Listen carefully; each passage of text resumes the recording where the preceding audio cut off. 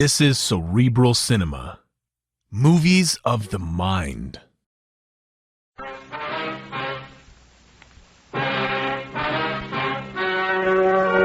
story you are about to hear is true.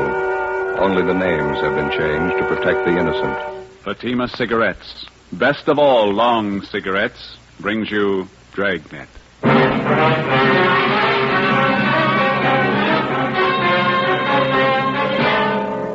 You're a detective sergeant. You're assigned to homicide detail. A potential killer is on the loose in your city. He's robbed 6 people. For no reason at all, he beats his victims senseless. He moves fast. He's well armed. Your job? Stop him. You'll be amazed when you compare Fatima with other long cigarettes. You'll find they now cost the same. But in Fatima, the difference is quality. You see, Fatima is the quality king-size cigarette because it contains the finest Turkish and domestic tobaccos superbly blended.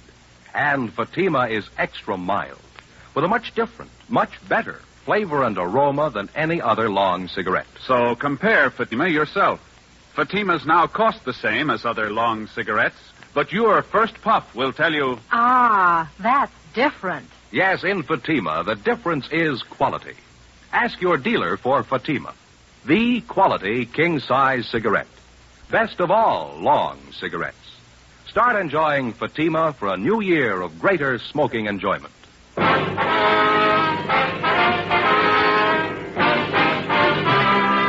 Dragnet, the documented drama of an actual crime.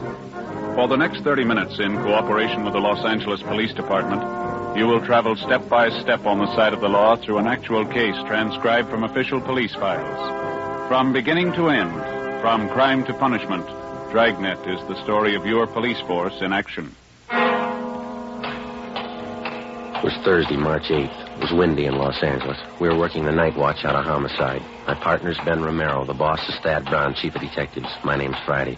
I was on the way back from the record bureau. It was 11:45 p.m. when I got to room 42. Homicide. Joe? Hi, Bill. Romero called about 5 minutes ago. He's on his way in from Georgia Street. Oh, thank you. The captain still around? He's gone for the night. You can catch him at home if you want to. Trouble? The rattlesnake bandit. Got 2 more couples tonight. Right. Bad? About the same as the last 3 jobs he pulled. Pretty vicious. Gave the victims a bad going over. Who are they? The young salesman, his girlfriend. They were parked up in the Silver Lake area. Bandit robbed him. When he didn't find enough money in the young fellow's wallet, he pistol whipped him, messed him up quite a bit.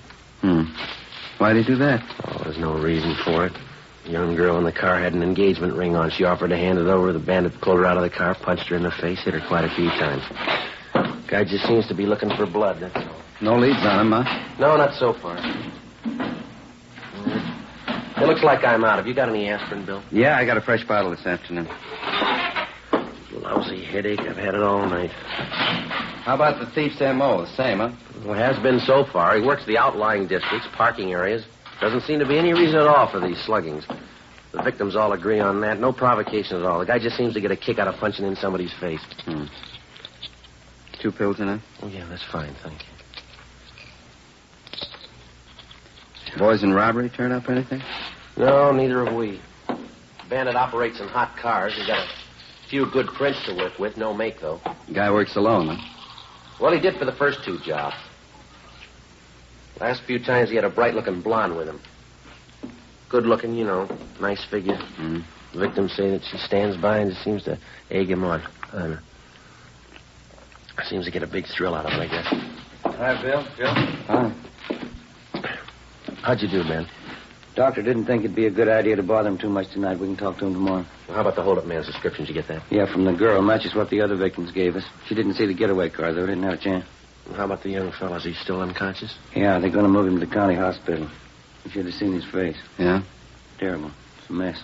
This bandit's girlfriend, the blonde, nothing at all on her? Victims say she's got a nice figure and good looking. Quite a few like that in Los Angeles. What are they getting out of these stick-ups anyway? Can't be too much, huh? Oh, that's just it. None of the heists have netted them more than $50. Hardly worth the trouble. Hot shot. I'll get it. What is it? Wait a minute. Rattlesnake bandit. He got another couple. Where? South end of Echo Park. Yeah? He shot both of them. Together with Cummings and McCready from Homicide, Ben and I drove to the scene of the holdup and shooting in the Echo Park area. The victims were identified as Ralph Younger, 34, a high school English teacher.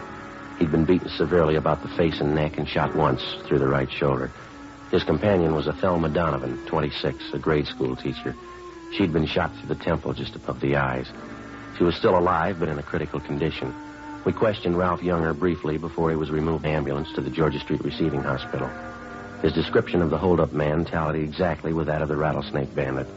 He also gave us the description and license number of the getaway car. We got out a broadcast and an APB. A routine check of the area failed to turn up any leads.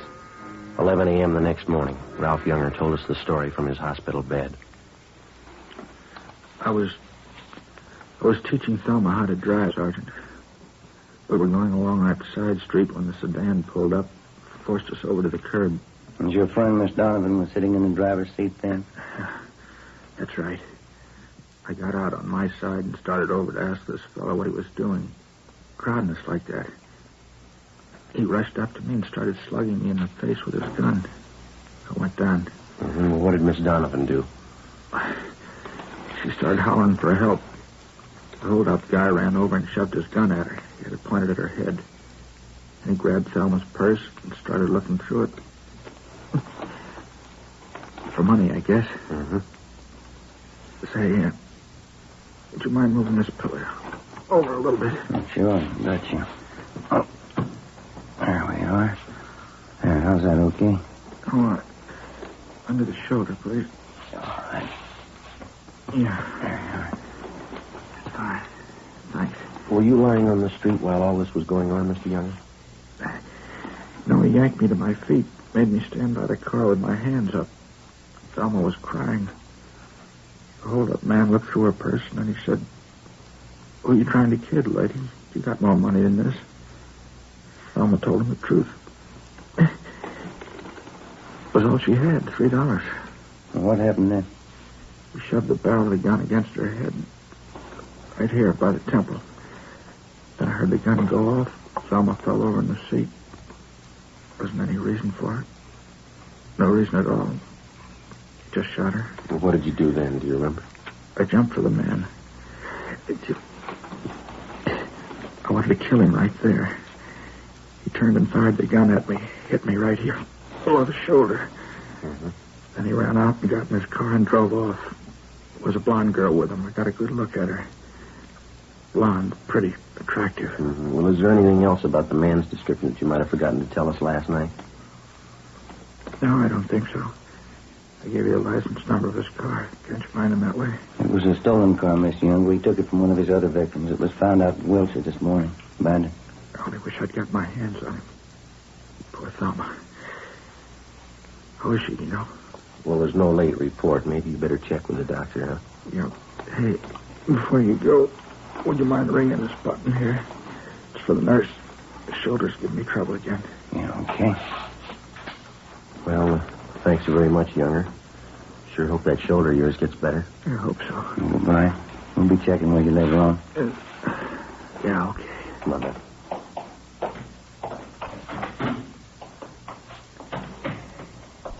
Romero? Joe? How'd you do, Bill? Checked with the doctor. Donovan girl's still unconscious. Pretty critical. Mm-hmm. What'd the doctor say? Is she going to pull through? She might. They can't tell yet. One thing's sure, though. What's that? Bullet did a lot of damage. Yeah. She's totally blind. 4 days before a bullet from the hold-up gun had blinded schoolteacher Thelma Donovan for life, the Rattlesnake Bandit and his blonde girlfriend were unknown to the city of Los Angeles. In the space of little more than 96 hours, they'd robbed and slugged a dozen people from one end of the city to the other. In every case, the attacks were just about as brutal and vicious as they were unprovoked. The amount of money taken from each victim was negligible. The only apparent conclusion was that the bandit and his girlfriend were out for blood. That night, despite a citywide alert to all radio cars and patrolmen, the suspects robbed and slugged two more couples between the hours of 10 p.m. and midnight. Between midnight and 1:30 a.m., they got two more victims. 2:30 a.m., Ben and I got back to the city hall, the carpool. 118 Sixth and Spring. 118 Sixth and Spring. Looks like a place over there, huh? Mm-hmm. Wonder how McCready and Cummings made out. I hope they got more than we have. Yeah. That's good right here. Want to get the radio, Joe? Yeah, fine. Let's go. Doggone it. I knew I forgot something. What's that? Cigarettes. You got any left? I don't think so. Old pack is all. No, there's one left in here. No, it's all right. I can't take your last smoke. Well, go ahead. There's a machine upstairs by the elevator. I'll get some. All right.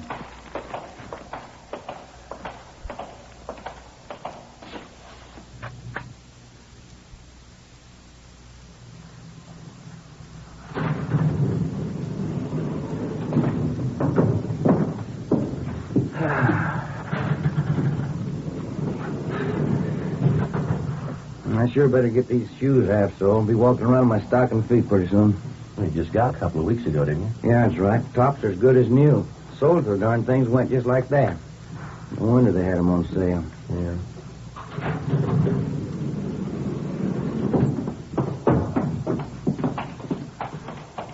In just a minute, I want to get those smokes. Oh, yeah.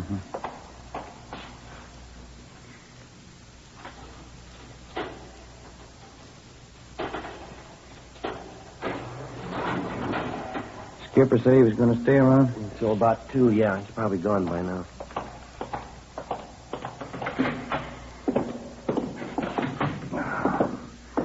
Yeah, it's a long day. Anything in the book? Just a minute. Yeah, your wife called. I want you to get a refill on that prescription for your little boy. Oh. Hiya.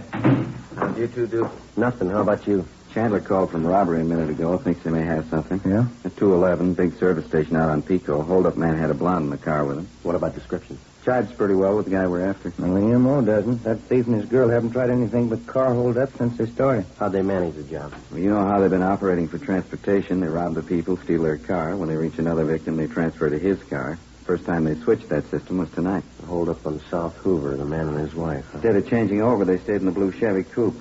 Same one they took in the job before that. Up to now, they've used the same hot car in the last 3 jobs. Sure going to help if they stick with it. What about the gas station attendant? Well, excuse me, Crowley Chandler. Homicide coming. Yagline. 5-4-389. Right, thanks. They dug up a witness to the gas station job. Suspects drove off in the blue Chevy coupe. License 5-389. Same car, huh? It stops me. What was it take? $23. Slugged the attendant, took off. The broadcast's out. Area's been alerted. Nothing yet. Okay, Ben. Yep. Sure is growing into a long night. Yeah, you going to cover, huh, Bill? Yeah, till Fergie gets back. Right. Well, we'll be checking with you. Guy? Homicide, Romero. Yeah. How's that? Yeah, right, thanks. Drugstore in South Fig, 211, slugging. Blonde girl drove the escape car. Yeah. 5-389. In the next 3 hours before dawn, the rattlesnake bandit and his blonde girlfriend held up and robbed the restaurant and 2 more service stations and made good their escape. For some unknown reason, they continued to use the same stolen car, the blue Chevrolet coupe. By noontime the following day, composite pictures of the hold-up couple were drawn up by the crime lab artist from the descriptions given by the victims. The pictures were printed up and given wide distribution throughout the city. The description and license number of the escape car was in the hands of every radio car and patrolman in all divisions. The search was intensified. It got us nothing. The following night and early morning, without even slowing their pace, the suspects added 4 more holdups and sluggings to their credit. One of the victims was Fred Lerner, proprietor of a small lunch counter near 18th and Olive. I've been held up before, officer, 6 times. Never saw a punk as hard-looking as this guy, though. You're sure about the description, Mr. Lerner? Well, he stood just as close as you're standing to me now. Wild look in his eye, waving that gun around. I wasn't taking any chances. I gave him everything. Well, how much was that? $18.50. Well, how about the getaway car? You pretty sure of the make and the car? Well, I ran to the door there as soon as they left. Saw him drive off. There's a license just as I wrote it down. It's 5B389. I saw the whole thing. Sure surprised Lois would tie up with a punk like him. Lois? Who's that? Well, you know, the blonde who drives the car for him, Lois Hagen. Well, how do you know that's her name? She used to be a waitress, worked for my brother. Lois Hagen, blonde. I spotted her right away in that car. Yeah? Yeah, sure, Lois. Didn't you know it was her? 7:30 a.m. We put in a call to the record bureau and had them check on the name description of Lois Hagen. No make, no previous record. With the help of Fred Lerner and his brother, we traced the Hagen girl to a drive-in where she used to work. There, we checked the employment records and got an address on her. 1800 Norwich Drive. Turned out to be a small apartment house in West Hollywood. Ben checked with the landlady while I waited the car.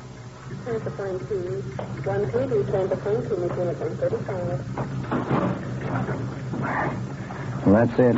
What'd you get?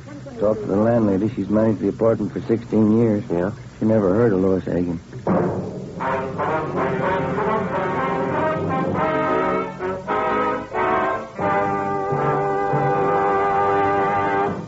You are listening to Dragnet, authentic stories of your police force in action. And now, here's an authentic report from Fatima Cigarette. 1949. Fatima more than doubled its smokers coast to coast. 1950. Another record-breaking year, with more long cigarette smokers insisting on Fatima quality than ever before. In 1951, enjoy Fatima quality yourself. Yes, friends, in Fatima, the difference is quality. Quality of tobaccos. The finest Turkish and domestic varieties, extra mild and superbly blended, to give you a much different, much better flavor and aroma. Quality of manufacture.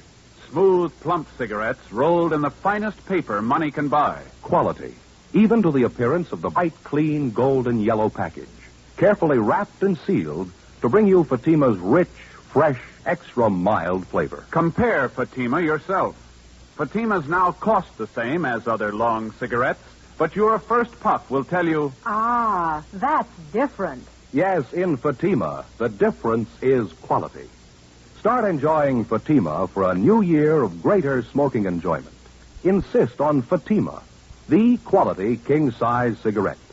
Best of all long cigarettes.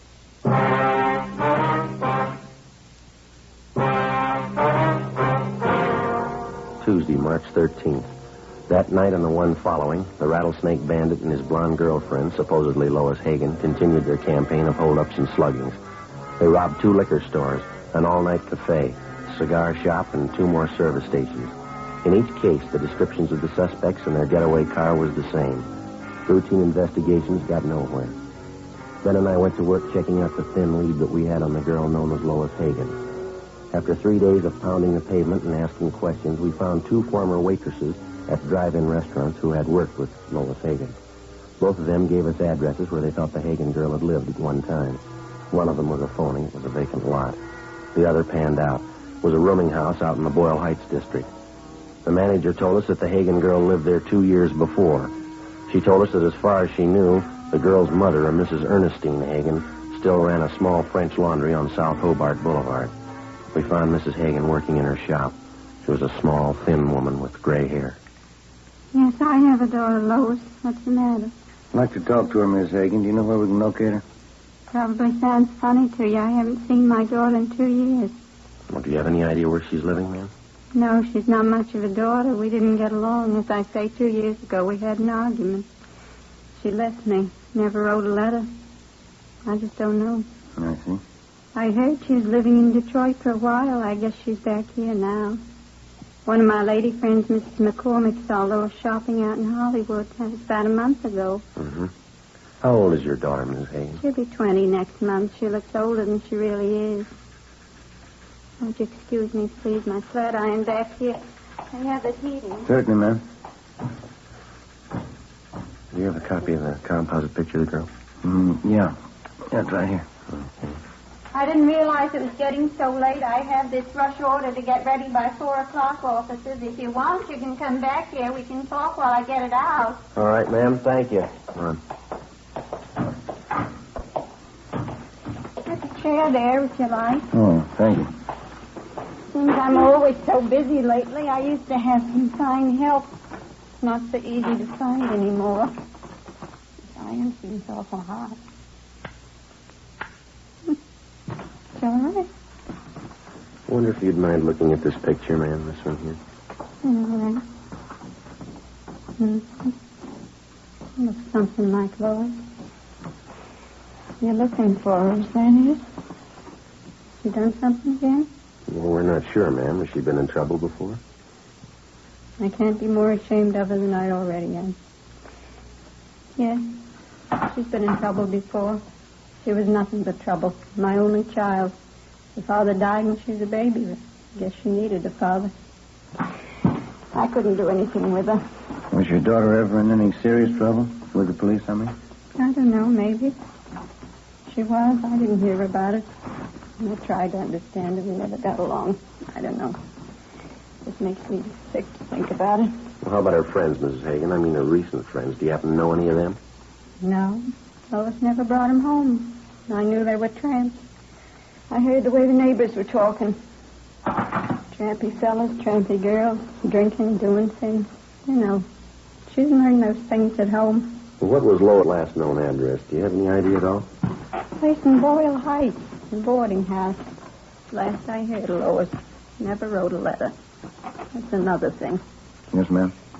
She could have had the best education any girl could want.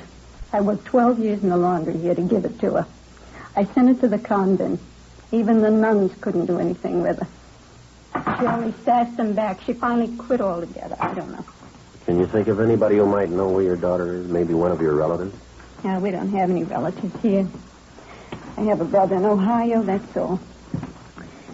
This West Blas is an awful lot of trouble.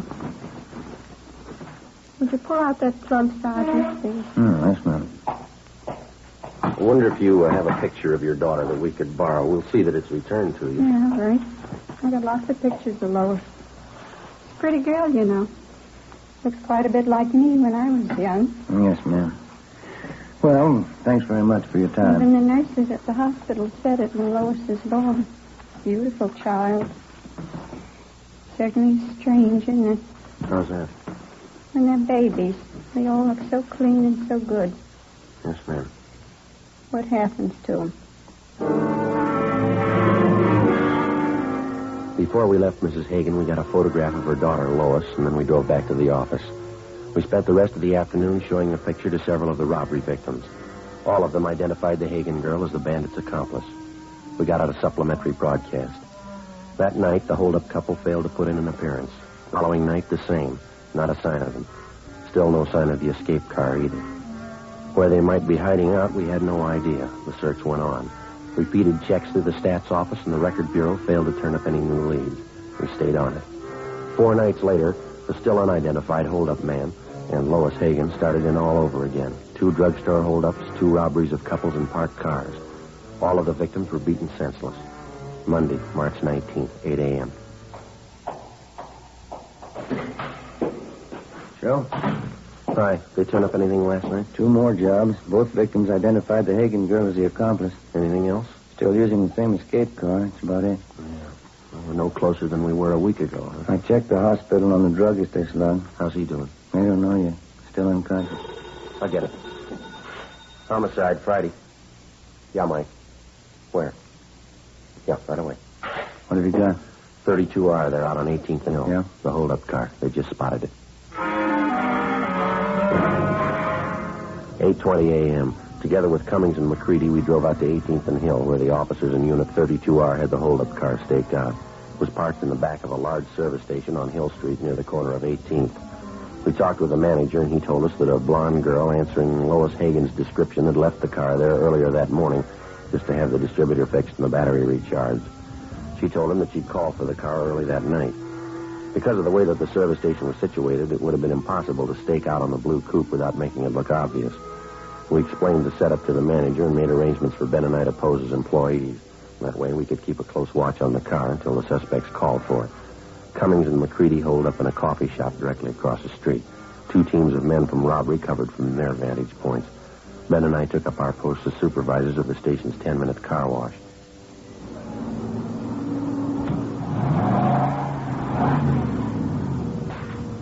They sure do a great business here, huh? Yeah. You mentioned to the manager about keeping the area clear around that car, didn't you? Yeah, it's all set up. We're not going to have an excuse in the world if we miss those 2. Yeah, if they show up. What are we supposed to do now? Pull these tickets off the cars as they move off the wash line? Yeah, that's all. Just slip the tickets in that box over there, see? Mm-hmm. Must have run them a few dollars, huh, installing all this equipment. Seems to be paying off, doesn't it? What time you got now? Few minutes past 4. Want to smoke? No, I just put one out. 1 a.m. Ben spotted a young blonde girl turn the corner onto Hill and start up the street toward the service station. As she came closer, she looked to the right and the left. She paused in front of the station, looked on the sides of the street, and then she turned completely around and walked on past. Lois Hagen. She's going right down to the corner. How about it? Yeah, I'll put in with you. How about a tail? We can't just let her walk away from us. No, just a minute. Take a look. She's turning around. Coming back this way. She's coming in. Yeah, we better get back to our car. Looks like it. Come on. Right. The young man entered the garage office, paid the repair bill, and drove off in the hold-up car. Ben and I followed in 80K. Cummings and McCready tailed us. The blue coupe moved 2 blocks down Hill Street and then turned into an apartment garage. We parked on the street, went in and got the manager out of bed. We showed him Lois Hagen's picture. He told us that she was registered alone in apartment 16. He failed to recognize the description of the hold-up man. McCready and 3 men from robbery covered the front and back exits. Cummings, Ben, and I climbed the stairs to the 3rd floor. Number 16. Joe, you want to ring it?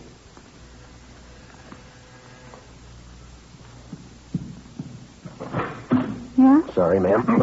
Bedroom, Bill. Right. I'll take the kitchen. Wait a minute. What is this? Police officers. You Lois Hagen? You get out of here. Let me in. Bedroom's empty. Nothing back here. All right, where is he? Come on, let's have it. Frank, out! Frank, get out! Upstairs, you. Watch it, Bill. I got it. Come on, Ben. Yep. Upstairs, Joe. Watching? Yeah, hold it. Yep. Frank, get out! Get out! Come on, John Cartwright. Give me room. Give it up, mister. You haven't got a chance. Give me room. I'm coming, John. We got the building covered, mister. Give it up. Look out, Joe.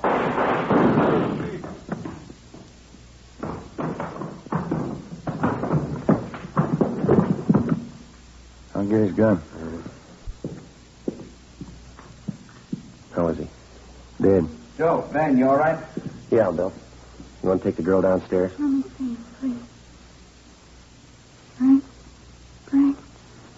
All right, lady. Didn't have to happen. I tried to tell him, get away. Wouldn't listen. Never listen. Let's go. You were married yesterday. You didn't know that, did you? Just married. Yeah. Married 2 days. Yeah, well, the honeymoon's over. Come on, lady. The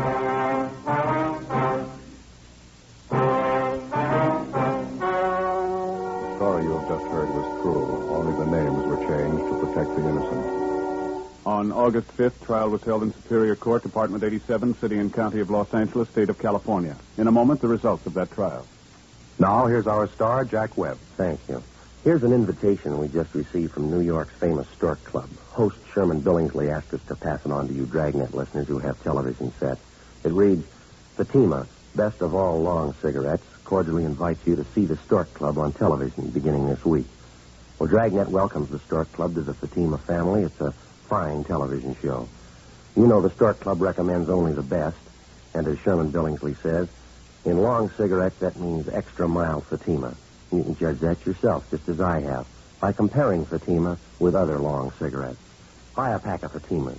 You'll find they now cost the same, but in Fatima, the difference is quality.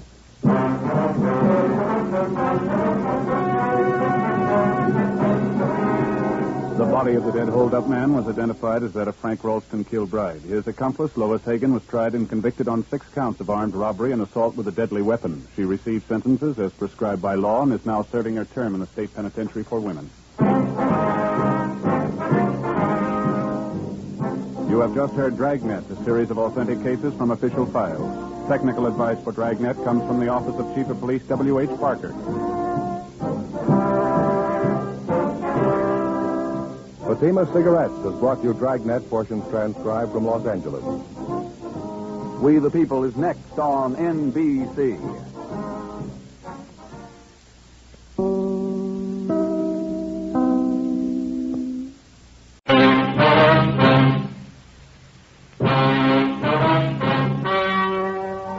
The story you are about to hear is true. Only the names have been changed to protect the innocent. Fatima Cigarettes, best of all long cigarettes, brings you Dragnet.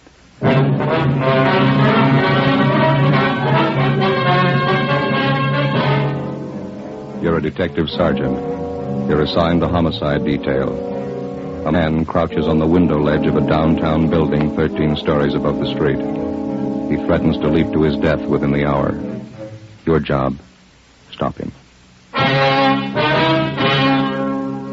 You'll be amazed when you compare Fatima with other long cigarettes. You'll find they now cost the same. But in Fatima, the difference is quality. You see, Fatima is the quality king-size cigarette because it contains the finest Turkish and domestic tobaccos superbly blended.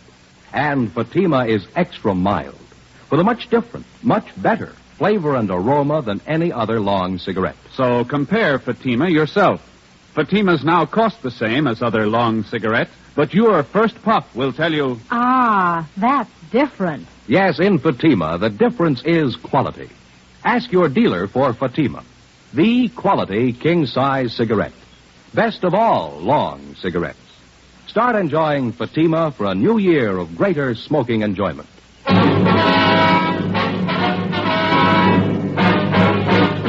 Dragnet, the documented drama of an actual crime. For the next 30 minutes, in cooperation with the Los Angeles Police Department, you will travel step by step on the side of the law through an actual case transcribed from official police files. From beginning to end, from crime to punishment, Dragnet is the story of your police force in action. It was Thursday, September 6th. It was warm in Los Angeles. We were working the day watch out of homicide detail. My partner's Ben Romero. The boss is Captain Seed. My name's Friday. I was on the way back from communications, and it was 1:28 p.m. when I got to room 42. Homicide. You ready, Skipper? Yeah, coming. Ben, what's up? Just got the call, 3rd and Temple. Yeah? Fitzroy building, 13th floor. They got a jumper. Friday, Ben. Let's hustle it. Right. What's the story? Skipper took the call. Not much to tell. Guy's perched out on a window ledge 13 floors up, threatening to jump. Yeah? What time you got, Romero? 1:33. Not much time. What? The guy on the ledge, he served notice. Well, how do you mean? Says he's going to jump at 2 o'clock. 1:36 p.m. Ben pulled the car to a stop at 3rd and Temple. We double parked near the intersection and started across the street to the building on the northeast corner. It was a steel frame structure with a block granite facing. The stone lettering over the main entrance read, R.H. Fitzroy Building, 1927. The immediate area had been blocked off in all directions. The sidewalks directly adjacent to the building on 3rd Street and on Temple Street had also been cleared of all pedestrian traffic. Hundreds of curious onlookers jammed against police lines at the far side of the intersection. Reaching back for a full block in either direction, hundreds more had packed in behind them. 13 stories above the pavement was the center of attraction, the figure of a man standing upright on a narrow ledge, looking down at the crowd. On the street directly below him, men from the fire department's rescue squad were hurriedly stretching out nets. We entered the building, took the elevator to the 13th floor. Who's standing by up here, Skipper? Bechtel and Wiseman. I saw the crowd gathering in the street on the way back from lunch. Looked up and saw a guy on the ledge. Came right up. How long has the guy been standing out there? About 15 minutes. Sure drawing a crowd. Must be a couple of thousand people down there. Yeah.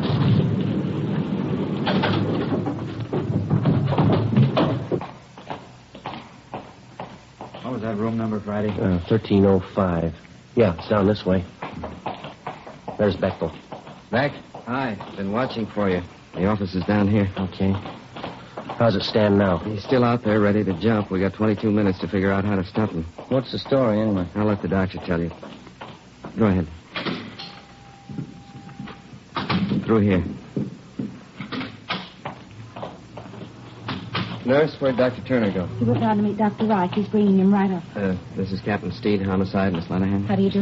Sergeant Friday Romero. How do you do? Nurse, sorry. Here's how he climbed outside this window here. Yeah. Right now, he's standing on the ledge about 12 feet to the right of the window. The ledge is about 14 inches wide. No other windows closer to him? No, this is it. Did you try to talk him out of it, get him back inside? We took a turn at it, yeah. Wiseman crawled out on the ledge, talked to him. So did I. He's one of the queerest jumpers I've come across. Well, how do you mean? He's got a hammer with him, carpenter's hammer. Whenever you get close to him, he takes a cut at you. Wiseman wasn't looking for it, had to duck fast. He almost went over. Was there any other way to reach him? Double-checked the whole layout. This window's the closest. What about lowering a man from the roof? Wide piece of cornice up there, a big overhang. Put him down on a rope, and he'd be hanging 3 feet from the side of the building. Wouldn't come close to the guy. How about this doctor you mentioned, Beck? You figure he can help? It's worth a try. Miss Lanahan? Yes, Sergeant. You saw it happen. You know better than I do what Dr. Turner's idea is. Would you fill these men in, please? Make it brief. Surely.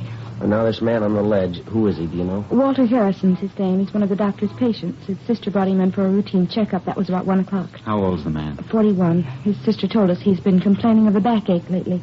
While the doctor was examining him, and Mr. Harrison flew up all of a sudden. He yelled out we were trying to cripple him, that we wanted to kill him. Oh, excuse me, please. Sure. Dr. Turner's office. No, I'm sorry, not this afternoon. We have an awful lot of trouble. Yes, all right, thank you. Well, what happened after Harrison started to act up, Miss Lenahan? Dr. Turner and I tried to hold him. He shoved us both out of the way. He hit the doctor in the face, then he ran to the window, got out on that ledge, and crawled along the side of the building. He's been there ever since. This Harrison is a mental case? Yes, he's been for 10 years. Been in and out of the state hospital at Camarillo a couple of times. His sister Ruth's been taking care of him. She was here when it happened. Where is she now? Next door, the treatment room. Thelma, that's the other nurse. She's looking after Miss Harrison. She's pretty close to hysterics. Tried to talk to her, Skipper. Not much help so far. Mm-hmm. You say the doctor's been treating this Mr. Harrison? No, he just came in for a physical checkup. Dr. Reich's been handling his mental condition. That's where Dr. Turner is now, getting Reich. He has his office in the next building. What time you got, Ben? It's getting short. 19 minutes to 2. How about the time element, Beck? If he's going to kill himself, why is he waiting for 2 o'clock to do it? It's got me. He scribbled a note out there, threw it down to the street. One of the men in the rescue squad grabbed it and brought it up. I got it right here. Here, let me see. Can I look at that there, too?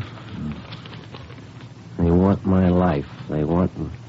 What's his next one? Dead. Dead. They want me dead. Yeah. I'd like to pray first. I'll jump at 2 o'clock. What's this last thing, Ben? I can't read this. Let me see. At 2 o'clock, don't touch my body. That's it. Don't touch my body.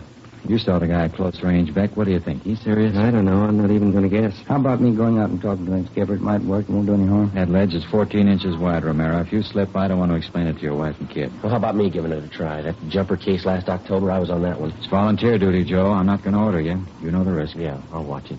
You want to stand by here at the window, Ben? Yeah, okay. Let's get that window up, huh? There's blinds. Yeah. There's blinds up. Okay. Give you a hand with the window. All right. Come on. Up she goes. I'm stuck. Yeah, it is. All the way up, huh? Here it goes. Okay. Be careful now, huh? Yeah, I will. Joe? Yeah, Beck. Don't forget about that hammer the guy's got. It's just my guess. Yeah, what's that? The guy might want to die. I don't think he wants to do it alone. 1:43 p.m. If we could take Walter Harrison's word for it, we had exactly 17 minutes to talk him into a change of mind before he plunged to his death on the pavement 13 stories below. I crawled out of the window and started inching my way along the narrow ledge. Went slow. I kept my eyes on Harrison. He stood about 10 feet away from me, looking down at the crowds jamming the streets below. I edged along to within 8 feet of him. He didn't seem to notice me. He was a fairly tall man, about 5'10", medium build, dark hair. He was wearing gray pinstripe trousers, a white shirt, no coat, no necktie. I got to within 6 feet of him. He raised one arm and made a motion with his fist at the crowd below. Animals! You dirty sack of animals! You won't touch me! I'll jump right through you! You won't even touch me! I kept edging toward him. He still didn't seem to notice me. He turned his body a little. Kept pounding the side of the building with a hammer. I got a look at his right hand. In it, he held the carpenter's hammer. I got to within 5 feet of him. An airliner passed overhead. Harrison looked up. He muttered something, then he turned. He saw me. I'm going to kill you. It's all right with me, Walter. Why do you want to kill yourself? You're only going to hurt people. You don't care about people. You don't care about me. What am I doing out here? Well, you got it wrong, Walter. A lot of people care about you. They want you back inside. They want you where it's safe. You're another one of those. You want to get your hands on me. You want to grab me. Well, you're not. I'm going to kill you. It's all right, Walter. You can kill me. I want to help you first. You stay back. Don't you move anymore. I got this hammer and I'll smash your face with it. I'll smash it. I only want to talk to you. I know we can straighten this out. I'll do it my way. You understand? My way. I know who you are. You've been after me before. I know what it's all about. Yeah, I know you do, Walter, but you got it wrong. Now, look, you're going to jump off this building at 2 o'clock. That's in 15 minutes. That's right. You bet I am. All right, now, let's talk it over for 5 of those minutes, huh? Can't do any harm. I'm not going to hurt you. How about it, okay? Why should I talk to you? Because I care about what happens to you. So does your sister. So do a lot of people. Well, then you're like a lot of people. You want to get your hands on them. Like those animals down there, the whole dirty pack of them. They want to grab on them, get all around close and put their hands on me. Well, they're not going to do it. Of course they're not. Nobody's going to hurt you. You know that, don't you? You bet your life they're not. You see that dirty pack down there? Well, they don't know it, but I'm going to jump right through them. I'm going to jump right through all of them. They won't even touch me, and I can do it right now. Wait a minute, Waller. Don't forget your promise. What are you talking about? What promise? 2 o'clock. You wrote that down yourself. You said you wouldn't jump until it was 2 o'clock, didn't you? That was no promise. I just wrote it down, that's all. Just 2 o'clock. Yeah. Well, your sister believed it. We gave her the note. She says it's your promise. Now, you going to make a liar out of yourself? You're the liar. Ruth didn't say that. She didn't say it was a promise. You got to take my word for that. All right, let's go in and ask her. How about it? See Ruth inside? Sure. Come on. Come on, take my hand, Waller. All right. All right, I'll take your hand. Watch your step. Look out, will you? You get back there. Get back. Now, next time I won't miss. I'll smash your whole arm. You think you're pretty smart, don't you? You're trying to trick me. Well, I told you before. I know who you are. You're trying to get your hands on me. You promised your sister 2 o'clock. You're still going to break that promise? I'm not like you and that back down there. I don't break promises. Everybody knows that, Waller. They trust you. Now, come on. How about talking this thing out? What time is it? 1:46. 14 minutes to go. You're lying. How do I know that's the time? Well, you can look at my watch. Here, right here. No, you stand back. I told you before. You stay away from me. I just wanted to show you the time, that's all. All right, you can look at that big clock up the street, see? The one on the side of the Hobart building up there? 14 minutes. How do I know that's right? How do I know they're not in with you, too? You already said it. Big company. They don't care about you or me. They got a business to run. Their clock. They don't care what happened. No, of course not. They don't care. All right, well, I'll just keep an eye on that clock. All right. You don't mind if I talk while you wait, do you? Is that plane? What's it doing up there? Well, it's just an airliner. Probably on its way into Burbank. You're not fooling me. That plane's been by before. It's flying low, too. Yeah, I guess I didn't notice it. Well, what difference does it make? Probably watching. Flying back and forth. Maybe they're the police. They're trying to do something. They're trying to get their hands on me. Well, let's see. Yeah? Might be their plane. It's a big one. Sure, they're trying to do something. Coming right by here, flying low. It's the same one. I can see. Look, you see there on the wing? Yeah, what's that? The number right there on the wing. It's the same one that passed over a few minutes ago. Hey, you get away from me! All right, Waller, give me that. Give it to me. Waller. You thought you tricked me. You didn't know I had my pocket knife. Well, I can kill you with it now. I can kill you right now. Yeah. I told you before, it's all right with me. Look out there. Watch your step on the ledge, will you? I should have cut your hand off. I should have cut your whole arm off and thrown it to those animals down there. Look at that blood all over your hand. Well, I'm sorry, Waller. It's not your fault. I just wanted to talk the whole thing over to tell you how your sister feels about it. You're a liar. I knew it when I looked at you, and I know you get away. You get away before I kill you. Look, there's only one thing I can tell you. Your sister Ruth's sitting inside there, and she's worried sick. She's waiting for you. She wants to take you home. Now, how about it? There's no reason for all this. You know that, don't you? Do I? Sure you do. Your sister and your family, they care about you. They want you home again. They want you with them. There's no reason to be standing out here now, is there? You wait till 2 o'clock, mister. Yeah? I'll show you the reason. 1:48 p.m. 12 minutes left. I made my way along the ledge, through the window, back into the office. Dr. Wright, a man who'd been treating Walter Harrison for his mental sickness, was already there with Dr. Turner. While the nurse bandaged up my hand, Captain Steed, Ben, and I talked with him.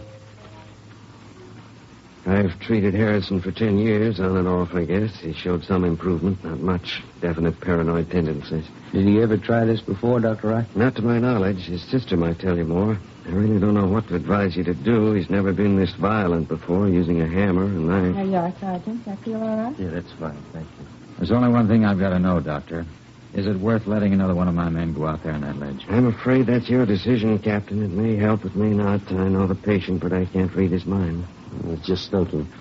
We might bring Harrison's sister to the window and have her talk to him. You think that might help, Doctor? Very possible it might. In a spot like this, I'm in the same boat you are. It's all guesswork. You think Harrison's really going to be ready to jump 2 o'clock, Doctor? From what Sergeant Friday tells me, yes, I think he'll jump. We got to come up with something. We can't just stand around and watch a guy take a dive down 13 stories. I wish I knew the answer. There's got to be one someplace. There's got to be an answer. Well, let's check your watch. We got 10 minutes to find it.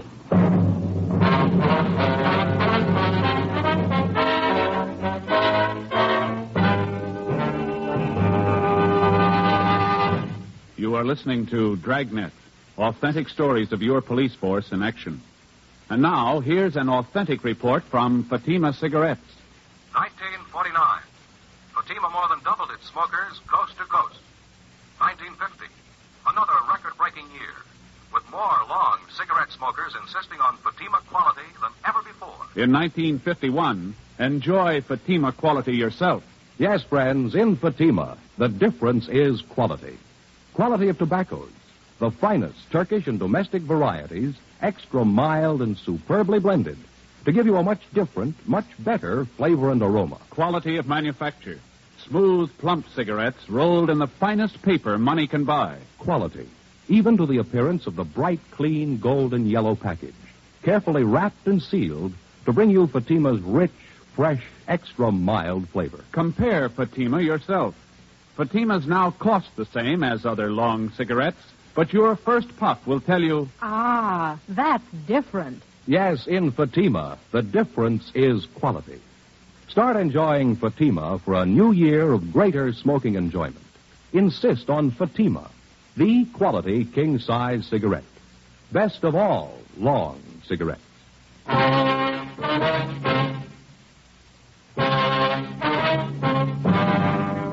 It's the sworn duty of the peace officer to protect the lives of the citizens of the community in which he serves. That isn't always limited to protecting the citizens from criminals and lawbreakers. Oftentimes, the citizen has to be protected from himself. The drunken driver can do as much harm to his own person as he can to others. The same for the narcotic addict. The same for mental incompetence, such as Walter Harrison. If he was being assaulted, robbed, or shot at by a gunman, it would have been no more serious. Harrison's life was in jeopardy. Trying to save him had to be the first consideration.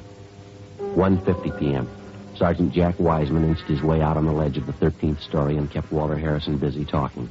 Anything to keep his mind off the jump. Captain Steed got on the phone and talked to the manager of the Hobart building, a 12-story structure 3 blocks away with a large clock set into either side of it. The same clock Harrison was keeping time by. Yeah, that's right, just so you don't make it look too obvious. Okay, Mr. Walsh, thank you. They're going to do all they can. Let's hope it works. Yeah, what'd he say? They're going to start slowing down the clock in the building right away. If Harrison goes by that time, it's going to be a long 10 minutes. Well, how much they figure they can stretch it? About 5 or 6 minutes without making it look too obvious. We can sure use it. Let's hope Harrison doesn't catch on. Manager said they'll stop the clock when it's a minute to go. It'll never reach 2 o'clock. Skipper. Yeah, Romero. I just checked with the rescue squad down the street. They're stringing out more nets. Yeah? They're not guaranteeing anything. How do you mean? They're worried about those ledges jutting out from the building every other floor. They say if Harrison jumps close enough, he's bound to hit one of them. Mm-hmm. If he does, he'll be dead before he reaches street level. Nets down there won't do him any good. Well, nothing we can do about it. Something else we'll have to hand over to luck. Did they come up with any ideas, Ben? Just one. Sounds like it could work. What's that? They figured like we did. The overhang on the roof is too wide to lower a man directly down on top of Harrison to grab him. Yeah? They think it might work if they try this. Put a man in a rope sling just over the edge of the roof. Lower him down toward Harrison as close as possible without deafening. Give him a good line. Let him try to rope Harrison. No, I don't know. They got any candidates to try it? Yeah, one. The guy's been on the rescue squad for years. Supposed to be an expert with a lasso. Captain? No, might do it. I don't know. Yeah. What happens if he misses Harrison? Who knows? What happens if Harrison jumps? Captain? I just got off that ledge in a hurry. He came at me with that knife. Is he any closer to the window? He backed off again. Something else, that clock in the Hobart building. Yeah? Pretty sure he's wise to that gimmick. He's given it up. What do you mean? The 2 o'clock deadline. He's not going to wait for it. 1:55 p.m. A specially equipped police car with loudspeakers mounted on the roof was rushed to the intersection of 3rd and Temple Streets opposite the Fitzroy building. Sergeant Jack Wiseman took Walter Harrison's sister, Ruth, down in the elevator to the street. She got on the police car microphone and started talking to her brother over the loudspeakers. Word was passed to the special detail of men from the fire department's rescue squad standing by on the roof of the building. They went to work. Captain Steed went up to the roof to see if he could assist them. Ben and I waited in the office on the 13th floor. The nurse, Miss Lenahan, and Jean Bechtel were with us. 1:57 p.m. The men on the roof started to lower the man from the rescue squad in a rope sling. He held a double-strength lasso in his hands. The end of it was wrapped around his body and tied securely. Ben and I watched from the window. We looked along the narrow ledge. Walter Harrison stood erect and motionless, an open pocket knife in one hand, his feet poised on the brink of a 13-story jump. The voice of Harrison's sister drifted up from the loudspeakers down on the street. Walter? This is Ruth, Walter. Can you hear me? This is Ruth.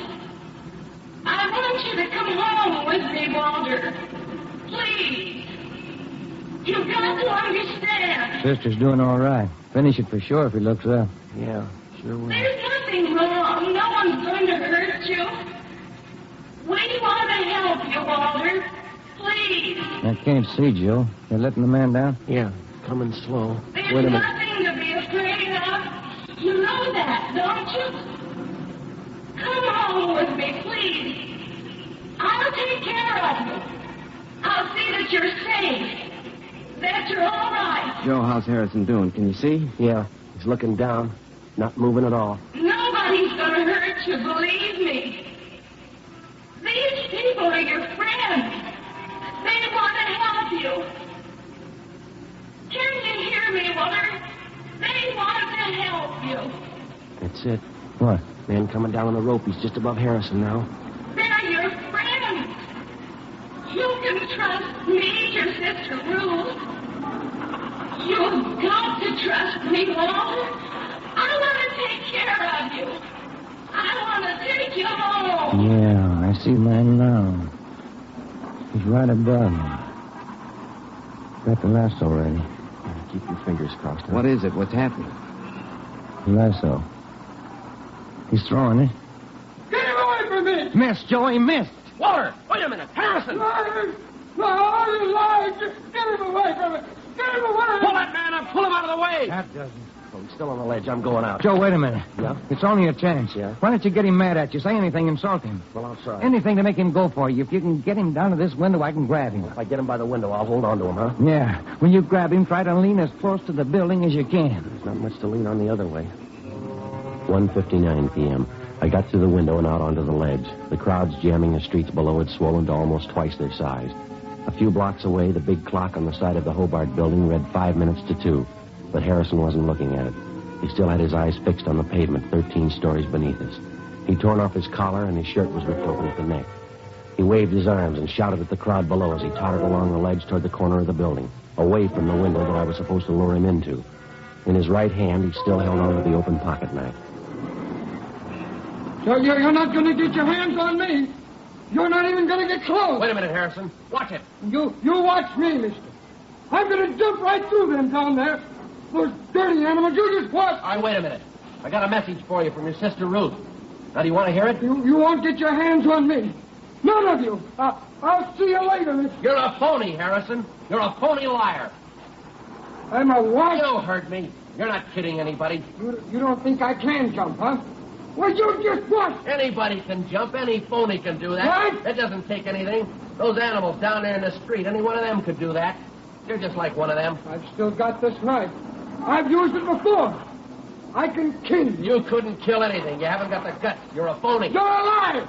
You're a rotten liar. I can cut you to pieces. Oh, you talk big, Harrison, but you're all talk. I can cut you to pieces. You haven't got me fooled, mister. Not for a minute. I'll cut you to pieces. You haven't got half the nerve. You're a phony and you know it. You're a rotten liar. You stand still. Go on. You stand still and I'll show you. Oh, you talk a real good game, but that's about all. You're all talk. I'll show you. I still have my knife and I'll kill you right now. Yeah, sure you will. You're backing away.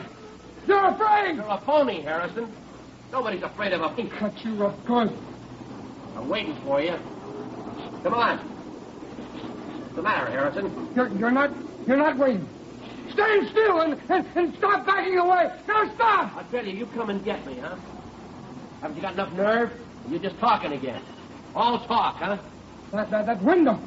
You've got to stop by the window, and then I'll cut you to pieces. All right, Harrison. Here, now you go ahead. Prove you're a phony.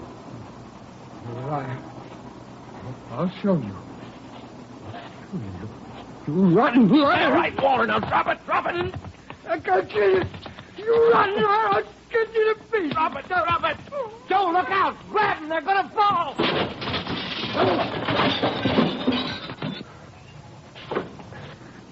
Well, how close can it get? Yeah. Nurse? That was just wonderful, Sergeant, both of you. Are you all right? Yeah, fine. Would you mind getting Captain Steed for us, please? You know who he is. Oh, surely, right away.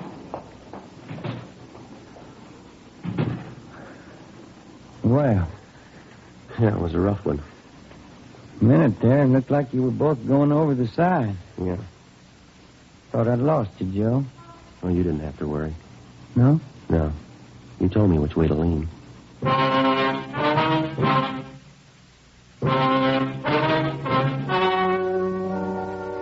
The story you have just heard was true.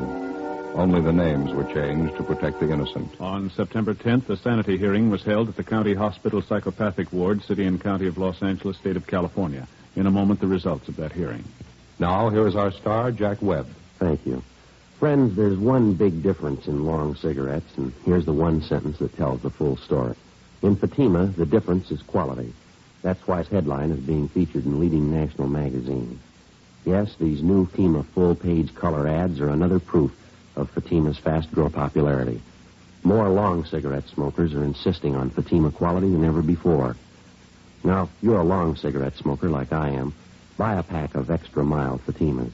You'll find, as I have, that Fatimas now cost the same, but in Fatima, the difference is quality.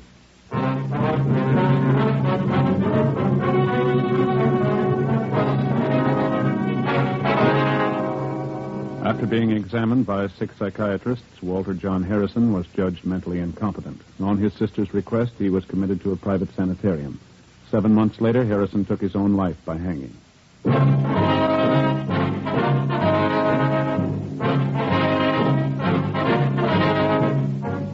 You have just heard Dragnet, a series of authentic cases from official files. Technical advice comes from the Office of Chief of Police W.H. Parker, Los Angeles Police Department.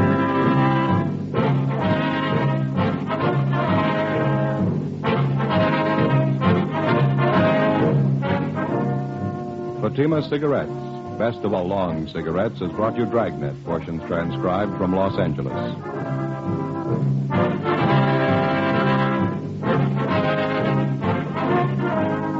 We the People is next with stories of today on NBC.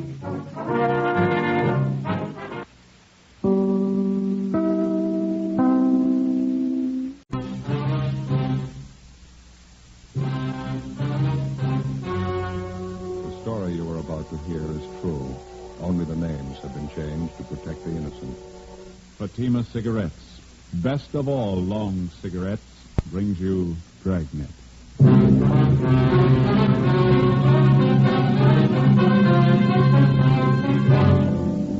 You're a detective sergeant.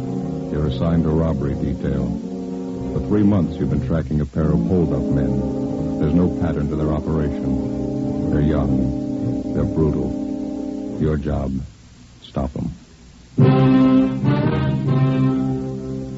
You'll be amazed when you compare Fatima with other long cigarettes. You'll find they now cost the same. But in Fatima, the difference is quality. You see, Fatima is the quality king-size cigarette because it contains the finest Turkish and domestic tobaccos superbly blended. And Fatima is extra mild with a much different, much better flavor and aroma than any other long cigarette. So compare Fatima yourself. Fatimas now cost the same as other long cigarettes, but your first puff will tell you... Ah, that's different. Yes, in Fatima, the difference is quality. Ask your dealer for Fatima, the quality king-size cigarette. Best of all long cigarettes. Start enjoying Fatima tomorrow.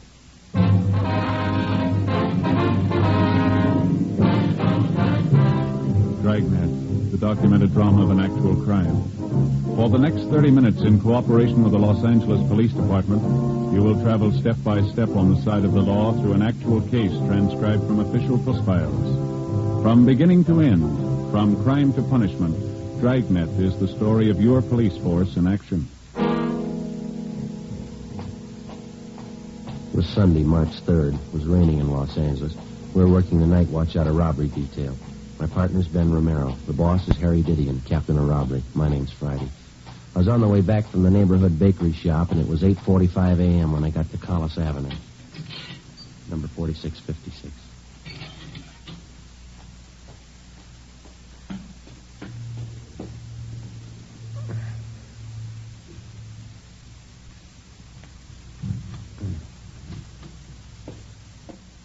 Joe?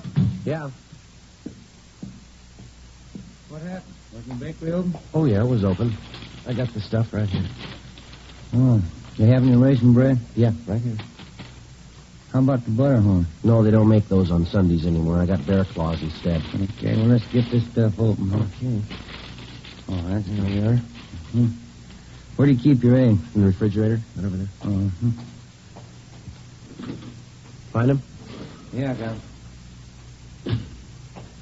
You know, Joe, I don't like to say anything, but I can't keep coming over here to your place every morning. Well, it was your idea. Nobody asked you. Yeah, but I know how you are. You don't know how to cook a decent breakfast for yourself. Is the coffee ready yet? No, not perking yet. Hey, you sure there's nothing wrong with this spot? It's been on for 10 minutes. Yeah, you forgot to plug it in. Oh, Now, let's see. Well, what do you want? Well, better put the toast on. You always make the toast before you cook the eggs? Yeah. You remember yesterday the toast was pretty cold. Oh, yeah, that's right. I better hold off for a minute. Yeah. Scrambled eggs okay? Well, we had them yesterday. Oh, yeah, that's right. Is that the only way you know how to fix them? I know what you'd like. One of my Spanish omelets. When'd you say your mother was coming back? Oh, in about 3 more days. Yeah, I'll make a week, won't it? Yeah, that's right. Well, I guess I can work something out with Amy. Wife doesn't like me coming over here every morning like this. Well, I told you before, I can make out all right here. Oh, I know how it is. You think you're imposing. You'd be lost without your can opener. Say, is this omelet of yours going to take very long? We haven't got very much time, you know. I'll have it on your plate in a jiffy. What time are we supposed to see those victims? 9:30 at the county hospital. Where's your tomato? In the refrigerator. Oh, 23 jobs in 3 months. Those guys really move, don't they? Yeah. Nice tomatoes, Joe. That Hollenbeck job last night. Vicious punks. Yeah, there's no reason to work the old man over the way they did. What'd the doctor say? Well, he's going to get over it all right, but they kicked out all of his front teeth. He's 50 years old. Same M.O. Every job. Aren't you going to peel those? No, skins are good for you. Now, you got a nice big Bermuda? Bermuda onion. Oh, yeah. I'll get you one. Kids. 19, 20-year-old stick-up artists. Knock a man's senses for $50. Robbing, slugging, kicking their way around the city. Yeah. This'll be one bunch I'll be glad to catch up with. Here's your onion. Good. Well, now, wait a minute. You're going to peel that, aren't you? And lose half the flavor? I don't know. I always peel them. I see now. There now. Now, mix the whole works together.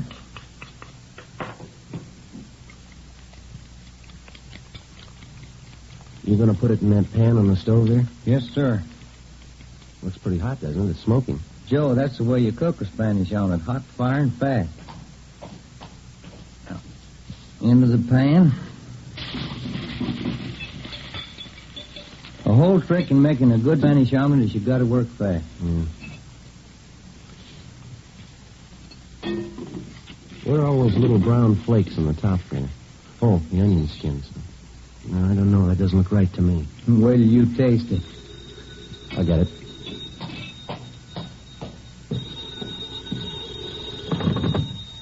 Friday talking. Elton Young, Joe. Romero there with you. Yeah, he's here. You two are supposed to see those robbery victims at the county hospital this morning, aren't you? Yeah, at 9:30. Cancel that out. Gonzalez and Powers are covering on that.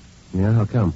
Just got the call. South Grand and Colonial, 211 and slugging. Same description. Looks like the kid bandits. All right, we'll get right on it. It's a newsstand near the corner. Right. Bye. Look at that, Joe. I just took it out of the pan. Yeah. Best Spanish omelet I ever made. That's too bad. We're not going to have time to eat it.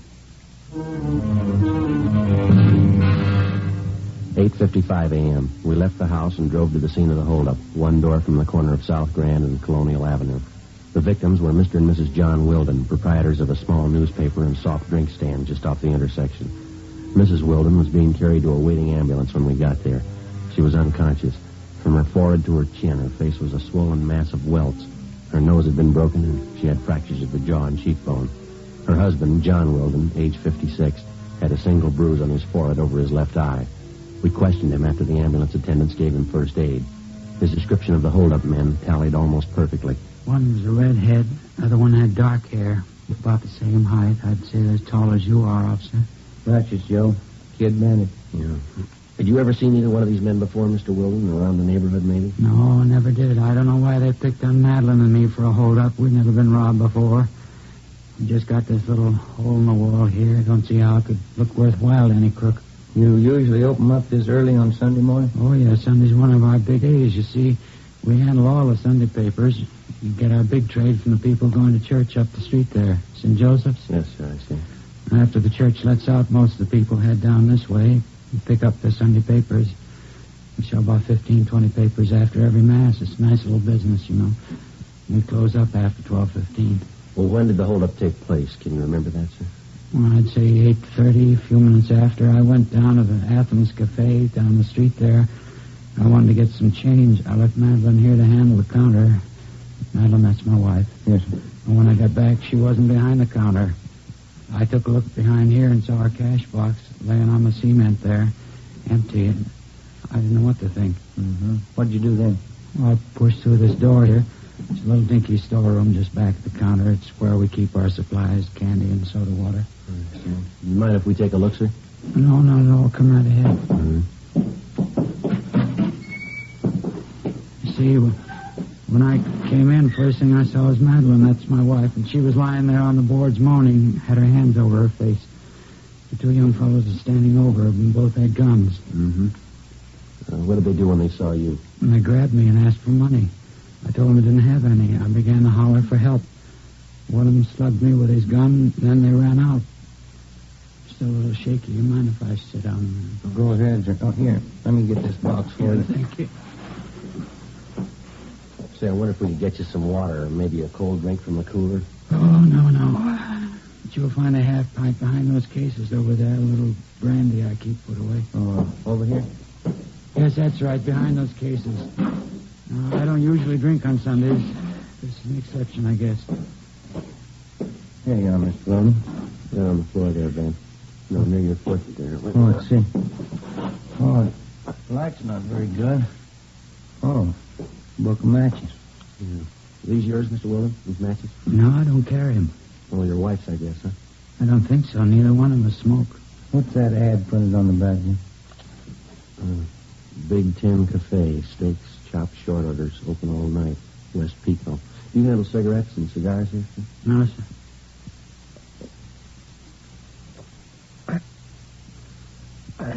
Candy and soft drinks and newspapers, that's all. Mm-hmm. Oh, inside of the matchbook cover, Joe.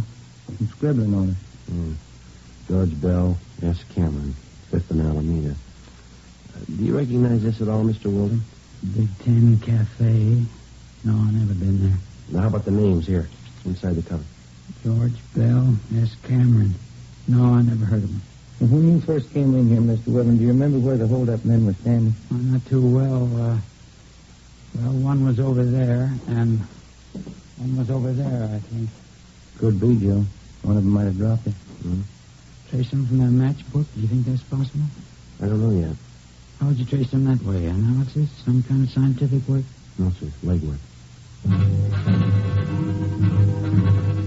9:28 a.m. We call Leighton Fingerprints. As soon as they arrived, we dropped Mr. Wilden off at Georgia Street Receiving Hospital to see his wife. Ben and I drove back to the office. We had the crime report typed up and got out a supplementary broadcast on our original APB. We asked Frank Cunningham and R&I to run the names George Bell and S. Cameron through the files for a possible mate. We checked with a restaurant advertised on the cover of the matchbook, the Big Ten Cafe. The manager of the cafe failed to recognize either the names on the matchbook or the descriptions of the holdup men. 9:52. We checked back in at the office. I'll get it. Robbery, Romero. Yeah, Frank. Yeah. Good, right. Thank you. Cunningham? You got a make on the name George Bell. Another one for Sam Cameron. Both of them run together. Got long juvenile record. Good. You got an address on? Yeah. Won't be hard to run down. What do you mean? Main jail.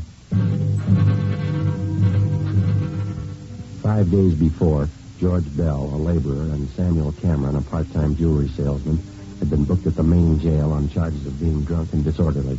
The day after his arrest, Cameron was bailed out. Bell was still in the drunk tank. Ben and I went down to the main jail and talked to him. He didn't fit the description of either of the bandits. He was very cooperative, but he stated that he'd been very drunk and he couldn't remember too much. Just don't know, Sergeant.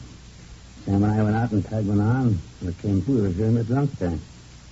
You have no idea at all how your name's got on this matchbook. I'm trying to think. We're pretty well heated up, Sam. I think that's another thing, that dirty Sam. What do you mean? You get the friend of his to come up here and bail him out. Think he'd do anything for me? No. I bought the liquor. He lets me sit here now. Dirty Sam. Do you think he might remember about that matchbook? I don't know. I'm disgusted with him. If you see him, you can tell him that. Just let him know he's off my list. How about the address here on the matchbook, George? It says 5th and Alameda. Doesn't that mean anything to you? Were you and Cameron hitting some of the spots around that area? No, we were messing around over in Dogtown. Didn't get down by Alameda at all. Well, it must have some tie-in for you. 5th and Alameda? No. The guy I know down there is Sanchez. Wait a minute. Yeah? Just a minute. Sanchez. Gus Sanchez, sure. I wanted to see Gus. I thought he'd put up that for us. Yeah, go ahead. I got it now. I think I have anyway. It was the morning after, and I woke up here in the tank. A big head, you know. Really whipped. Mm-hmm. Now, the first thing I thought was out. Figured Gus Sanchez might pop for bail. Friend of mine, you know. Gus works at the bar at 5th and Alameda. That's it. Well, how's it tie in? Well, this other mooch is in the tank next to me. Somebody spot bail for him. He's getting out in an hour. So I asked him to call Gus for me, and he said he would. He wrote my name down, and he wrote down Sam's, too. That dirty Sam. And he took down Gus's address. Yeah, 5th and Alameda. You remember what this man looked like when he took your name? Oh, let's see. No, everything was going around. He's kind of tall, I don't know. Would you remember him if you saw him again? Guy did me a favor. I'd remember him. Not like that dirty Sam. Well, how about his name? Did he tell you that? No, I didn't ask him. I should have, huh? You sure about the day this man was released? Positive. The same day I came in, Tuesday. Well, okay, Bell. Thanks very much. We'll be checking back with you. Yeah, all right. Hey, what about this guy? You got a bail for him? Well, maybe, if he's the one we want. Yeah, what'd he do? He lost his matches. Ben and I left the drunk tank and went down the hall to check with the officer in charge. We paged through the release book and found that 7 men had been bailed out or discharged from the jail on the previous Tuesday. We went back to the record bureau and had them pull the mug shots on all 7 men. Then we took the pictures back to the drunk tank and showed them to George Bell. No.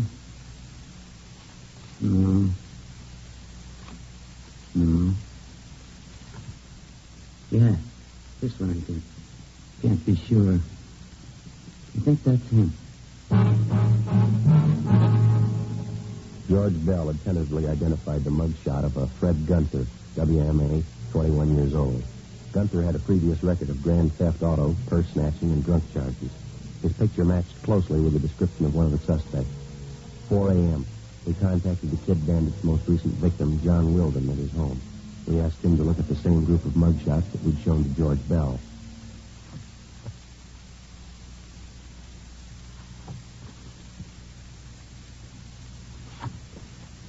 Here, this here. He's one of them. You sure, Mr. Wilden? He's the one who slugged me. Who is he? His name's Fred Gunther. Well, then you know him. You want me to identify him? Yes, sir, when we find him.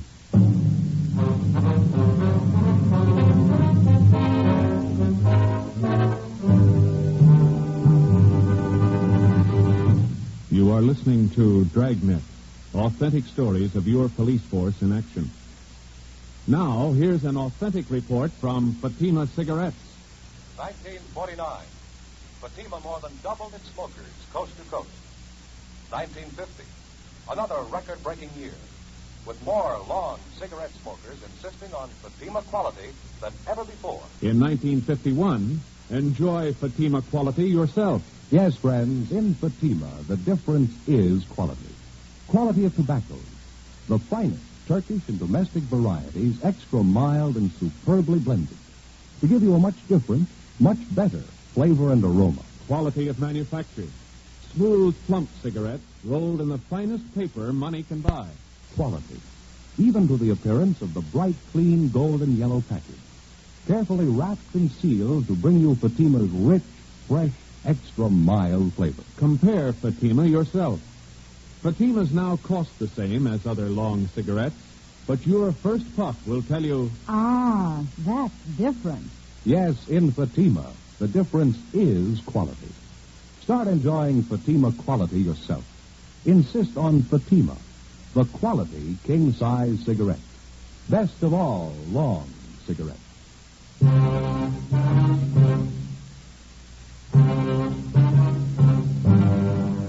Monday, March 4th, 9 a.m. We checked out the suspect, Fred Gunter. No trace of him at any of his previous addresses. We began checking with the other victims of the Kid Bandits. After a day and a half of legwork, we sat down and figured up the results. More than two-thirds of the victims definitely tabbed Gunter as one of the holdup men. The next step was the Record Bureau. We had them pull the packages on every one of Gunter's known friends and associates. There were more than 30 of them. We had mugshots pulled on each one of them and made the rounds of the victims for the second time. Approximately half of the victims had singled out one picture as that of Gunter's partner in the holdup. We pulled the package on the man and checked his mama sheet. His name was Harold Reimers, WMA, age 19. Previous record included car stripping and one charge ADW, no conviction. Friday, March 8th. We continued our check of the friends and associates known to the two suspects, Gunter and Reimers. We got nowhere. 2 weeks passed. On March 23rd, we got a tip from an informant about a girlfriend of Fred Gunter's, a vocalist working at a downtown dance hall during intermissions. Long haul. Yeah, one more flight. Mm-hmm. Climb 4 flights of stairs and then they expect you to dance. I guess this is it. Yeah, come on. Big enough floor, huh? Well, it shows a little wear. The place has been here for years. Look at those walls and that ceiling. Sure could use a fresh coat of paint. Her name's Stanley, is that right? Yeah, that's it.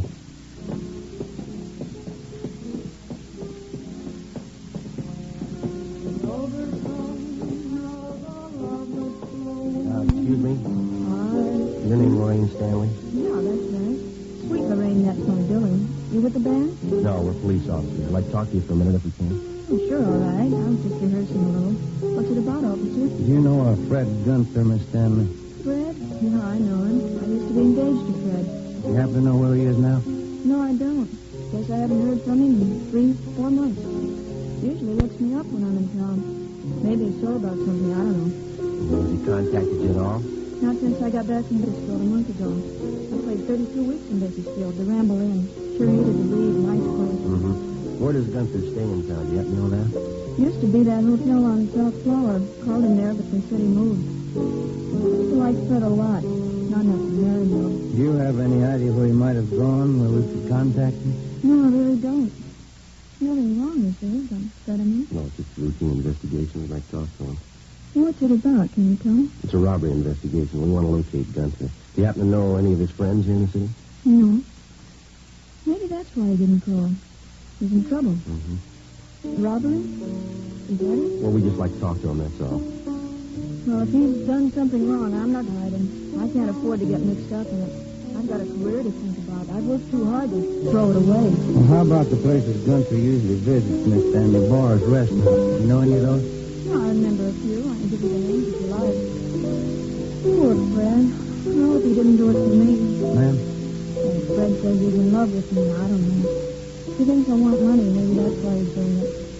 I told him, but he never believed me. All I want is my career. Well, do you think that Gunter might come around here to see you? probably. He usually does when I'm in town. How about where you're living? I'm staying at a different hotel this trip. He doesn't know where he is. Poor Fred. He's going to be awfully disappointed. Hmm? How do you mean? Oh, he said he was going to get money and buy a ring. He's going to marry me this time. Poor Fred.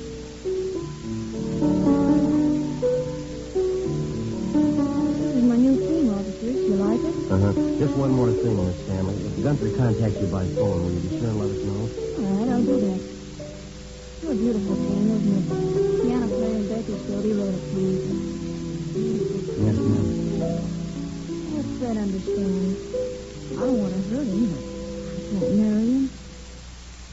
How do I make him understand? How do I explain it? I don't think you'll have to, ma'am. Before we left Lorraine Stanley, we told her that if Gunther should contact her, not to tell him that she talked with us. Stakeouts were placed on the dance hall where she worked and at the hotel where she was staying. Gunther's known hangouts were also covered. The next night, the Kid Bandits were back in business. They hit twice. A liquor store on Franklin Avenue, Tavern, and South Flower. Gunther and Reimers were again identified as the two suspects. The stakeouts continued. The search went on. 4 days later, we got a tip from the proprietor of a shoe shine stand on West Temple that Gunther's partner, Harold Reimers, had been seen entering a small hotel up the street from his stand. We drove over and checked with the desk clerk. He identified Reimer's mugshot. He told us that the suspect wasn't in, but that he was expected back that night. Ben and I went on stakeout in his hotel room. 7 p.m. Reimers failed to show. Getting a little hungry, Joe. You? Yeah. What time you got now?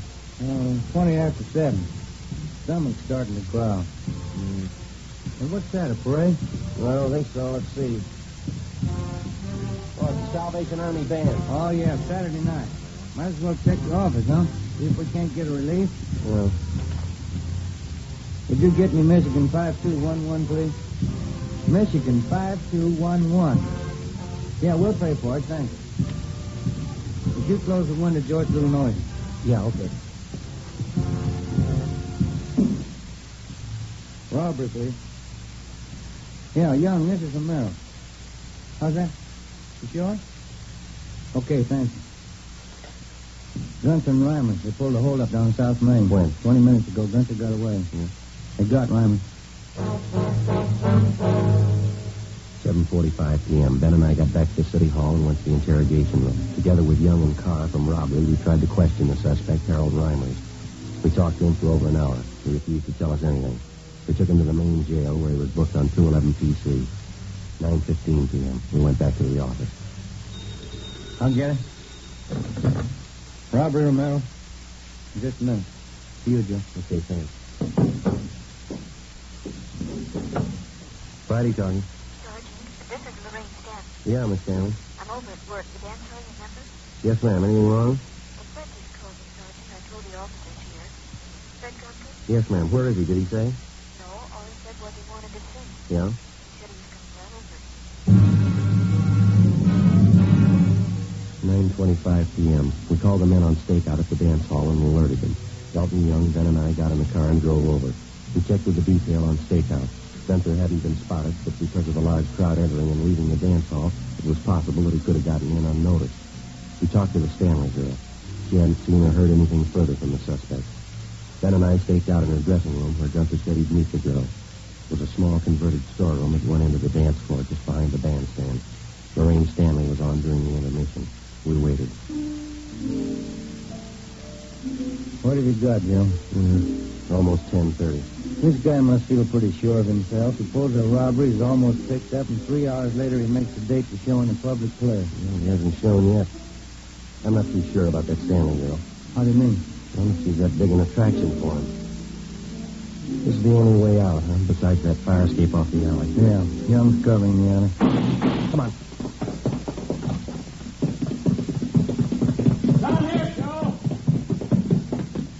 You got by me. He's up the alley behind one of those trucks. He can't go far. That's a dead end. Stay here, Young, and cut him off. You all right? Yeah, he struck me, knocked me down. I didn't see him in the dark. Come on, Ben. Yeah.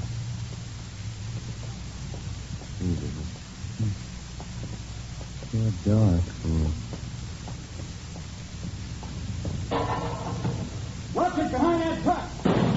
That's rolling. I'm coming out. Watch it, Joe.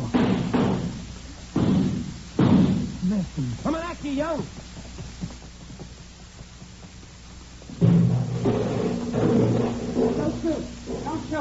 Stand still. You want to stay with him, Young? We'll call in. Yeah, right. Closest place, that little cafe off the alley to the left. Thanks. Come on, Dan. Yeah. I'm here, Dan. Yeah, I guess they got a phone inside. Come on. Wait a minute. As soon as we get Gunter downtown, we're going to come right back here. What for? Take a look at that fry cook in the window there. Yeah, what about him? That fellow makes a Spanish omelet exactly like I do. The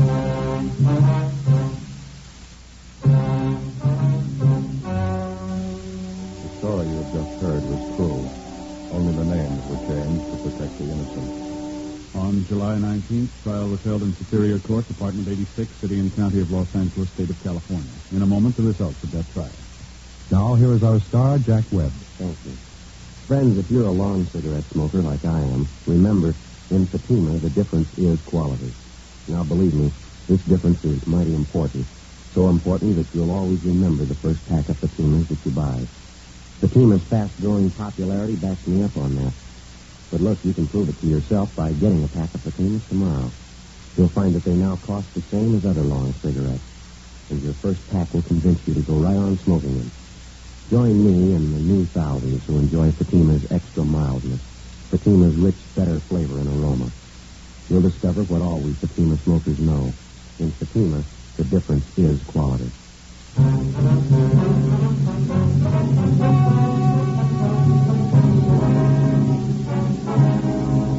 Fred Gunter and Harold Reimers were tried and convicted on several counts of robbery and assault.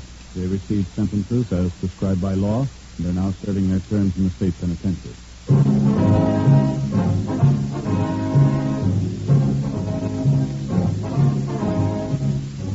You have just heard Dragnet, a series of authentic cases from official files. Technical advice comes from the Office of Chief of Police W.H. Parker, Los Angeles Police Department.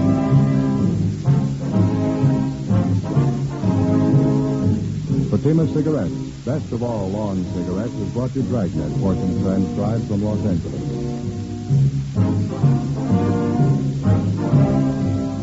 We the People is next, with stories of today on NBC.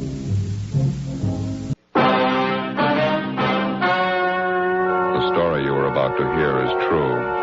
Only the names have been changed to protect the innocent. Dragnet.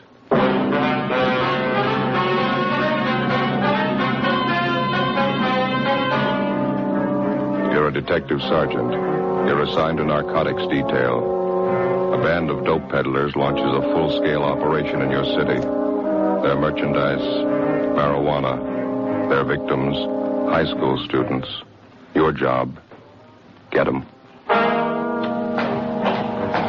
It was Thursday, April 11th. It was warm in Los Angeles. We were working the day watch out of narcotics detail.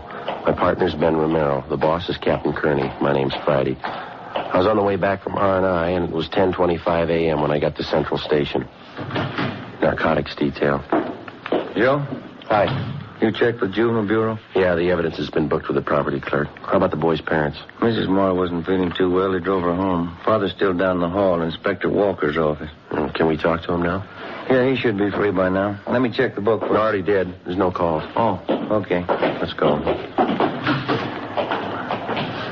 You know, there's only one thing fortunate about this whole thing. What do you mean?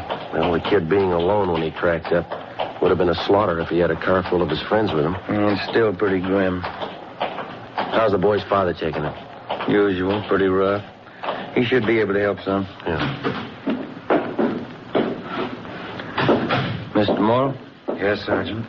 Inspector asked me to wait here for you. Yes, sir. This is my partner, Sergeant Friday. Mr. Morrow, Joe. How do you do, Mr. Friday? I just don't understand it, Sergeant. I don't understand any of it.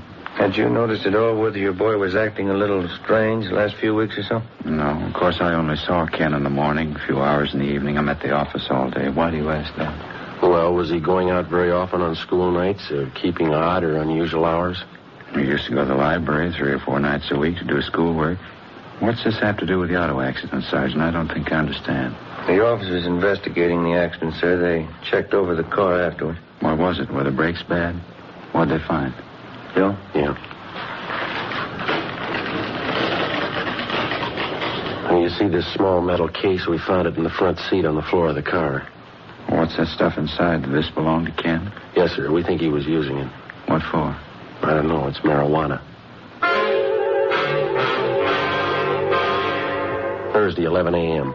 We continued to question the dead boy's father, Thomas Morrow, but he couldn't tell us anything further that might help. Friday, April 12th. We checked with the principal of the high school which the Morrow boy attended. We talked to the boy's teachers and checked his school record. His marks had been above average till about 3 months before when they began to fall off for no apparent reason. We got a list of most of the boy's friends from his teachers, and we started checking them out. One was a 16-year-old blonde girl, Peggy Kane, supposedly Kenneth Morrow's girlfriend. We found her waiting outside the music room. Yes, Ken and I went around together for a while. He was a real nice boy. Did you see each other quite a bit, Peggy? Oh, for about 5 or 6 months, yes, we got along fine. Just after Christmas was the last time I went out with him, and we double dated. Mm-hmm. Did he seem all right to you then? I mean, did he act different at all? Well, a little different, yes. Not silly, you know. He just wasn't like he used to be. Well, how do you mean? Well, he didn't talk the same. Ken was a real nice boy most of the time. I guess he started getting in with the wrong crowd. He began to swear, you know, bad talk, things like that. When did all this start, Peggy? Do you remember? Just before Christmas, I think. I'm not sure. Poor Ken. Is there anything else you might have noticed? I don't know. Ken used to be pretty good about his studies, and all of a sudden it seemed he just didn't care. Sometimes he'd come into the library. We used to study there. And he'd make a lot of noise. He just changed, that's all. After a while, we didn't see each other there anymore. Well, why was that, Peggy? We just didn't come down. I called his house a couple of times. His folks said he was at the library. I didn't say anything to him. Mm-hmm. Well, did Ken have many friends here at school? Do you know that? Not many, no. I see.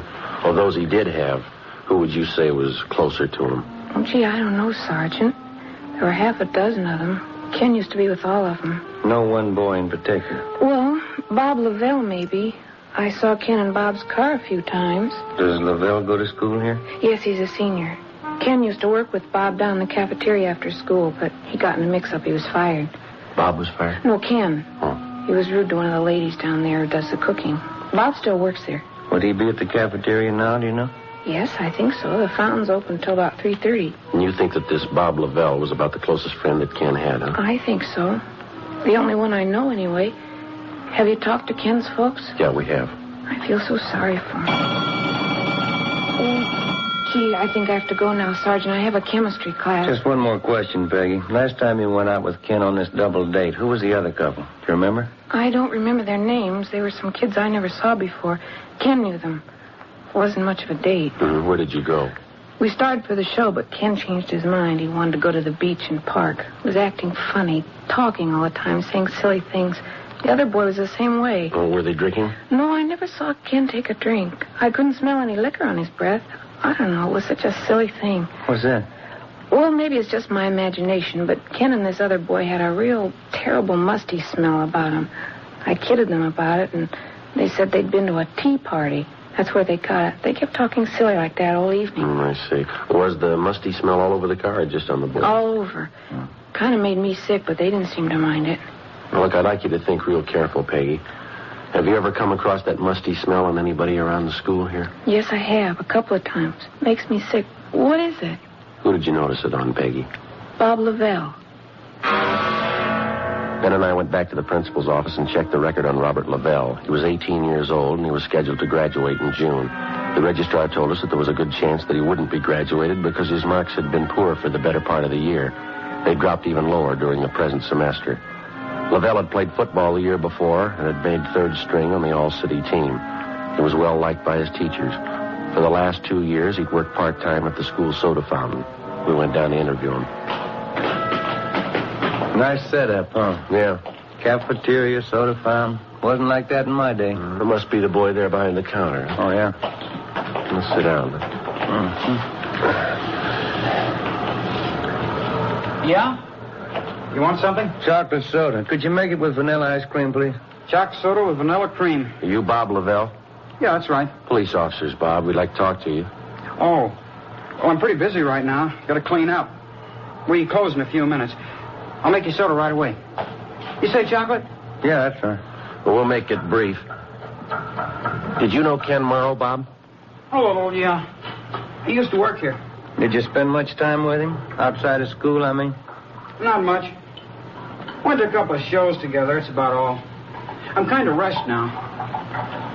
When was the last time that you saw him? Do you remember? A week ago, I guess. How about the night he was in the accident? Did you see him then? No, I didn't know him too well. He went around with a different crowd. Mm-hmm. I got to get going as soon as I close. I have to get downtown. We talked to some of Ken Morrow's friends around the school, Bob. They tell us that he used to drive around in your car with you quite a bit. Just a couple of times around school. And you hadn't been with him for about a week before the accident? That's right. Just what I told you. Mm-hmm. There you are. Thank you. It's getting a little late, officers. I'm going to have to close up right now. Well, we'll make it fast. Did you notice anything different about the Morrow boy in the last few weeks? Anything peculiar at all? No, he was the same as ever. I didn't notice anything. Hey, look, Bob, we're going to lay it out for you. Did you know he was using marijuana? No, I didn't know anything about it. Do you have any idea where he might have gotten it? I wouldn't know that. Look, you mind if I lock up the counter now? I'll come around the other side. Sure, go ahead. I didn't know that about Ken, officer. I wouldn't know where he got the stuff. You sure he was using Mary? Well, we found some in his car. We found some more in his locker upstairs. That's tough. Anything more, officer? I got to hurry. Oh, it's just routine, Bob. We did the same with the other boys we talked to. We'd like to check your locker. You don't mind, do you? I got to get downtown. I'm late now. Your locker's just upstairs, isn't it? Won't take that long. It's important to me. I got to get downtown. We've got our car outside. We'll drive you down. We'll be down there in no time. No, I've already got a ride. Can't you check it tomorrow? Not going to take a minute, Bob. Now, let's go, huh? All right. Say, I happen to remember I didn't bring my locker key today. That's so? Yeah. Come to think of it, I don't know where it is. I guess I lost it. Well, they must have a pass key around here, don't they? I don't think so. Well, we'll ask at the office, huh? You're putting me in a jam, officer. That's going to take time. I'm due downtown. I'm sorry, Bob, but we got to check it. I got my locker all jammed up with stuff. It'll take us an hour. Office is down there, Joe. Yeah, all right, let's go. I don't know why you're picking on me. My locker's jammed. They can't get it open. Why are you picking on me? Let's ask him here. Go ahead, Bob. Close the door. Yeah? I got my key. I'll show you.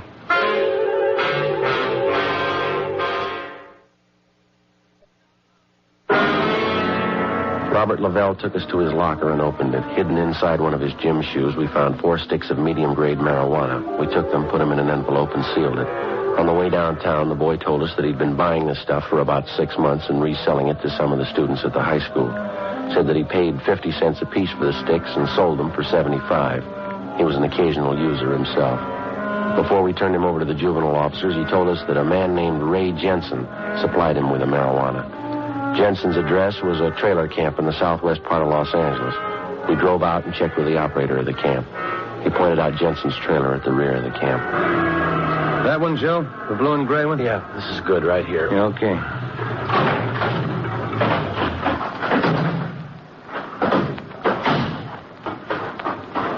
Looks like Jensen's doing well, huh? Yeah, nice-looking trailer.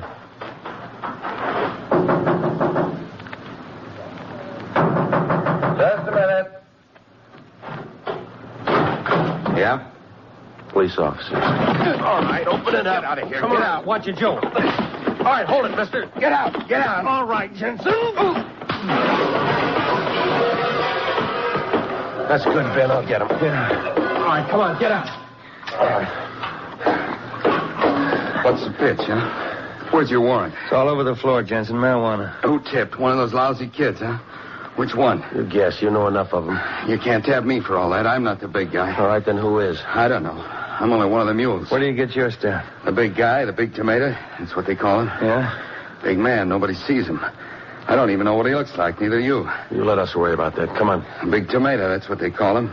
You won't get him. He's smart. You won't get him in 89 years. Maybe not, but we'll get him. Friday, April the 12th, 7 p.m. We searched the trailer and a stakeout was placed on it, and then we took Ray Jensen downtown to the main jail where he was booked for suspicion of narcotics, a felony. The next day, Ben and I went back and questioned him. We got nowhere. The only thing he'd tell us was that the leader of the marijuana ring was unknown to him. The Big Tomato, that's all he could tell us. We went back and started rechecking leads furnished us by some of the high school boys who'd purchased narcotics from Robert Lavelle. They all ended nowhere. Meantime, the flow of marijuana into the schools and into the hands of the teenage students continued. We'd no sooner choke off one source of supply when two more would turn up. We knew that there was only one real solution. Find the gang leader and wipe out the entire supply and distribution setup. We stayed on it. Monday, April 22nd, Ben got a call from one of his informants that he had a lead on the source of marijuana on the east side of town. The informant's name was Willie Breck, a groundskeeper at a golf course near one of the city high schools. We drove out to talk to him. We located Breck by the clubhouse near the first tee. On the tee now, R. Corey, Richmond, Virginia. You remember my partner, don't you, Willie? Joe Friday? Oh, yeah. Hi. How are you, Willie? Kind of busy today. Big tournament. Yeah, it's quite a crowd you got here. It's a nice turnout. Here you've been having trouble, huh? Out of Mary in town? Yeah, you think you can help us? Maybe I can. Dirty business, huh? Working high school kids with that stuff. It's real dirty. Any ideas, Willie? Don't know how much of it's true. It's all from the grapevine downtown. The boss is somebody they call the Big Tomato. It's a funny one, huh? Any idea who he is? Couldn't say. He's getting lots of this stuff in, though. Usual feed line over from Mexico. Mm-hmm. What else, Willie? I hear there's more on the way. Don't know when, though. All for high school trade. Guess they figure they got a good business. How'd they get the junk over, do you know? No, but it's getting here. Almost any kid can get some over on this side of town. Imagine that. Kids in their teens. Weed hits. Oh. How about this Big Tomato, Willie? No word at all? Just one. Pretty thin. Yeah. There's a connection. Lives over on Hauser Boulevard. Got his number here somewhere. It's supposed to be the main connection for this tomato guy. Oh, yeah. There's his address. Third number there. It's a 6. His name is Tony Childs. Mm-hmm. Is he supposed to handle all the stuff? Most of it, I hear. Gets it all from the Big Tomato. Mm-hmm. That about it? That's it. Tony Childs. You got the address. Many thanks, Willie. Anything comes up, you'll call, huh? Sure thing. How's the job out here? Better than yours. I sure wouldn't want it. Working every day around joy poppers, mules, mainliners. Well, somebody's got to do it, Willie. Yeah, but not for me, Sergeant. Those dopesters are all lice. Selling junk to kids. Guess you met the lowest, huh? No, not yet. We're looking for him.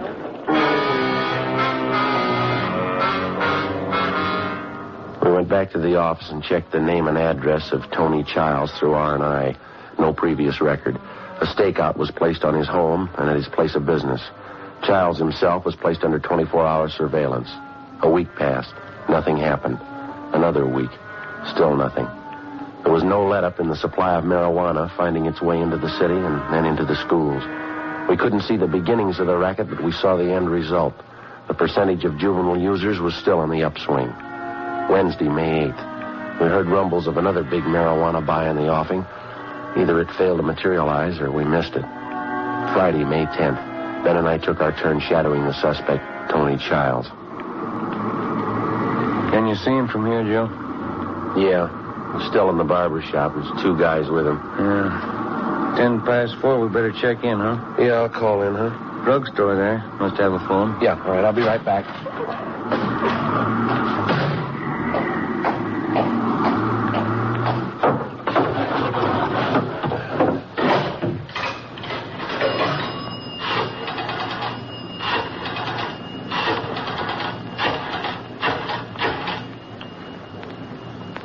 Narcotics, please. Thank you. Yeah, Johnny, it's Joe Friday. Mm-hmm. Yeah. Yeah, we got him pegged. Okay, right away. Bye.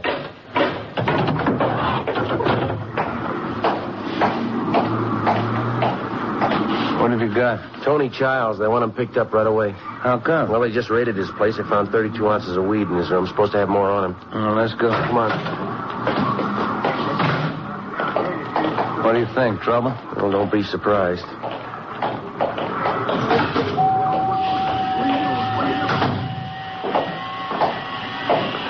Childs, like to talk to you. What's that? Police officers like to talk to you and your 2 friends here downtown. Can't make it, copper. Flying to Vegas tonight. We want to see you downtown first. Luck don't push me, huh? Nobody's pushing you, Childs. We want to see you downtown. Now, come on, let's go. Look out, Joe. Ransom Sam.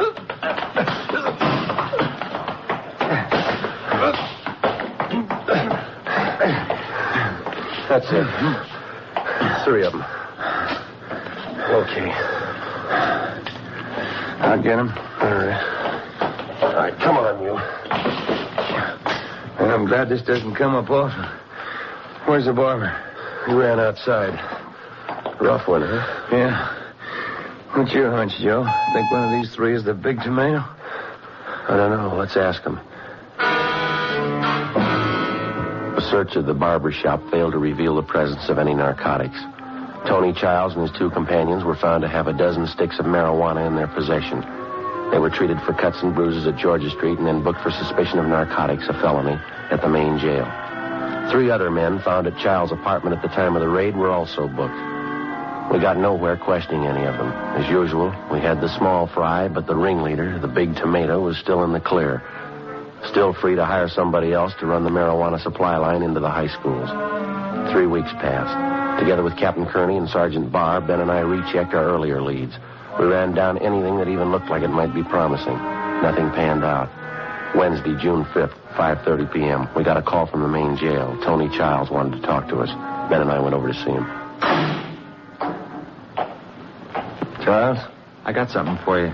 Been playing the stooge long enough. If I'm good enough for jail, so's he. All right, what do you got? There's a big buy coming off. When you get him, tell him how long I've been in here. What kind of a buy? Mary, one of the biggest. It was set up before I got in here. Where's the mate going to be? Bruno Street, down by the train yards. I'll draw you a map. Setup's the same. Car pulls up and honks a couple of times, and an alley down there. Who's handling the buy? A big man. Don't waste any time. When is it? Tonight. We went back to the office and met with Sergeants Barr and Jacobson. 8 p.m. Ben and I took up our positions on the stakeout along with the rest of the men. We had a clear view of the exact location where the buy was to be made. We waited. 10 p.m. 11 p.m. No one showed. Midnight came and went. 1:30 a.m. Still no sign. At 18 minutes of 2, we spotted a man carrying a shopping bag emerge from behind a row of freight cars near the end of the rail yard. He made his way across the street to the alley. He stood back in the shadows.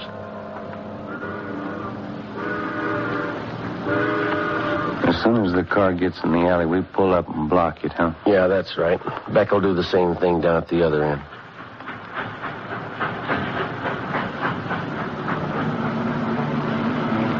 Headlights coming in the alley. Wait a minute.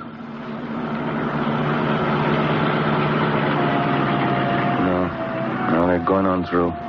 What's the time now?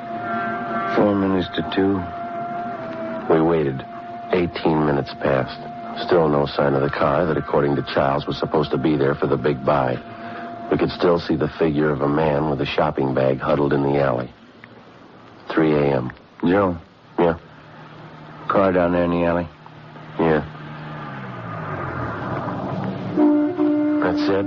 You want to start up? Yep. Just enough to block the alley. Uh-huh. That's good. All right, come on, let's go. Come on. All right, kill your engine and get out of the car. Joe, look out! They can't go far. Come on. All right, let's get them out of there. Yeah. Come on. There's 3 of them. Here's the guy with the shopping bag. All right, I got it. Crash knocked them cold. Yep. That's one. Easy there. Yep. Pull right over there, will you? That's get his coat off of that. I got it. Okay. That's it. All 3 of them. Yeah. Hey, look at this, Joe. Found one of them in this guy's hand. Tin can, huh?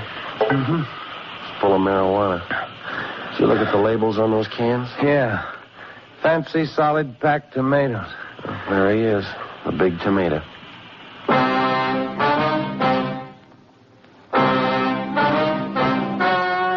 The story you have just heard was true.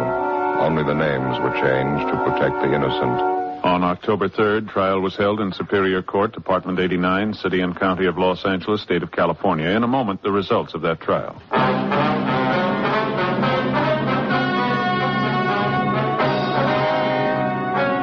Johnny Stanson, alias the Big Tomato, along with his associates in the narcotic gang, was tried and convicted for violating the State Narcotic Act. He received sentences as prescribed by law and are now serving their terms in the state penitentiary.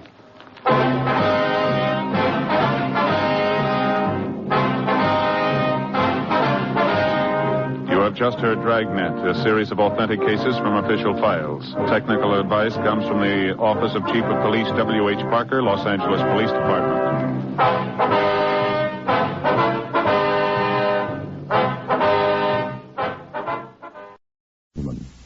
Fatima Cigarettes is proud to bring you its prize-winning radio program, winner of a Motion Picture Herald Fame Award. The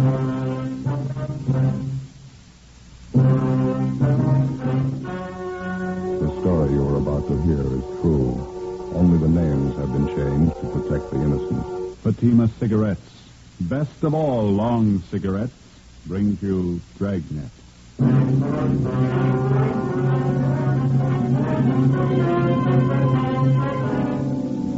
You're a detective sergeant.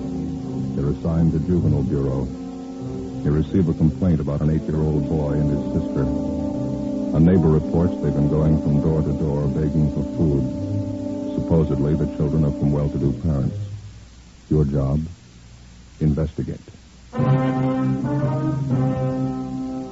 You'll be amazed when you compare Fatima with other long cigarettes. You'll find they now cost the same.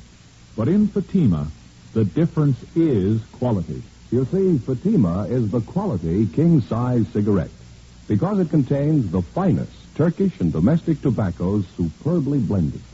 And Fatima is extra mild, with a much different, much better flavor and aroma than any other long cigarette. So compare Fatima yourself.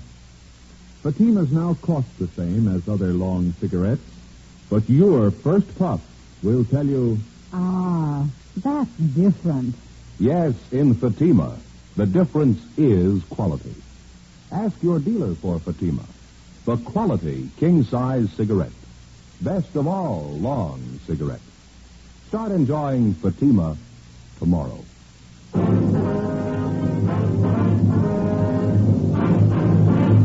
Dragnet, the documented drama of an actual crime.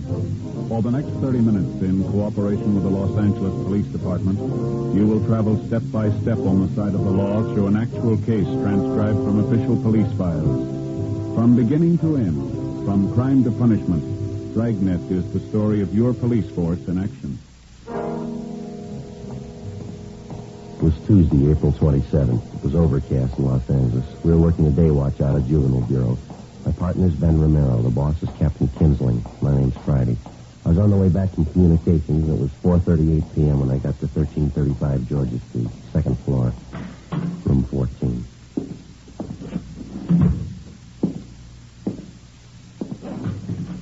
Hi, Joe. Been waiting long? I was just checking with records. No, I just got here. What's this thing all about? Well, just what I told you on the phone. 7-year-old boy and his sister covering the neighborhood begging food. You ready to go? Let me put this away first. Kid's supposed to be from a wealthy family, huh? Well, wealthy enough to live in the best part of Bel Air, yeah. Doesn't make much sense. Must be some kind of a gag, huh? No, not according to the neighbor who called in. Yeah? He says the kids are half starved. Ben and I got in the car and drove out Sunset Boulevard to the Bel Air district. We pulled up in front of a large 2-story home near the corner of Brookline Avenue and Knightsbridge Drive. It was a white frame colonial mansion set back in the middle of well-landscaped lawns and gardens. The other homes in the neighborhood were just as large, $50,000 and up. It was the last place in the city that you'd expect to find neighborhood children begging food. 5:20 p.m. We went around to the rear entrance of the colonial mansion as we'd been instructed on the phone. We located the woman who'd called in the complaint, a Miss Jeanette Bejan. She was employed as laundress and cook by the owners of the house. She was busy fixing dinner.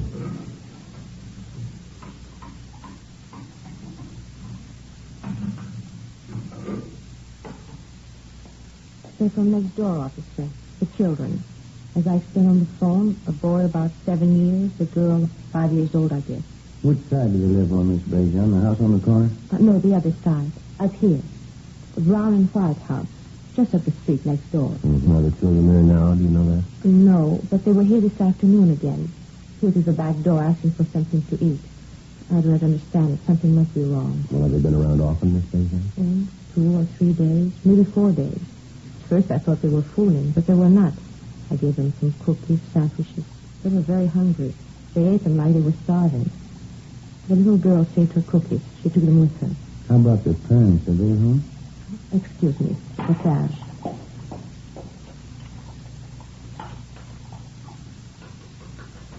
Yes, that's better. No, I haven't seen the mother the last few days. I understand they are divorced. The mother, she lives there with the children. The father, I don't know. Well, what's their name, do you know? Kessler. Madame, the woman I work for. She says there are 3 children in the Kessler family. But I don't know. I have only seen the 2, the boy and the girl. I would go over and see what is wrong, but I do not know the Kessler. It is not my place. That's why I called you, officer. All right, Miss Bejan. Well, thank you very much. Oh, not at all, officer. You understand, I do not mind giving the children food. Well, I think only something is wrong if they don't get it at home. Well, thank you very much for notifying us. We're going to check into it. I'm just a little curious, Miss Bejan. What's that you're making? This? Napoleon.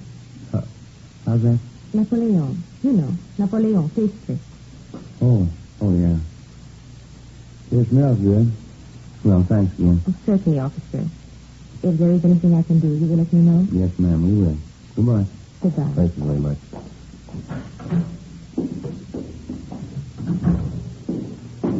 It's a beautiful place. Yeah. Those Swedish women make pretty good cooks, don't they? I don't know. She sounded French to me. Huh? Maybe so. Most good at cooking, anyhow. Yeah, the brown and white house next door, that must be it, huh? Yeah, that name, Kessler. They fairly prominent around town, society? I don't know. There's quite a few of them. Could be. Any way you look at it, it's hard to figure, isn't it? Kids have been at it for 4 days. It's on the level. They really must be in a bind. Garage door is open back there. No sign of car. Kids' bicycles, though. Let's try the front door, huh? Mm-hmm.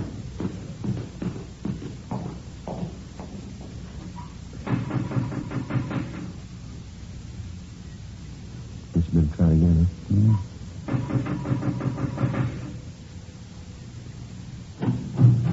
Yes, sir? Hello, son. Your name's Kessler, is that right? Yes, I'm Richard. My mother's not home right now. Maybe you can come back tomorrow. Well, we're police officers, Richard. If you're not busy, we'd like to talk to you for a minute. Is that all right? Yes, sir. That'd be all right. Would you come in, please? Thank you. Richard Kessler was a blonde-haired, wiry boy, polite, well-mannered. He told us that he was 8 years old and that he attended the neighborhood grammar school.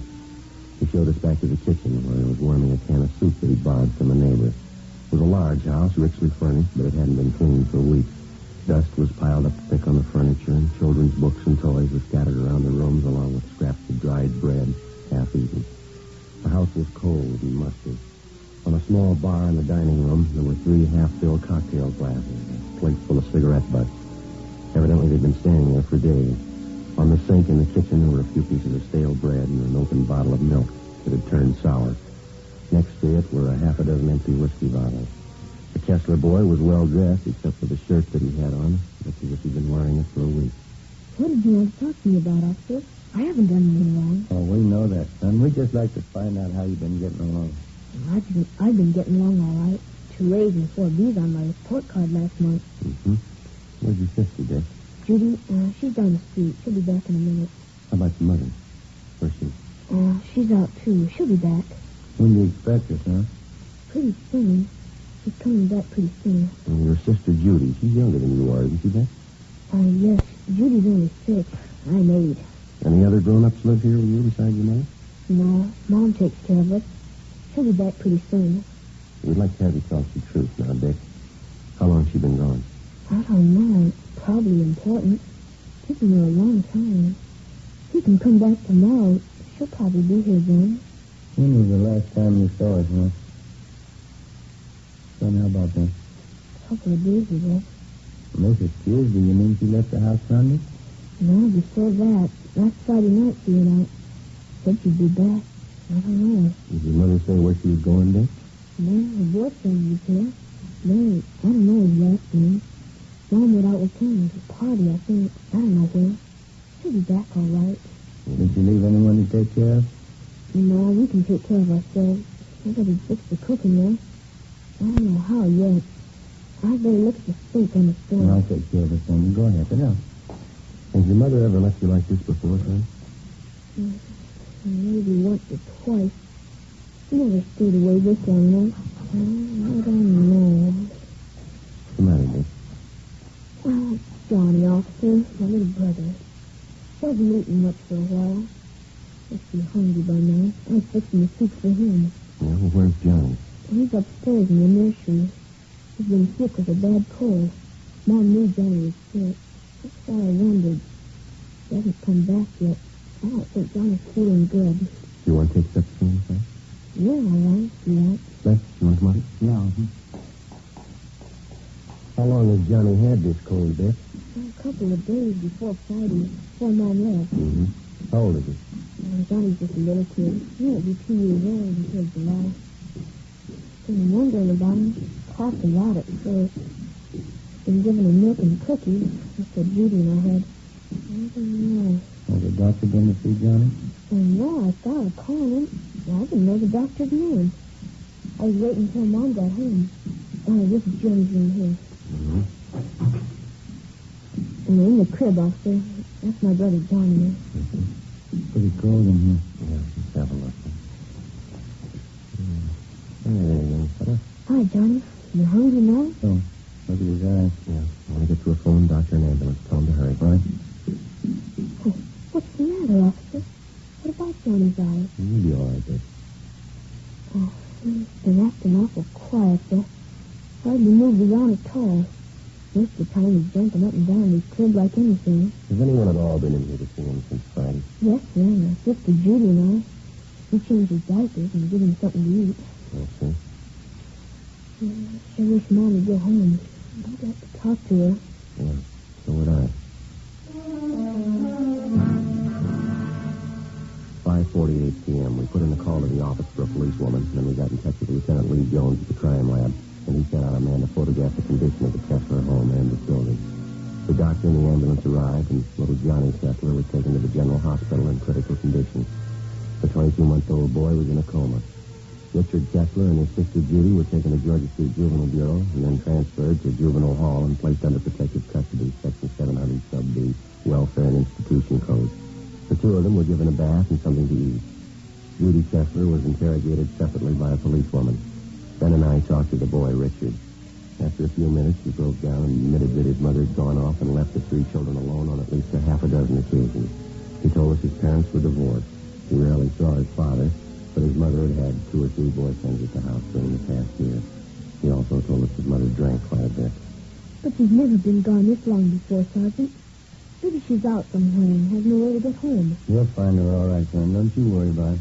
Now, this boyfriend of your mother's, Dick, his first name was Larry. Is that all you can tell us? Yes, sir. I don't know his last name. Are you going to keep us here all night, Judy and me? Yes, I do, so they'll take good care of her. Where'd you take Judy? Well, she's just next door, Dick. You can see her in just a minute now. And, how about Johnny? I always take care of him. Pretty fussy around strangers. Well, they've got him over at the hospital, Dick. They're going to take good care of him now. You can count on that. I don't know, officer. I better see him. He might get awful fussy. All right. We'll fix that up for you. Do you have any relatives in Los Angeles, son? Aunts, uncles, anyone like that? No, just my father, but I don't know where he lives. We had a nurse who used to take care of us, Mrs. McIntosh. She was swell. My mom fired her. Oh, how'd that happen, do you know? No, I'm not quite sure. Maybe my mom was drinking. Mrs. McIntosh got mad at her. Had a big fight, and Mom fired her. Oh, well, this Mrs. McIntosh, you know where we can find her? Yes, yeah, I do. How about some of the other boyfriends that your mother had, Dick? Do you remember any of their names? No, one of them was George something. I don't remember the other one. No? Are you Matt? Yeah, Matt. You want to stay with the boy, huh, Ben? Yeah. Hospital call. A lousy thing. Well, what's that? The Kessler boy, little Johnny. Yeah? He just died. John Albert Kessler, white male American, age 22 months. All the pertinent facts and data would be listed on the crime report. And if and when the case was closed, the report would be filed away. Wouldn't be any different from a another dead body report. Same size, same color. Same number up in the left-hand corner. In the course of 10 or 20 years on the job, a police officer sees a lot of them. Most of them you forget. Few of them you never forget. The next morning, the body was posted to the county morgue. It was found that the youngster had been suffering from malnutrition, but the cause of death was listed as a basal skull fracture. Homicide detail was notified. The search for the mother, Mrs. Jean Kessler, went on. We talked to her neighbors, all of her friends that we could locate. We checked out an address book that was found in Mrs. Kessler's effects at her home. We got out a broadcast and an APB. No luck. Thursday, April 29th. How about the youngster's brother and sister, Ben? You think it could have happened that way? How do you mean? Well, we were taking care of the little fella. They might have had an accident with him. They're afraid to own up to it. I don't think so, Joe. No, that's not very likely, Mac. We talked to them quite a bit last night. A couple of pretty honest kids. Pretty sure that they wouldn't lie about something like that. Where does that leave it, the mother? Good possibility. Nobody Kessler drinks quite a bit. He could have lost patience with a little boy. More chance of an accident there. I get it. Funeral Friday. Yeah, Bert. Where's that? Right, thanks. Yeah? The woman answering Miss Kessler's description checked in at a hotel down on South Hope last night. Still registered? Well, she checked out early this morning. They found a woman's sport coat in the room. What about it? Bloodstains on it.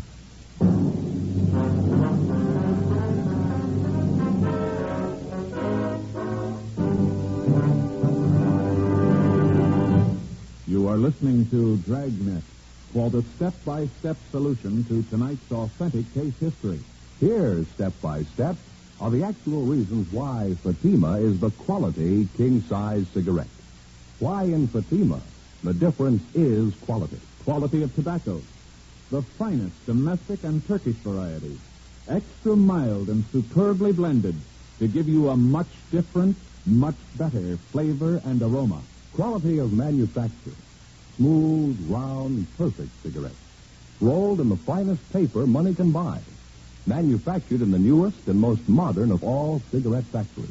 Quality even to the appearance of the bright, clean, golden yellow package.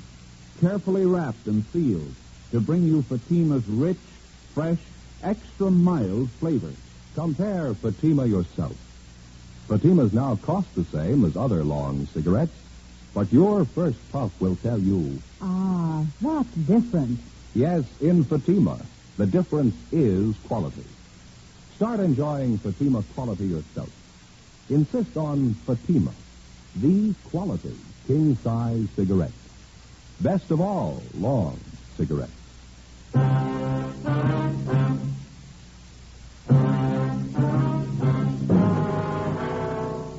Friday, April 30th. We were still without a lead as to the whereabouts of the missing mother, Mrs. Jean Kessler.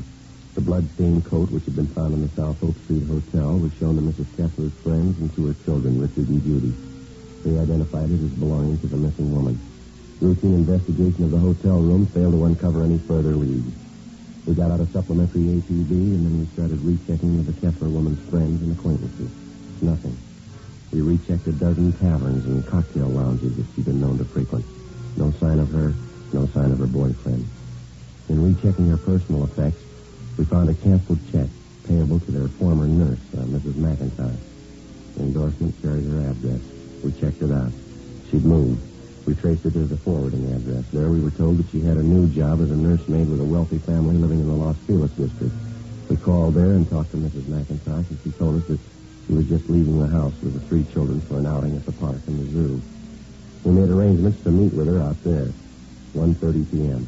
Ben and I located her at the head of the path leading through the main part of the Griffith Park Zoo. I read about it in the paper, Sergeant, about Johnny. I didn't know you wanted to talk to me. I would have called in if I did. We're still trying to locate the mother, Mrs. McIntosh. Can you help us out there at all? No, I don't know. Have you asked at those places she used to go to all the time, where she used to drink? Yes, ma'am, we have. They couldn't help us. Did you know any of Miss Kessler's boyfriends, the ones that had come to the house? Yes, I knew all of them. Donald, don't you wander off now. Same for you, Patsy. You stay close. The boy, Richard, he was telling us about one of the boyfriends, ma'am. A fellow named Larry. Oh, yes. Donald, you heard what I said. You stay close. Yes, I knew Larry. You remember what his last name was now? Yes, Bartell. Some kind of an actor in the movies, I think. Yeah, Bartell. You know where he lives? No, I think he had an apartment in Hollywood. I wouldn't know the address. What kind of a man was this Bartell? I mean his temperament and things like that. Well, I think he was kind of lazy. I think Mrs. Kessler was giving him money. Mm-hmm. Did the two of them ever argue or have any fights? All the time. We had a terrible temper. Ever strike Miss Kessler? Yes, I saw it happen several times. Not too close to the cage, Donald. Back a little. How did this Bartell act toward the children, Mrs. McIntyre? Indifferent, I guess. They annoyed him sometimes. Well, that was after that you had the argument with Miss Kessler? Yes. It was about her drinking and her boyfriend and all the rest. I just got sick of it, and I told her what I thought. She didn't want to admit she was getting old, not caring for the children, pretending she was still in her 20s. Well, do you have any idea where we might locate the father? Well, they're divorced, you know. He's the head salesman for a lumber concern downtown. He inherited most of his money. I have the naming company at home. You can have it if you like. Yes, ma'am. We'd appreciate that. You know, it's the children I feel sorry for. Yes, ma'am. 3 beautiful children. And that poor little Johnny, I just can't understand. What's that? How could anyone desert a helpless baby like that? We'll ask his mother. Friday, 5 p.m. Mrs. McIntyre called us at the office and gave us the business address of the missing woman's ex-husband, Richard Lane Kessler. We called there, but they told us Kessler was away on a week's vacation. They had no idea where to contact him, but he was expected back in a few days. We called Central Casting and asked them to check their talent list for a bit player by the name of Larry Bartell. They had no such name listed. Saturday, 8 a.m. The Kessler children, Richard and Judy, remained in the custody of juvenile authorities. The search for their mother continued. All day Saturday, Ben and I ran down what few leads we had. They went nowhere. Checks of the morgue, the city hospitals, and the drunk tank at the main jail still failed to turn up the missing woman. We checked again at the different drinking places she used to patronize. No one had seen her. 5:30 p.m., we went back to the office. A lot of mileage today. Yeah, there's not much to show for it. Not going to be much fun for those Kessler kids this Sunday. Why? What do you mean? First Sunday in May. Huh? Mother's Day. Oh, yeah. Hi, Mike. Hi. Got a piece of news for you. Yes? The Kessler woman's boyfriend, Larry Bartell. What about him? He's been located. When he'd seen his name mentioned the previous night in the newspaper stories concerning the case, Larry Bartell had contacted the office to let us know that he didn't consider himself a fugitive. At least that was his story. He called just a few minutes before we got back to the office. He left word that he could be found at a Wilshire address all day Sunday. In the meantime, he'd be at the Spotlight Club, the club for theatrical people located in West Hollywood. 6:25 p.m. Ben and I located him at the club back in the billiards room. He was tall, dark-haired, dressed expensively. I told the cop when I called in, you weren't supposed to contact me. It was important. That little Kessler boy's dead, Bartell. We think that's pretty important. Well, I didn't know anything about that. You didn't have to interrupt me. That's an important man I was playing with. Now, what do you want to know? Where's Miss Kessler? Well, why ask me? I don't know. You're a pretty good friend of hers. You were the last person seen with her. Oh, it was a week ago. We went out to a party last Friday night. I haven't seen her since the following Monday. Last Monday. I'm through with her anyway. What do you mean? Well, I just got sick of her, that's all. Pawing all over me, asking me to marry her. I just got sick of it. It wasn't worth it. You accepted money from her? Just to tide me over. She had plenty of it. Why not? Where'd you last see her? Keep your voices down. I wouldn't like this stuff to get around the club. There's a hotel downtown on South Flower. I can give you the address. Were you at another hotel with Miss Kessler last week? Yeah, on South Hope, around 9th Street, I think. Oh, that's where you found the coat, huh? You've got an explanation for that? Bloodstain? Sure. Crazy thing. Told her I saw her, then she tried to hit me with a bottle. Cut herself. Well, I tell you, this wasn't worth it, that's all. I guess you can prove everything you're telling us, sir. Of course I can prove it. It's the truth. And what about the little boy? How'd that happen? I didn't have anything to do with it. It wasn't my fault. Well, how'd it happen? No, it was that Friday night just before we left the house. The old lady and I were downstairs having a few drinks. She put the little kid to bed, but he wouldn't stay there. He kept getting up out of bed and running downstairs crying. Yeah, go on. Well, she finally took the kid, gave him a good spanking, threw him back in bed. I think he hit his head while he close to the creek. Why didn't you do something about it? Well, I told her, but she said it was nothing. Didn't matter. Got her coats and left, that's all. Kids are all right when we left. You mean all the time you and Mrs. Kessler went out, you knew those children were being left all alone in that house? Oh, what of it? She's the mother, not me. Now, look, I gotta get back. I kept that game waiting on. No, just a minute. It's going to wait a little longer. Come on. Larry Bartell was taken downtown and held for questioning on suspicion of 702 WIC, contributing to negligence of minors. He gave us the address of the hotel where he'd last seen Mrs. Kessler. Ben and I checked it out. It was a typical cheap downtown hotel with a bar opening off the lobby. The desk clerk told us a woman answering Mrs. Kessler's description was registered in a room on the second floor. They had an old-fashioned player piano going full volume in the bar. The sound followed us up the stairs. Tenants here sure must like their music. Yeah. That's it there, isn't it? 216? Yeah.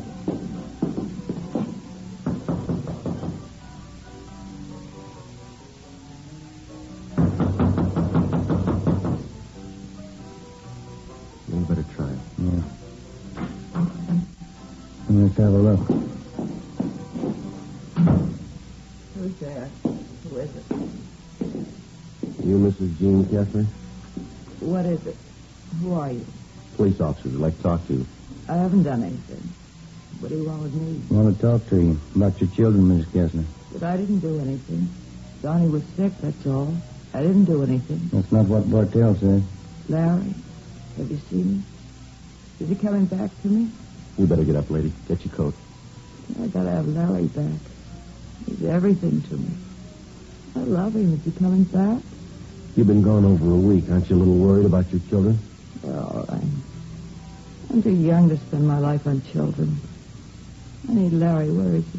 See if you can find a coat, will you, Ben? Yeah, all right.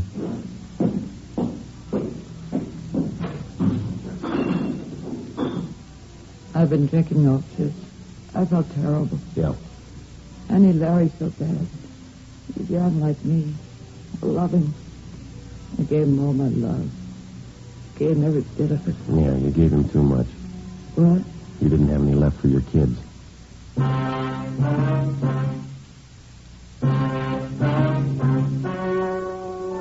story you have just heard was true. Only the names were changed to protect the innocent. On July 2nd, trial was held in Superior Court, Department 87, City and County of Los Angeles, State of California. In a moment, the results of that trial. Now, here is our star, Jack Webb. Thanks, sir.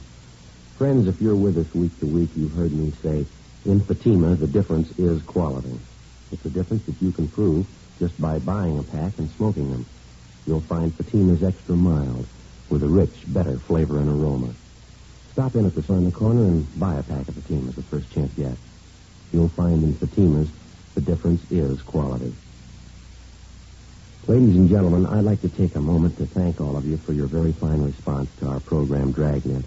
Since the first show went on the air about a year and a half ago, your cards and letters have been a constant source of encouragement and guidance. In the field of radio presentation, we felt that we were attempting something a little different, and we were not altogether sure that it would meet with your approval. Possibly, we were sure that our approach to this type of presentation was a sound one, but the final approval had to rest with you.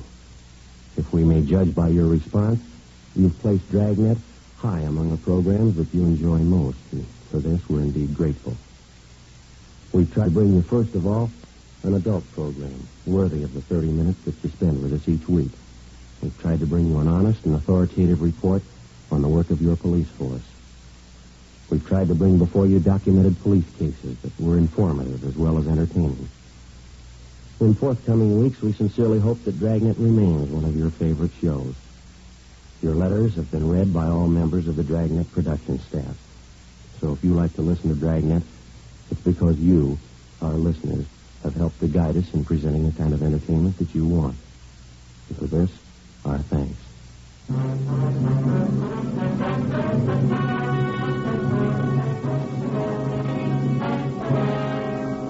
Mrs. Jean Kessler was filed on and found guilty in Superior Court, charge of manslaughter.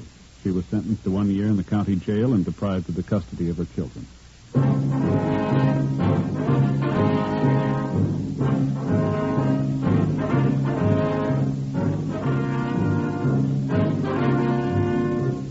You have just heard Dragnet, a series of authentic cases from official files. Technical advice comes from the Office of Chief of Police W.H. Parker, Los Angeles Police Department.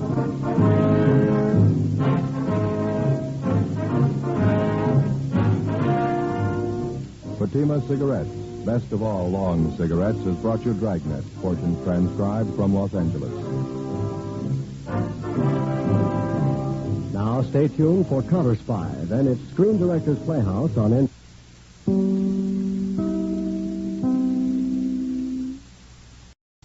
Leggett & Myers, makers of Fatima cigarettes, is proud to bring you its prize-winning radio program, winner of the Motion Picture Herald Fame Award. The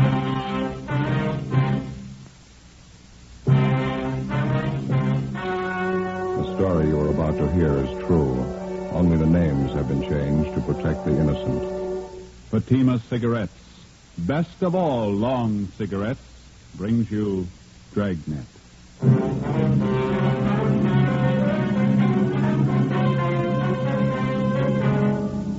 You're a detective sergeant. You're assigned to homicide detail.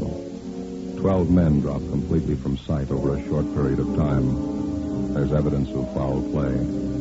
4 months pass. You finally locate the leading suspect in the case. Your job? Pick him up. You'll be amazed when you compare Fatima with other long cigarettes. You'll find they now cost the same. But in Fatima, the difference is quality. You see, Fatima is the quality king-size cigarette because it contains the finest Turkish and domestic tobaccos superbly blended. And Fatima is extra mild, with a much different, much better flavor and aroma than any other long cigarette. So compare Fatima yourself.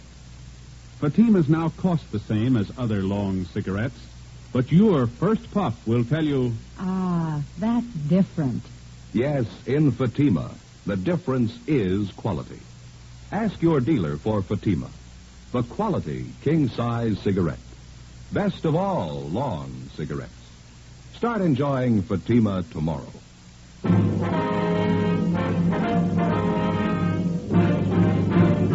Dragnet, the documented drama of an actual crime.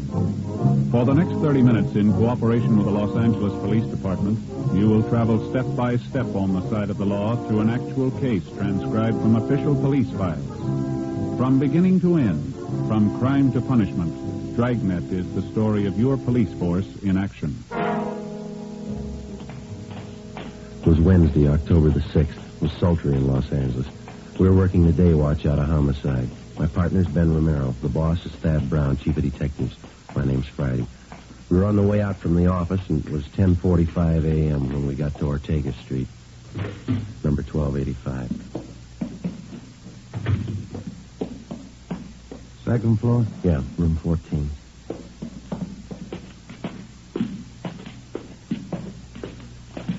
They all smell the same, don't they? What's that? Room and housing. Oh, yeah. No, these are the odd numbers here. Must be down that way, huh? Yeah, here it is. 14. Yeah, just a minute.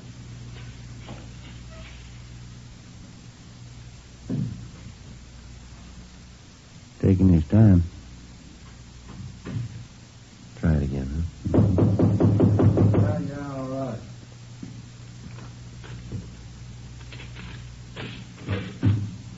Yeah?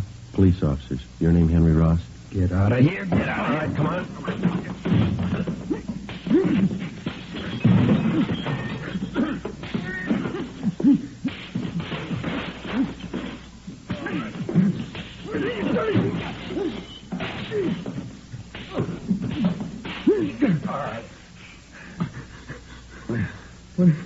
What is this? What do you want? Ben? Yeah. I got him. What is this? You guys really cops? All right, come on, get up. No fooling. No fooling. You really cops? I thought you were faking. We showed you our identification at the door. I thought you were faking. That's the truth. There's a couple of guys out to muss me up. I thought you were them. Your name Henry Ross? Yeah, that's right. I thought you were one of those moochers I had a fight with in the bar the other night. Said he's going to get a pal and come back here and take care of me. Yeah? Yeah. I got no reason to fight with cops. I didn't do my room any good.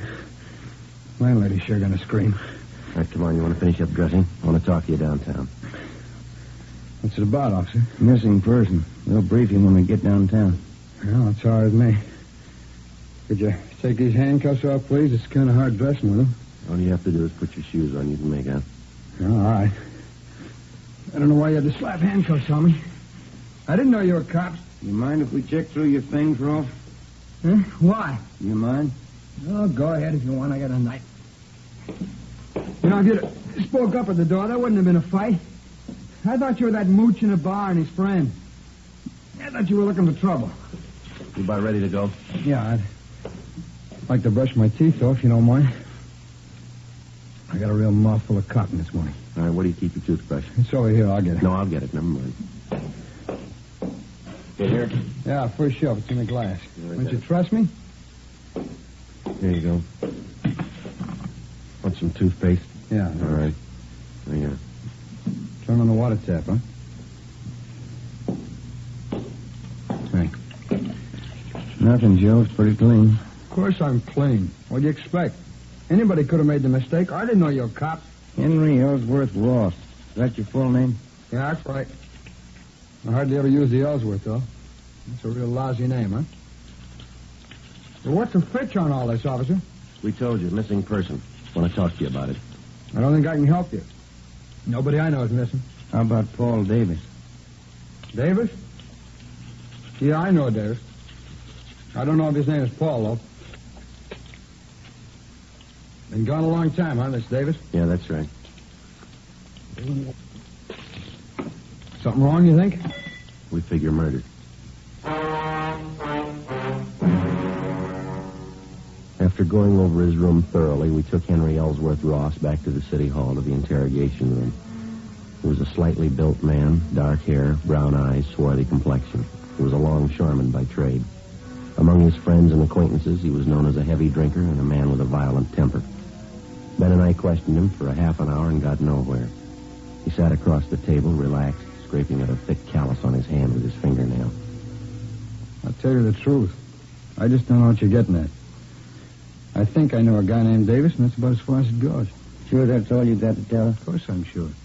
Now, look, I got a right to call a lawyer if you're going to sit there and throw a lot of charges at me. We're not throwing charges at you, Henry. We've got a missing persons case. We'd like to have you cooperate. That's about it. Well, maybe I'd like to, but I can't. Paul Davis, it's just a name to me. Maybe I know him. I don't know. You got that report there, Ben? Yeah, just a minute. Here you go. Thanks. Well, here's the way it goes, Henry. Yeah?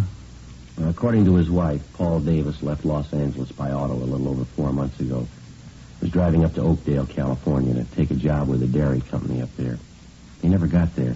He's been missing ever since. So? What's the pitch? All we've been able to find is Davis's car, the 36 Ford Coupe, 7 Tom 792. It was sold a month ago up in Lodi, California. But Davis didn't sell it. A man by the name of Carter signed the pink slip at the time of the sale. Henry Carter. Sorry. Don't mean anything to me. Well, this Carter made it look like Paul Davis had signed the Ford over to him. We checked it out. Davis's signature was forged. That's so? It's supposed to have something to do with me? Did you ever use the name Henry Carter? Of course not. Ross. That's the only name I go by. Never had your name changed? No. Never used an alias? I told you, no. I wonder if you'd mind taking a look at this. Here you go, this here. What's this got to do with me? The pink slip to Paul Davis' car. Hmm. See these signatures on the back here? Transfer of ownership. You recognize either one of them? Paul Davis. Henry H. Carter. No? Doesn't mean anything to me. Is it supposed to? It should, yeah. Why? The signatures are both in your handwriting. How about it, Henry? How about what? I don't even know what you're talking about. You're trying to give me the treatment? What's this all about? I'm trying to locate Paul Davis. I'm not even sure I know the guy. I think you better level, Henry. Our handwriting man checked both the signatures. It's your writing. Well, then maybe you better get a new handwriting man. I never saw that slip. I never wrote those signatures. Anybody can copy handwriting. Well, I got something else for you, Ross. I'd like to have you check it over, see if you can identify it. What is it? The letter.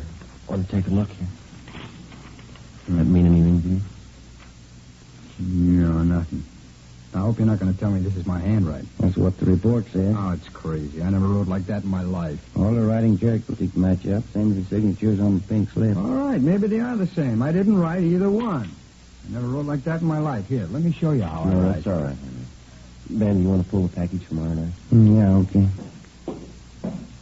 I don't savvy one bit of this, Sergeant. How about laying it out for me?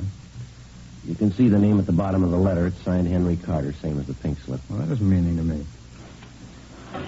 Well, this letter was sent to the wife of Paul Davis about 9 weeks ago. It says here that Davis supposedly was too busy to write his wife, so he had this Henry Carter send a letter. He also writes in here that Davis sold his car to Carter. Somebody trying to cover up, huh? Yeah, we think so. We think it's Henry Carter. This Davis guy's been gone about 4 months? That's right. You said you thought Davis was murdered. How come? Just an idea. Oh. 8 men had disappeared from around here in the last 14 months, just like Davis. 6 more up in the San Joaquin Valley the same way. They took off alone on auto trips and never seen again. Not a trace. Pretty funny. Here you go, Joe. Thank you. You've got your record here, Henry, from Baton Rouge. Sent to Sheriff Clemens for it. Huh? Look, do we have to drag all out again? It's past. Just one thing we had to check, Henry.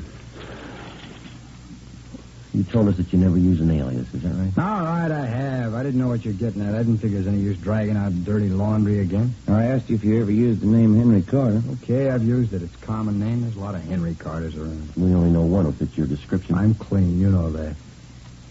Want to smoke, Henry? No. Joe? Yeah, thanks. Well, let me have one, will you? Sure. Here you go.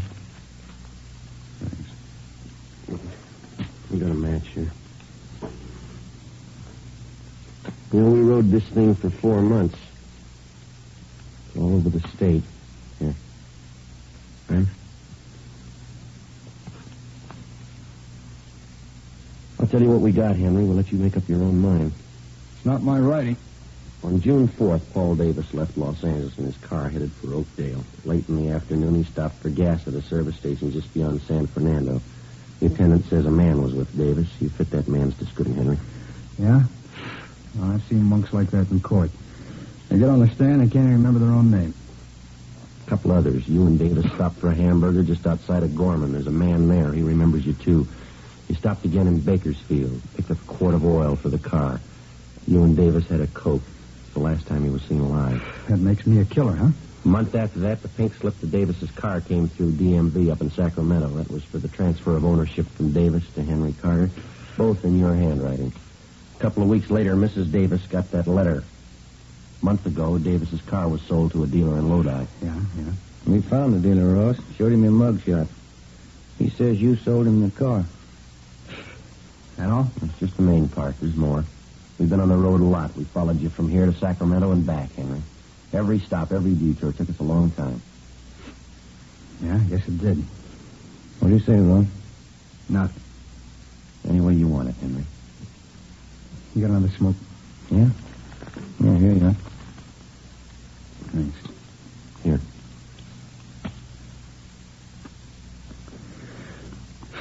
Yeah. I guess you worked hard on it, huh? All over the state. That's right. Must be pretty hot up in the valley summertime. Dusty, huh? We made out. I've never been up in the valley in summer. It's too hot for me. We got people who saw you there. What's it prove? 10 people and some writing samples. You can't build a case on that. You know it, don't you? We're going to try. You think I murdered Davis? You, Sergeant? Yeah? You think I murdered those other guys, too, huh? What was it, 10, 12 of them? We're asking about Davis. You think I killed him? Tell me the truth, do you? You think I murdered Davis? Yeah, I think you did. Uh-huh. Well, then you know as well as I do. There's only one way to prove it. Yeah. Find his body. 1:15 p.m. Ben and I took Henry Ross out and fed him some lunch. Then we took him back to the city hall to the interrogation room where we continued to question him. It was relaxed, and he talked a great deal about everything but the disappearance of Paul Davis. He didn't seem anxious to get away, made no demands for an attorney to represent him. For a full hour, he did most of the talking. He told us about the different homicide cases he'd read up on. He asked us about the 12 men who'd disappeared in the past months in the same manner Paul Davis had. Was there any trace of them at all? Did we have any leads? How did we think we were going to find them? Well, we finally got around to asking him if he'd submit to a lie detector test. He seemed taken by the idea and agreed to it almost immediately. Ben called Sergeant Berger and made arrangements for the test. We made up a list of key questions. At 5 p.m., we took the suspect to the third floor of the old city jail where Sergeant Berger gave him the polygraph test. On the way back to the office, Ross complained he was hungry. We stopped and bought him coffee and donuts. We got back to the interrogation room a little after 6 p.m. The questioning continued. Ross didn't seem to mind at all. He kept talking. We let him talk. 8 p.m. He was still going. You remember the Wilson case back in 34, don't you, Sergeant? Woman killed her whole family. Big case, you remember? Yeah, pretty tragic. Is that a hobby of yours, Henry, collecting murder stories? No, I just read them, remember 'em. I guess I can remember every big murder case in the last 15 years. That's so. Yeah, it's about all of them. I guess it is kind of a hobby. I get a big kick out of it. I get it, Ben. Excuse me, Henry. Oh, sure. Interrogation room, Friday. Oh, yeah, Berger. Mm-hmm. Yeah. How many? Yeah. Okay, thank you. You know, there's one thing I get a real big kick out of, those detective magazines. Mystery stories, the way they make out the murderers. How do you mean? You know, they always build it up into something big. Somebody's always killing somebody else for $1 million, or maybe over some woman, some beautiful woman. Same way with the movies. That's where they get it all mixed up. I don't think I follow you, Henry. Oh, sure you do. Every time some guy writes a murder story, he's got to build up a big reason for a killing. Mm-hmm. A lot of money, beautiful woman, revenge maybe. Always got to be a big reason. Motive, that's what they say. Yeah, well, it generally works out that way, doesn't it? Why? I bet you there's a 1,000 murder cases in your files without any reason at all. Some people kill, that's all. I've heard about lots of them. They just want to kill, and they go ahead and do it. Maybe for a few bucks, maybe for nothing. They just do it, that's all. That's all. Sure, you know that. Like this thing you've been talking about. 10, 12 guys disappear. They got a few bucks, maybe they got nothing. Somebody plows them under, and that's all. No big reason. They just do it. So 12 guys are gone. It doesn't mean anything. Mm-hmm. That's how you got it figured out, Henry. Huh? The phone call a minute ago there was a man who gave you the lie detector test. Oh, that right? How'd it go? He just finished going over your graph. He got 16 positive reactions. Yeah, what's that mean? You lied, Henry, 16 times. That's right. You better tell him to get a new machine. I lied all the way through. Mind telling us why? No, I don't mind. I guess I knew you'd find out. Let's go get something to eat first, though. I'm hungry. No, we better talk a little more, Henry. Oh, let's go. I'll tell you why we're eating. Bring a pencil. I'll draw you a map. Map of what? The canyon, where I buried it.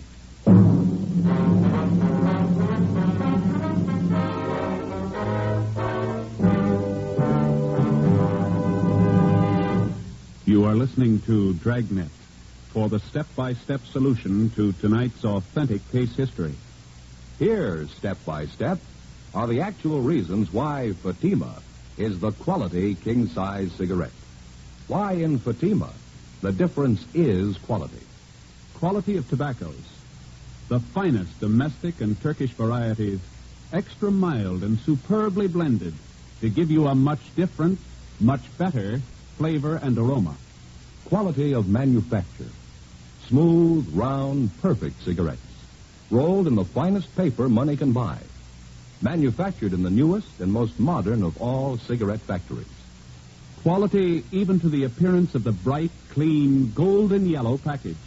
Carefully wrapped and sealed to bring you Fatima's rich, fresh, extra mild flavor. Compare Fatima yourself. Fatimas now cost the same as other long cigarettes, but your first puff will tell you... Ah, that's different. Yes, in Fatima, the difference is quality. Insist on Fatima. Start enjoying the quality king-size cigarette. Fatima, best of all long cigarettes.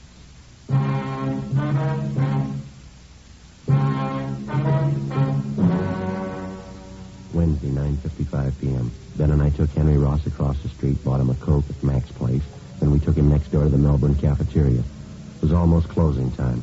Ross got himself a cottage cheese and pineapple salad, bacon and liver with onions, rye bread, banana pie, and coffee. Ben had a hot beef sandwich, mashed potatoes, and coffee. I had the same. At the back of the cafeteria, one of the busboys was mopping the tile floor. There was a strong smell of disinfectant. How about that table over there, Sergeant? That all right with you? Yeah, it's okay. Doesn't make any difference. It's fine. Yeah.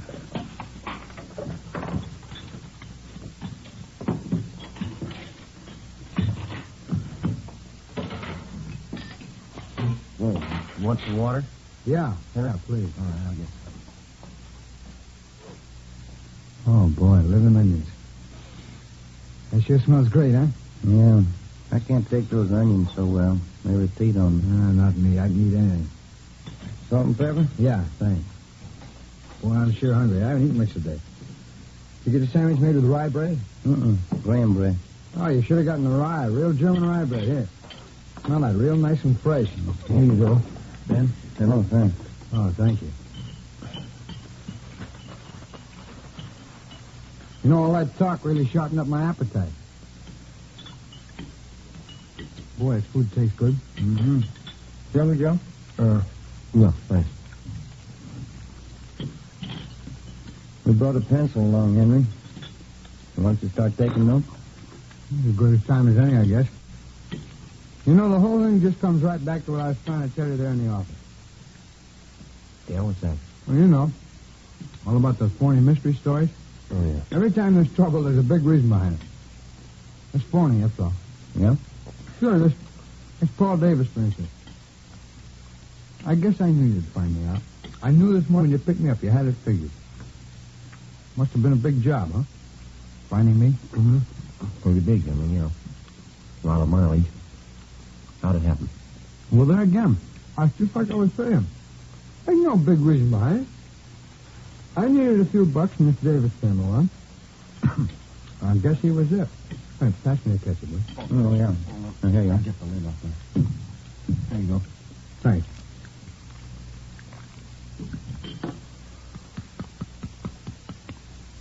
Where'd you meet Davis, Henry? Oh, I was hitchhiking out on Ventura. Not a dime in my jeans. I was going up to Maricopa. I thought I had a job up there, and Miss Davis come along. Picked me up. Mm-hmm. You ever know him before that? No, a stranger. He said he's going to Oakdale. The guy give me a ride. Go ahead. Well, we stopped for gas at San Fernando. I saw I had a few bucks in his wallet, and I guess that's when I got the idea. About what? Killing him. Now, maybe that gives you an idea what I was talking about. You don't need any big reason to kill somebody. Davis said 18 bucks. Now, suppose I told that to a writer. Somebody killing the guy for 18 bucks. That wouldn't make much sense, huh? He'd tell you it'd never sell. You need $1 million, beautiful woman, good motive. Yeah. Where'd you kill him, Henry? Just outside of Bakersfield. A little canyon there. I got Davis to buy a fifth of sherry in Bakersfield. He drank some on the way. Hey, pass the salt, huh? Yeah. There you are. Thanks. Liver's no good without plenty of salt. How'd you kill Davis, Henry? Well, that's a funny thing. He drank some of the wine, got a little sleepy. I was just outside of Bakersfield. Dark by that time. I spotted this little canyon. I figured it was as good a place as any. Well? So I guess and pulled off to the side. Had a few more drinks. I spotted this little shack out there in the middle of nowhere. Exactly where was this, Henry? Well, I can show you. It's maybe 2 miles north of Bakersfield. We got to the shack, finished the wine, and went to sleep. Both of you? Mm-hmm. And that's where the funny part comes in. I guess I killed Davis, all right. But I didn't mean it. Oh, brother, get a whiff of that, huh? Why do these monks have to mop up while people are eating? They'll be through in a minute, Henry. Fine. How'd you mean, Henry, you didn't mean to kill him? You already told us you had the idea. Well, sure I had the idea. Let me explain, huh? We both went to sleep in the shack, Davis and me. Guess that must have been about 9 o'clock at night. I don't know what it was. Maybe the wine, I guess, but I started having nightmares. Yeah, now maybe this part sounds like a story, but it's the truth. I had all these dreams. I woke up, but they're still there. What was that? Faces. Faces. That's all I could see. Air is full of faces. I guess I was really still asleep. Yeah, go ahead. Oh, I picked up a 2x4 and started swinging at them, their faces. Funny thing, too. I knew every one of these faces. How do you mean? People I killed. There were only a dozen of them. It seemed like there were 100 of them all around in the air. Well, I grabbed that 2x4 and I started swinging. I was cold and sweating all at the same time, and I kept on swinging. And I saw Davis's face, and I swung hard, kept swinging. Didn't even make a sound. His eyes closed, kept on swinging at his head. Well, I come to, there he was, lying on the floor. It seemed to take those other faces away. They didn't bother me after I killed Davis. What'd you do with him, Henry? Oh, pulled him outside the shack, dug a hole and buried him. Burned his clothes, took his car and money, and drove off. I'll show you if you like where I buried him, I mean. How about these other men, Ross? These faces you saw? Oh. When if I get a little more coffee? Huh? It's all gone. I'll get it. Joe? No, thanks. None for me. What about it, Ross? The other men? Well, I don't recall them too well. It's what you said in the office. 10 or 12 of them. A couple in Sacramento, the others down to the valley. Like they say, there was no big reason for killing them. It just happened that way. What'd you do with them, you remember? Generally, yeah. There's one of them that stands out. Guy by the name of Slattery, some kind of salesman, a real crybaby. Where'd this happen? He picked me up in his car outside of Chowchilla. It's nighttime. He must be feeling pretty good. I made him stop on a side road. I hit him with a piece of angle iron. He cried like a baby. Buried him in a field area. It's one of the faces that I saw. That's funny, huh? It shows you how psychology works, huh? Yeah, what'd you do with his car? Slattery's, I mean. Drove it down to Mexico and sold it there. Guess that's what I should have done with Davis's car. Oh, here we go. Oh, right. These killings of yours, you got any more you want to tell us about? Well, I told you already. 10 or 12 of them. They're pretty much the same. When was the first one? Oh, maybe 18 months, 2 years ago. The first one wasn't any harder than the last. It's just like I was telling you before. Yeah. Everybody builds up murder. It's supposed to be a big thing, hard to do, all those phony stories. I'd just hit a guy a couple of times or something, that'd be it. A real small thing. Didn't change me any. That's why I say it's all built up. You ever been treated for any mental sickness, Ross? No, why? You ever been examined by a psychiatrist? No. After you killed these men, did it bother you at all? I just had one dream. The time I was with Davis. That's about it. Sure, good meal, Sergeant. Thanks. Yeah, okay. You ready, Ben? Let's go. We'll go back upstairs, huh? Yeah. Do you want to give us a statement? All right. I had an idea you'd find me. I guess I always knew that you'd find me. Well, let's go then. Guess I proved my point anyway, huh? It's all build up. Huh? Murder. Killing somebody. Those phony stories. It's all build up. It's cheap. Yeah, you got it wrong, Henry. Huh? Wait till I read you the bill.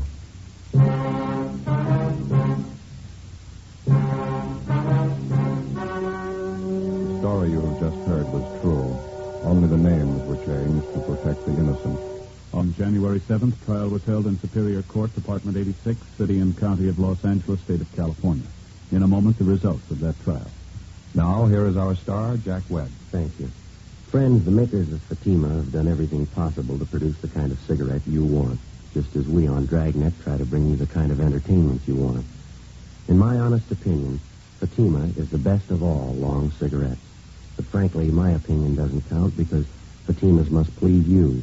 That's why I suggest you buy a pack of Fatimas tomorrow so you can prove to yourself that Fatimas are extra mild with a rich, better flavor and aroma. You'll find Fatima now costs the same as other long cigarettes. And I'm convinced that you'll discover what I did. In Fatima, the difference is quality.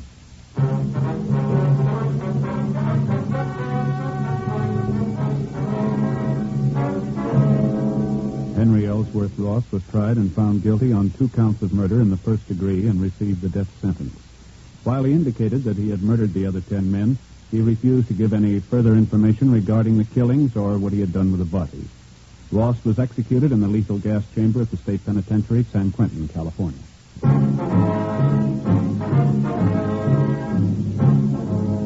You have just heard Dragnet, a series of authentic cases from official files. Technical advice comes from the Office of Chief of Police W.H. Parker, Los Angeles Police Department. Fatima Cigarettes, best of all long cigarettes, has brought you Dragnet portions transcribed from Los Angeles. Now more excitement with Counter Spy on NBC.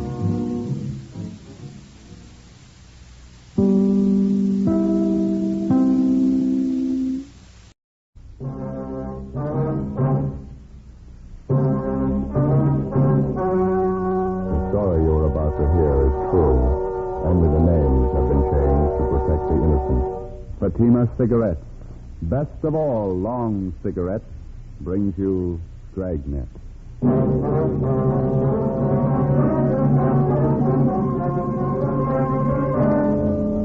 You're a detective sergeant.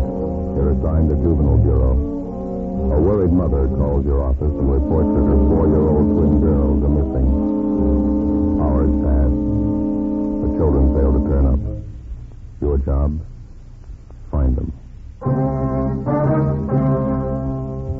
You'll be amazed when you compare Fatima with other long cigarettes. You'll find they now cost the same. But in Fatima, the difference is quality. You see, Fatima is the quality king-size cigarette because it contains the finest domestic and Turkish tobaccos superbly blended. And Fatima is extra mild, with a much different, much better flavor and aroma than any other long cigarette. So compare Fatima yourself. Fatimas now cost the same as other long cigarettes, but your first puff will tell you... Ah, that's different. Yes, in Fatima, the difference is quality. Ask your dealer for Fatima, the quality king-size cigarette. Best of all long cigarettes. Start enjoying Fatima tomorrow.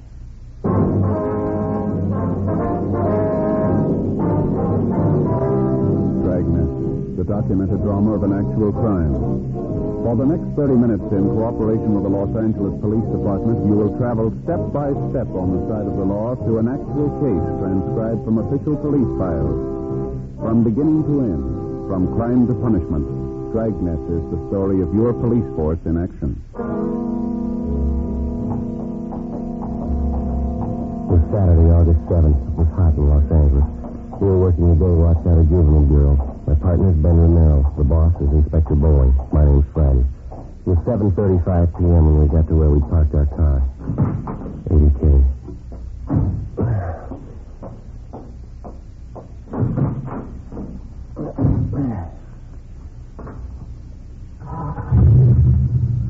Let's see, the house is back that way, huh? Yeah.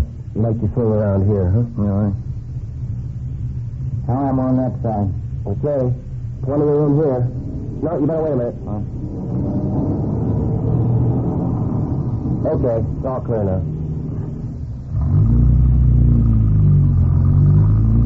I don't know about you. I think there's something sour about the whole thing. Well, when do we check at the house? The kids might have turned up while we were gone. I hope so. Should hate to go back there empty-handed. Not one lousy lead. It's hard to figure. The little girls just wandered off. Somebody should have spotted them by this time. Unless there was some kind of an accident. Yeah. What time you got? 20 minutes to 8. 5 hours. That's a long time for a pair of 4-year-olds to be out of sight, isn't it? Parents are going to be worried sick when you tell them. Let's sit up in the next block, Jimmy. Oh, yeah. Might as well pull up right here, huh? Yeah, that's good.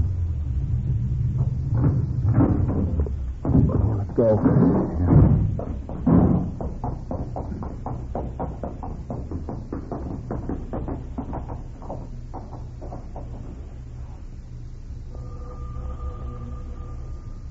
Lousy job. I'll put in with you. Oh, the officers come in. Thank you. Have you heard anything? No, sir, not too much, Mr. Carson. We just finished checking the neighborhood. Well, somebody around must have seen the kids. Did you talk to everybody? We checked out all the names you gave us, eh? Everyone who knows your little girls, the kids they play with, their friends, parents, storekeepers in the area. But somebody had to see them. They got to be around someplace. Joan and Tilly got lost in that park. I know they would have headed up toward home.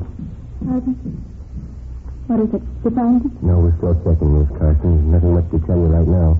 Dear God, somebody's got to have seen it. Tilly and Joan couldn't have wandered off that far. I don't think it's as bad as it might seem to you, ma'am. Children have been missing a lot longer than your two little girls and turned up all right. Just try to relax, Miss Carson. Why hasn't somebody seen it? They wandered out from us in the park, but it's only 3 blocks from the house. Why hasn't somebody seen it? Dark out. Goodness, what could have happened to them? Take it easy, honey. Don't start imagining things. I think it's just a matter of time, ma'am. We've got 3 teams of men working on it with us. Gotten out a broadcast on your girl? It's tough to the standings on the street in Peterson. Yes, ma'am, we did. We checked out all the names that you gave us. There is one thing we wanted to ask you about. What's that, Sergeant? Well, about the spot in the park where you had your picnic this afternoon, where the little girls wandered off from. Exactly where I pointed it out to the other officers, by the eucalyptus grove, right off 7th Avenue, just about 3:30 this afternoon. We finished lunch. Frank was taking a nap, and I was reading. I saw the girls playing tag over by the tree. I looked up in a few minutes, and they were gone. Just like I told the other officers. Then you're sure about that location, huh? Of Of course I'm sure. Why should I lie to you? I want to find the girl. Thanks, Madam. Thanks. Yes, ma'am. Come on, honey. Take it easy, huh? It's just never happened to us before, Sergeant. Joan and Tilly's never gone off like this. It's not like them, that's all. They're only babies, really. Yes, sir. Would you like me to get that for you, Mr. Carson? Yes, sir. Would you please? Sure. Oh, hi, Wilkie. Joe, anything? No, not yet. You? Want to step outside? Yeah. Yeah. Ralph and I checked with a guy who runs an ice cream wagon. He works the area in the park where the kids disappeared. What'd he tell you? He saw a couple of little girls about a half mile from that eucalyptus grove. About 3 o'clock this afternoon. They were with a man. Yeah. So he saw the man put the kids in a truck and drove off with them. 8 p.m. Together with Tom Wilkie, Ben and I left the home of Mr. and Mrs. Frank Karsten, the parents of the missing girls, without telling them about the latest report. Until it was positively confirmed, we felt that telling them would serve no purpose other than to worry them needlessly. The ice cream vendor, a Mr. George Comanche, who had reported seeing the 4-year-old girl, considered to drive out with us to the park area where he'd spotted the children in the company of an unidentified man. I was right over there, officers. This big guy, mustache, he had the little girls, one on each hand. He was walking them out of that clump of trees over there. Think you can describe the man for us, Mr. Comanche? I didn't look that close. I thought he was the father. The kids were sniffling, you know. Maybe like they'd been crying. Well, better check the ground over there by the trees, huh, Wilkie? Yeah, sure. Stan, Ralph, want to give a look over here? Didn't you notice anything at all about this man, Mr. Comanche? I mean, other than his mustache? Well, big man, big shoulders, regular truck driver, you know. Work shoes, blue shirt, blue pants, jeans, I guess. Mm-hmm. How about the color of his hair? Some kind of distinguishing marks, maybe? No, I don't know. I thought he was the father. The kids were sniffling, the little girls. Mm-hmm. Was anything wrong? It didn't look like it. Well, how about this man's truck? Did you notice that? No, I didn't. I was busy with the freezer motor then. Gives me lots of trouble all the time. What about the license number? Did you happen to look at that? Maybe I should have looked. I didn't. Bag of peanuts, officers? Warm, nice and fresh. Yeah, thanks. There you are. Why don't you eat them while they're warm? Good. No, I saved them for my boy. He's crazy for peanuts. No? Sam? Excuse us, Mr. Clancy. Sure. Go ahead. Yeah, Wilson? Sam found these over in the bushes by the trees there. Let me see. Little girl's petticoats. Little girl's dress. Ripped to pieces. 8:24 p.m. The area where the torn clothing was found was roped off and checked for footprints and other physical evidence. None was found. Homicide detail was notified and joined in the investigation. The torn petticoat and dress were taken down to Lee Jones at the crime lab for examination. Then they were shown to the father of the missing children, Frank Karsten. He definitely identified them. The search for the 4-year-old twins, Joan and Tilly, was intensified. An emergency spot check was made of all known and registered sexual psychopaths. From the hundreds of names, the stats office came up with one that might possibly tie in. He was listed as G.H.L. Gramberg. His address was at the end of 7th Avenue, close to the park area where the Karsten twins had disappeared. On his mama sheet, Gramberg was described as tall, well-built, dark hair with a mustache. We found him at his work, a small bar out in the Wilshire district. He was the organist there. Yeah, that's right. I live on 7th Avenue, right across from the park. What's the matter this time? Missing juvenile. Can you account for your time between noon and 6 o'clock tonight, Gramberg? I don't know if I can or not. I don't keep a daily log, you know. They didn't tell me how to do that. Well, tell us where you were between noon and 6 tonight. That's all we want to know. That's quite a bit, don't you think? Suppose I told you I was playing canasta with a maiden aunt. Would that shock you? Look, we're not in the mood for smart answers. You just give us an alibi we can check, that's all. I don't know why you always have to bother me when something happens. You made your own reputation. We didn't. Now, what about it? I left my apartment about 11:30 this morning. I went down to Union Hall and paid my dues. Had lunch with some friends at the Blue Pigeon out in Wilcox. Then we went on a tour of one of the studios. All right. So your friends confirmed that story for you? No, they won't. They left town tonight. The 8:15 train for San Francisco. Oh, yes, Mr. Selden? A special friend of mine from up north, Graham, wants to hear Indian Love call, okay? Certainly, Mr. Selden, right away. What about it, Gramberg? Who's vouching for your alibi? Already told you. My friends left town. You can check with a guard at the movie studio if you want. We had a pass, time punched in, time punched out. It should be all there. You want to call and check that studio? Yeah. I don't mean to be rude, Sergeant. I always did feel that registration business is unfair. Oh, that's so? Of course. Grossly unfair. So how do you suggest we keep track of you? Why do I have to be kept track of anyway? You know as well as I do, your record. It was all a lie. I hardly even touched the kid. I paid my time anyway. Why can't you give me a break? Every time something happens to a kid, I have a cop on my neck. Were you in the 7th Avenue Park at any time today, Gambler? What? Were you in the 7th Avenue Park today? As a matter of fact, I was, yeah. I took a walk there. What time was that? I don't know. I left my friends after lunch. Came home to freshen up about 1:30, I guess. I was in the park about 1:45, 2 o'clock. Only stayed a few minutes. When did you leave? About 2:15. You went from the park to meet your friends at the studio? Exactly right, kid. Did you see 2 dark-haired little girls while you were in the park? No, I didn't see anybody. I was by myself. Mm-hmm. You sure of that? Well, of course I'm sure. If I did see him, it wouldn't mean anything. I don't molest kids. I don't get along with them, that's all. Another one, Graham. I wonder if you'd mind playing Diane. Anniversary party, you know. All right. Thanks, Graham. What I was saying, Sergeant, it's the truth. I couldn't hurt a little kid. I never could. No one said you have. Well, I know, but I just want to know how I feel. Maybe I don't get along with kids, but I couldn't hurt them. Little girls especially. I like kids, really. I just don't understand how I like them. Real strange thing, isn't it? Yeah. Joe, can I see? Did you talk to the studio? Yeah, I checked with the guard. What did he say? Bamberg was there from 2:30 to 4:30. You double-checked the time? Yeah. His alibi is good. 10:55 p.m. The 4-year-old Carson girls were still missing.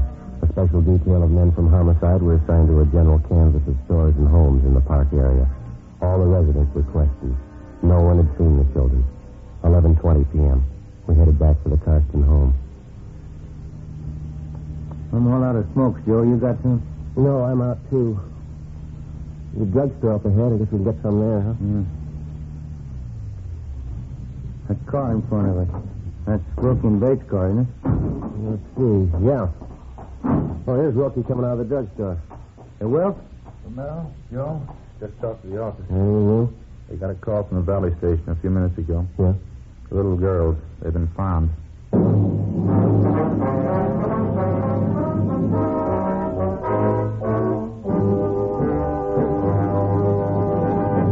You are listening to Dragnet for the step-by-step solution to tonight's authentic case history.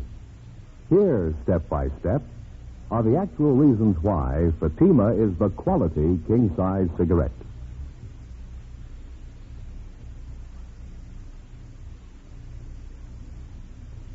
Why in Fatima the difference is quality. Quality of tobaccos. The finest domestic and Turkish varieties, extra mild and superbly blended to give you a much different, much better flavor and aroma. Quality of manufacture. Smooth, round, perfect cigarettes. Rolled in the finest paper money can buy. Manufactured in the newest and most modern of all cigarette factories. Quality even to the appearance of the bright, clean, golden yellow package. Carefully wrapped and sealed to bring you Fatima's rich, fresh, extra mild flavor. Compare Fatima yourself. Fatimas now cost the same as other long cigarettes, but your first puff will tell you... Ah, that's different. Yes, in Fatima, the difference is quality. Insist on Fatima. Start enjoying the quality king-size cigarette. Fatima. Best of all long cigarettes.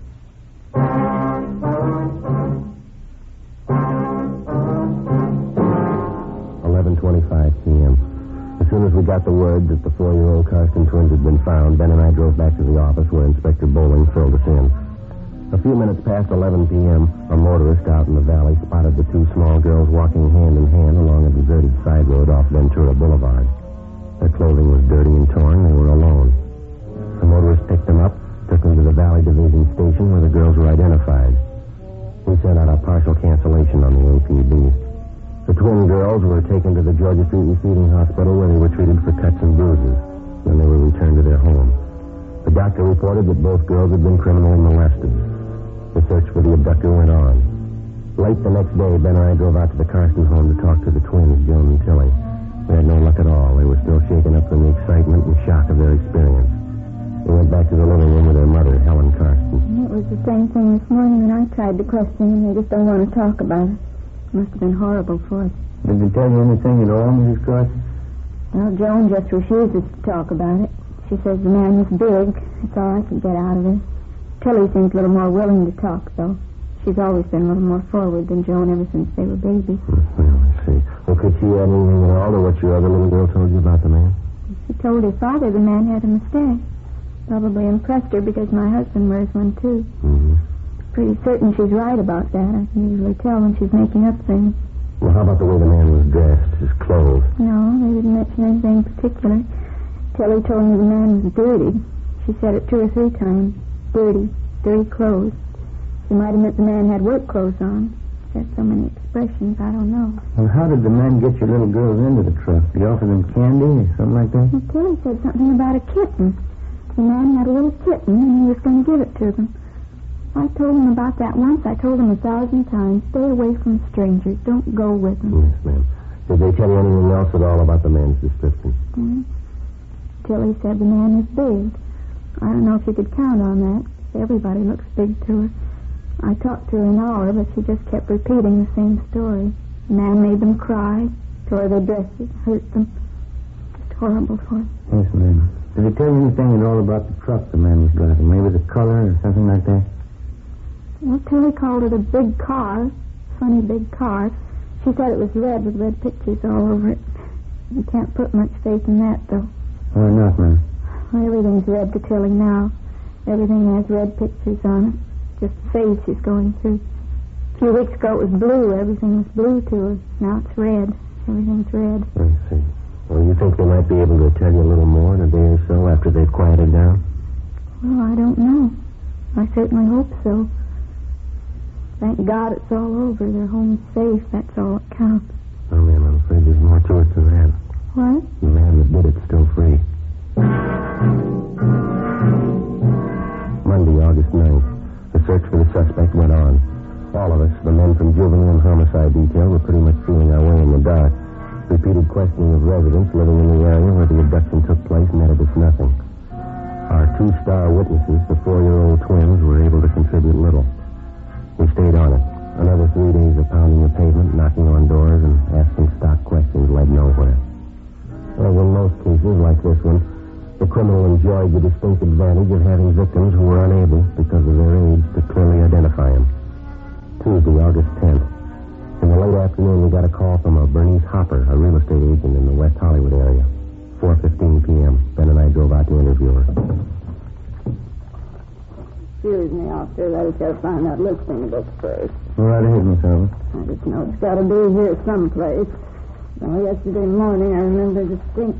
Oh, here it is. There. Now I can start to do business again. Well, I don't know if this is going to help you any in your case, officers, but I certainly think something should be done about it. Flagrant. That's the only word I can think of, just flagrant. Well, would you like to tell us about it, ma'am? Well, I saw him yesterday, for one thing. See, I was coming back from lunch about 2:30 in the afternoon. Mondays I always have late lunch. Yes, I see. I was passing the corner a few blocks from the grammar school right up above on Prospect Avenue, and I saw this truck parked and this truck driver leaning out of the window talking to some children. Just tots they were. Just tots. Yes, ma'am. What happened? Well, what happened? It's not so much that. It's just the way this truck driver was talking to these children. I must have been at least 20 feet from them, and even I could hear. What was that, ma'am? He was bandit. Just filthy. I couldn't understand a grown man talking to little tots like that. Every kind of filth, every obscene word you think of. Flagrant, just flagrant.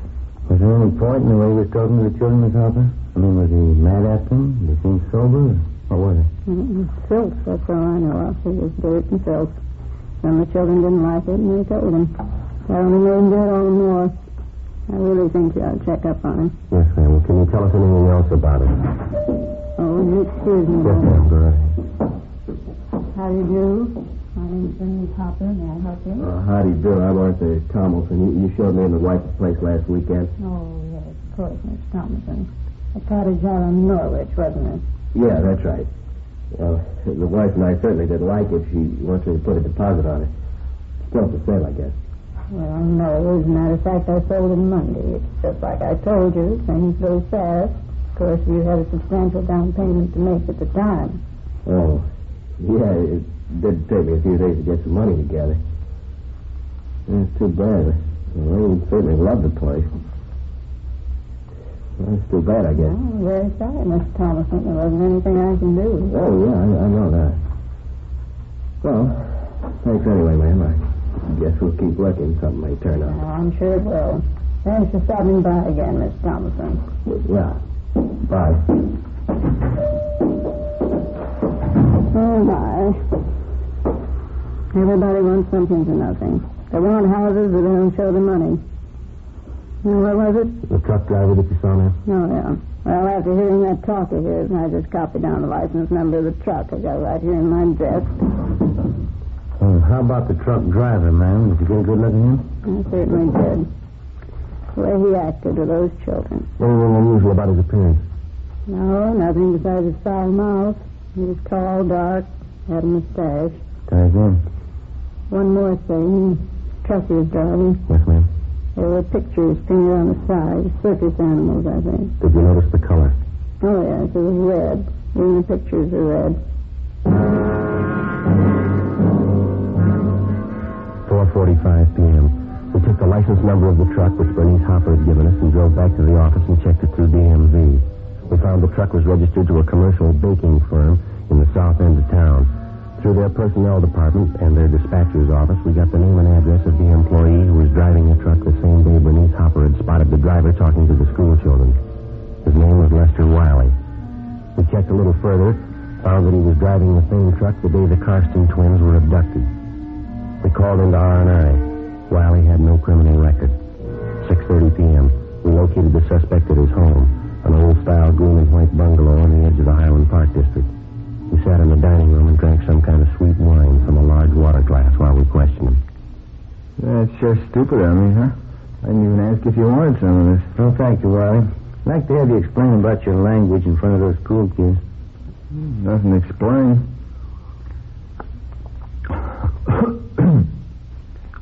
Bunch of those kids are hanging around the truck.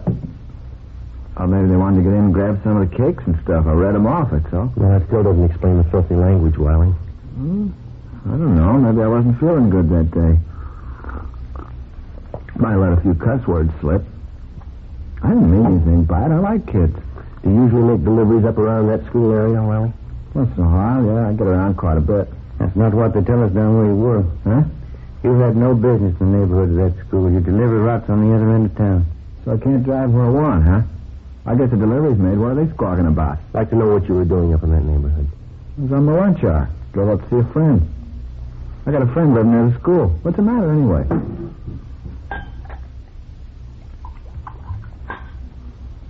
Don't you think you've had enough of that? Look, you're not telling me what I have to do in my house. It's my house.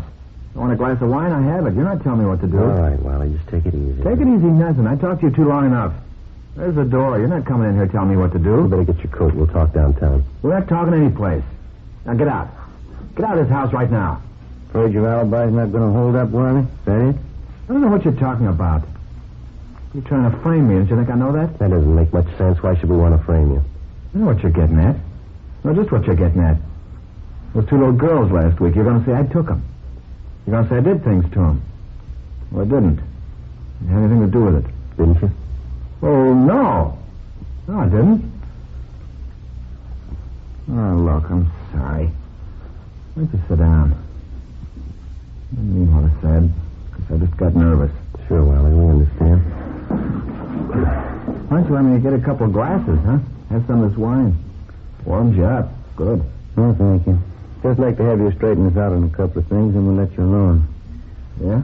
I'd like to know if you can account for your time between 12 noon and 11 p.m. last Saturday. That's the day somebody picked up those two little girls, isn't it? Yeah, that's right. Wiley? I don't know. I was making deliveries. like I always do. Up to 11 o'clock at night? I was a little late, yeah. Nothing unusual, though. That's so? Another working day, that's all. It's good wine. I might have been near the park where those kids were. Doesn't mean anything, though. I get around quite a bit. A lot of deliveries to make. All right, come on. How about it, Larry? Did you grab those two little girls? Watch it, Joe.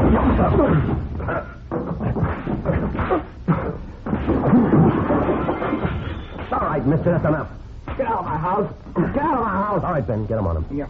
All right. You never prove it, you know that. And what about it, Wally? What's the use? No good at all. You want to tell us about it? I didn't mean it, that's all.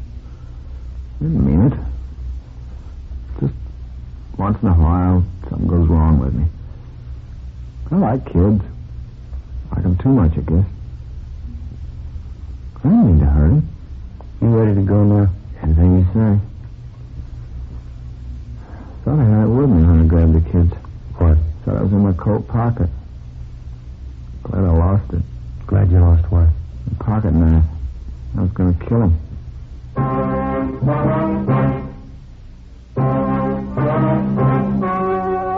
story you have just heard was true. Only the names were changed to protect the innocent. On December 10th, trial was held in Superior Court, Department 87, City and County of Los Angeles, State of California. In a moment, the results of that trial. Now, here is our star, Jack Webb. Thank you. Friends, as you might have heard me say before, on Dragnet, we try to present the kind of entertainment that you want. You're the boss. We feel the same way about Fatimas. If you like them, you'll smoke them. It's just that simple. As for me, I like them. But what's more important, I'm convinced that you will, too. Fatimas have a much different, much better flavor and aroma than any other long cigarette. So I suggest that you buy a pack of Fatimas and see for yourself. When you do, I'm sure you'll agree with me and thousands of other regular Fatima smokers.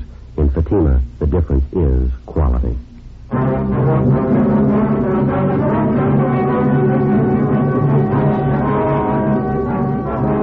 Lester Wiley waived his rights to a preliminary hearing. And at his arraignment in Superior Court, he entered a plea of guilty to 1 count of kidnapping and 1 count of child molesting. He received the sentence as prescribed by law and is now serving his term in the state penitentiary.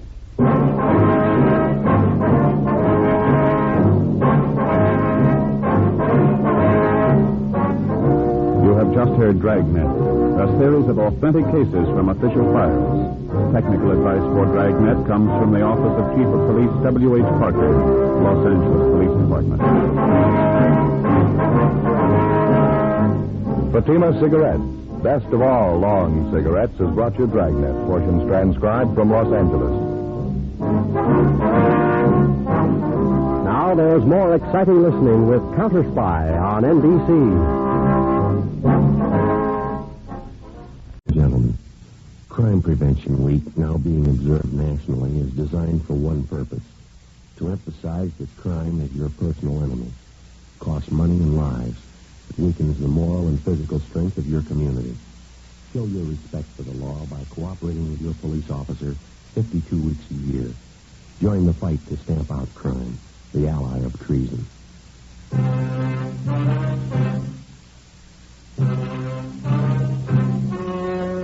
The story you are about to hear is true. Only the names have been changed to protect the innocent.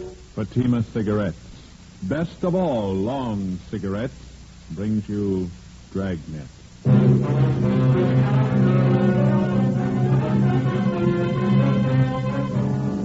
You're a detective sergeant. You're assigned to bunco detail. A husband and wife confidence team has shifted operations to your city. Their criminal record dates back 17 years. They're masters in the art of swindling. Your job? Get them. You'll be amazed when you compare Fatima with other long cigarettes. You'll find they now cost the same. But in Fatima, the difference is quality. You see, Fatima is the quality king-size cigarette because it contains the finest domestic and Turkish tobaccos superbly blended. And Fatima is extra mild. with a much different, much better flavor and aroma than any other long cigarette. So compare Fatima yourself. Fatimas now cost the same as other long cigarettes, but your first puff will tell you... Ah, that's different. Yes, in Fatima, the difference is quality. Ask your dealer for Fatima, the quality king-size cigarette. Best of all long cigarettes. Start enjoying Fatima tomorrow.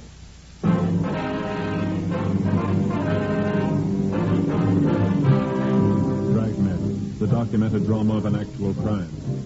For the next 30 minutes, in cooperation with the Los Angeles Police Department, you will travel step by step on the side of the law through an actual case transcribed from official police files. From beginning to end, from crime to punishment, Dragnet is the story of your police force in action. It was Monday, April 20th. It was windy in Los Angeles. We were working the day watch out of bunco detail. My partner's Ben Romero. The boss is Captain McCauley. My name's Friday. We were on the way out from the office, and it was 10:35 a.m. when we got to the Holy Gospel Tabernacle. Pastor's house.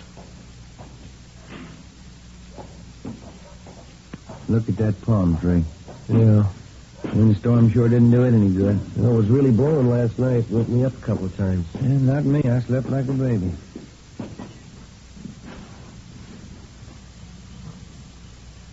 What'd you say the name here was, Olson? Yeah, got it right here. Reverend Andrew Olson. Mm-hmm. Doesn't seem to be anybody at home. I'll try it again.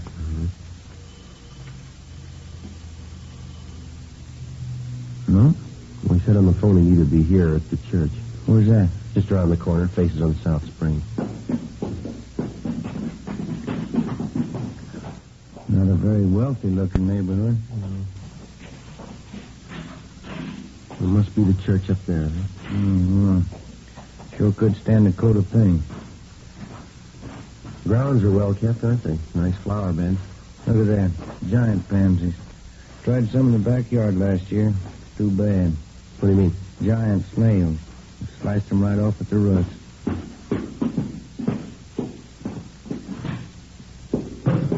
I guess that must be him up at the front, huh? Better close the door, huh? Oh, yeah. Come on.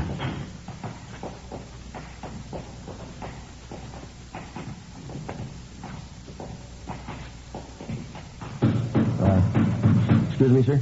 Oh, didn't see you. You the Reverend Olson? Yes, can I help you? My name's Friday, Reverend. I talked to you on the phone. Oh, yes, Sergeant. And this is my partner, Sergeant Romero. How do you do? Sorry, that name. Sergeant Merrill? No, that's Romero, Reverend. Oh, excuse me. Romero. Didn't expect you so soon. A little busy here fixing the pulpit. It happened last Sunday. What's that, Reverend? Guess I got carried away with my sermon. Quite a commotion. Oh?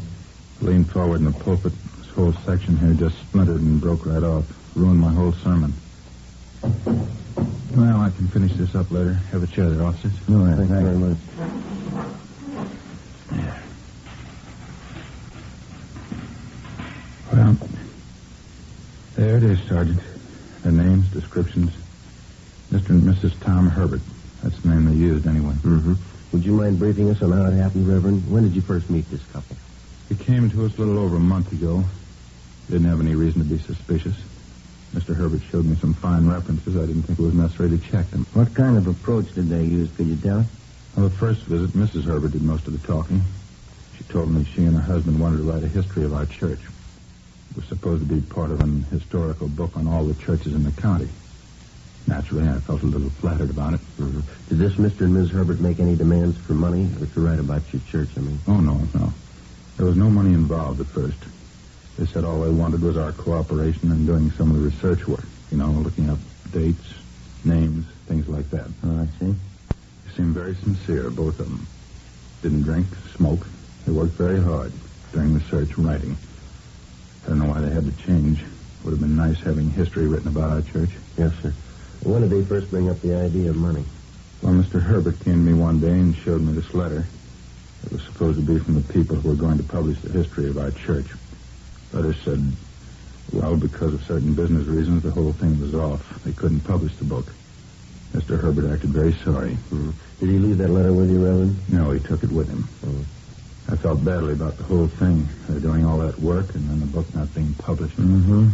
Well, did the Herberts broach the idea of you and the church putting up the money to print the book? Well, no, not exactly, but I guess they gave me the idea. How do you mean? They suggested that I talk it over with the church board, so I did.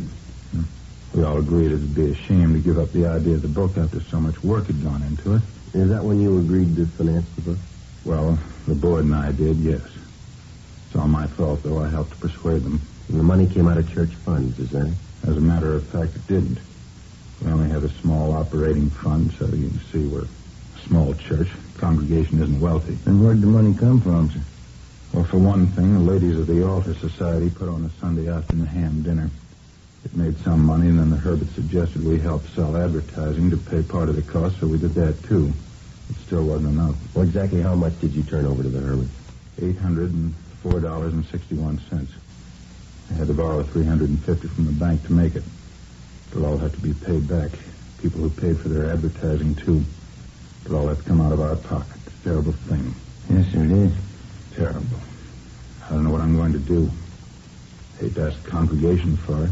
Their offering has always been so generous, and they're not wealthy either, just working people. When was the last time that you heard from this Mr. and Miss Herbert, Reverend? A week ago, I guess. Yes, it was last Monday. I got anxious and called them at the hotel. It's on South Grand. I can give you the address. They told me when the books would be ready. It said it would be on Tuesday. That's the last I heard of them. No forwarding address, no other place that you think we might find them? No, I'm sorry. Just don't have any idea. So hard to believe anyone would do such a thing to us. Yes, sir. Wonder if we could have the address of their hotel. Yes, all right. If you'll come with me, I have it over at the house. Did Mr. and Miss Herbert have a car, do you know, Reverend? I don't think so. If they did, I never saw it. I don't know what I'm going to tell the congregation. $800, that's a lot of money to our people. Yes, sir. Tell me, Sergeant. I don't mean to be uncharitable, but Mr. and Mrs. Herbert, do they have a criminal record? Have they done this sort of thing before? Well, their descriptions seem to fit a couple that we've been looking for. They've been working the churches in this area on and off for a couple of years now. Can't understand why they do such a thing. It's almost like robbing a poor box. Yes, sir, they've done that, too. 11:15 a.m. We went back to the city hall and pulled the package on the suspects, Mr. and Mrs. Tom Herbert. They were a veteran man and wife confidence team who'd worked the Los Angeles area and other large cities around the country. Their specialty seemed to be swindling churches and clergymen. Over a period of 17 years, they piled up a long record involving frauds and various bunco games, but they'd only been brought to trial once. The case had been dismissed for lack of sufficient evidence. 11:35 a.m. We took mug shots of Mr. and Mrs. Herbert out to the Reverend Olson, and he identified them. We checked the hotel on South Grand where they'd been staying. No lead. We got out a local broadcast and an APB on them. Together with the sheriff's office, we sent a special bulletin about the Herberts to the pastors of the different churches in the city and county. From the list of names on the mama sheet, we began checking out all the known friends and relatives of the suspects. One of them was a Clyde Harris, proprietor of a physical culture school out in the Wilshire district. 1 p.m. Tuesday. We drove out to talk to him.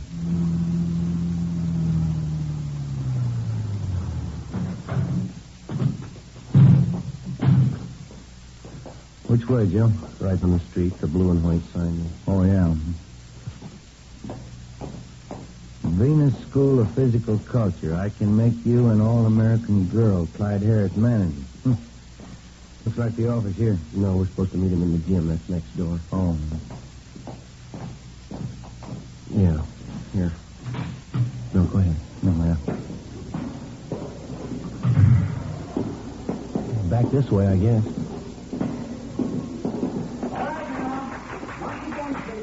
All together, with me.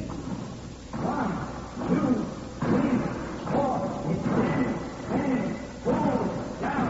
Extend, bend, hold, down. With me, please. 3, 4. It's Carlson. Hold, down. 1, 2, hold, down. 1, 2, 3, 4. Extend, bend, hold, down. Hold it a minute. No, I'm sorry, Mrs. Solomon. You're doing it wrong. Your pelvis is all out of position. Excuse me, are you Clyde Harris? Yes, did you want something? Police officers, Mr. Harris, like to talk to you. Oh, yeah, sir. Could you hold on half a minute? Sure, go right ahead. Francis, would you take over here for a few minutes? I have to talk to these gentlemen. Ladies, Francis is going to count for you for a while. You go right ahead with the lesson. I'll be back in a few minutes. Back here, officer. Won't take too long, will it? No, sir, just a few minutes. Sorry to interrupt your lesson. That's all right. I just don't want to have the ladies thinking I neglected them. They pay good money for the exercise. Yeah. Here you are. Have a chair. Thank you. You said something about Tom Herbert on the phone, Sarge. What's it all about? Well, we understand that you're a friend of the Herberts, Mr. Harris. Yeah, I knew Tom and Doris a couple of years back. Haven't seen much of them lately. When was the last time you saw him? Let's see, must be 2-3 months anyway. Anything wrong? Well, do you know where we could locate them? I don't know for sure. Last time I saw them, they were at a hotel downtown in South Grand, I think. Yeah, South Grand right near Pico. You have no idea where they moved when they left there? No, I didn't even know they'd moved. They haven't phoned or contacted you at all in the last month or so? No, not a word. They're not in a jam again, are they? We'd like to talk to them, that's all. Would you know of any of their favorite spots around town, eating, drinking places? No, I don't think I could say. They got around quite a bit. You checked with some of their other friends around town, Patton, Thompson, Mike Runyon. What was that last one? Mike Runyon, very good friend of the Herberts. Ben? No, I don't recall the name. Well, how could we get in touch with this Runyon, Mr. Harris? You got a phone. Come out in the office. We'll call him if you like. Yeah, thank you very much.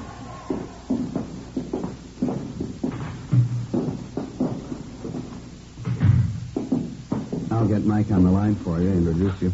Would you mind talking to him, Harris? Don't tell him it's for us. Just ask if he knows who the Herberts are, would you mind? Yeah, all right.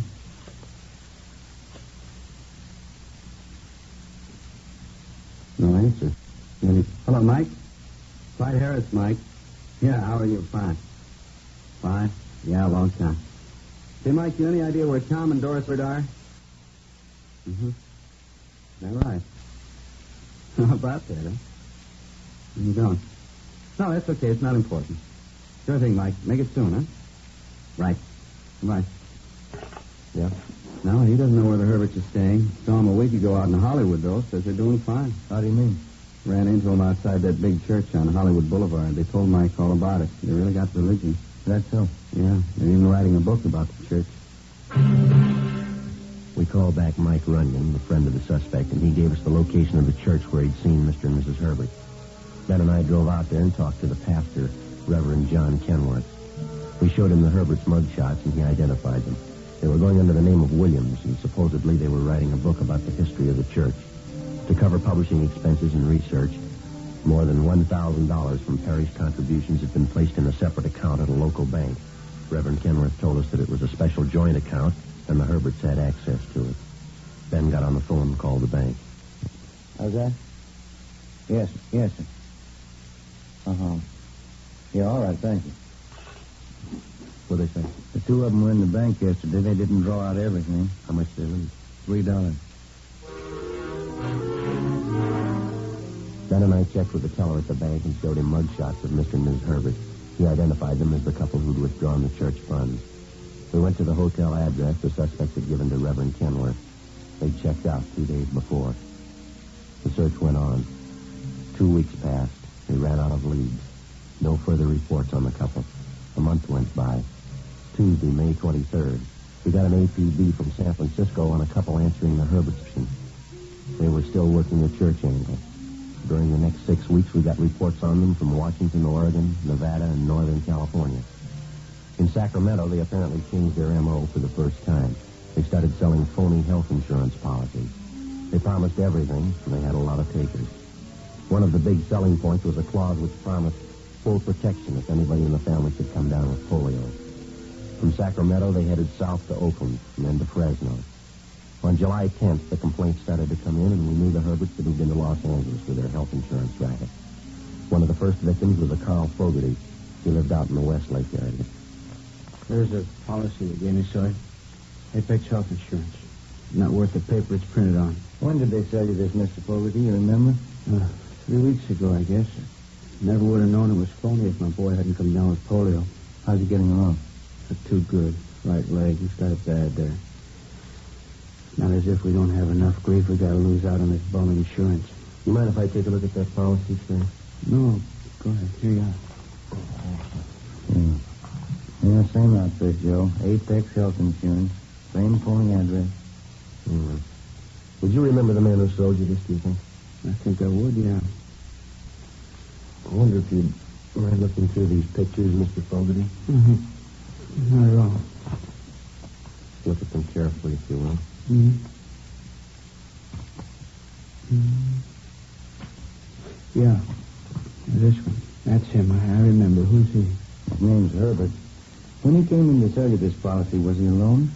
Yeah, he was. Had a real good sales talk. How much did you pay for these, sir? Let's see. $43 and some odd cents. I remember that because I cashed in my war bond and I took $5 out of the rent money. Outside of this policy here, you have no other papers that the man might have given you? No, nothing but this business card here. Mm-hmm. He gave me that. You hear the same name? Apex Health Insurance. Yeah. Well, thank you very much, Mr. Fogarty. We hope your little boy goes out of it all right. Thanks. Here's our card, sir. If there's anything we can do, give us a call. Sure, okay. Well, about time we check the office, huh? I think so. Do you have a phone here, Mr. Fogarty? Oh, yes, Sergeant. Straight back in the hall there. Help yourself. Thank you very much.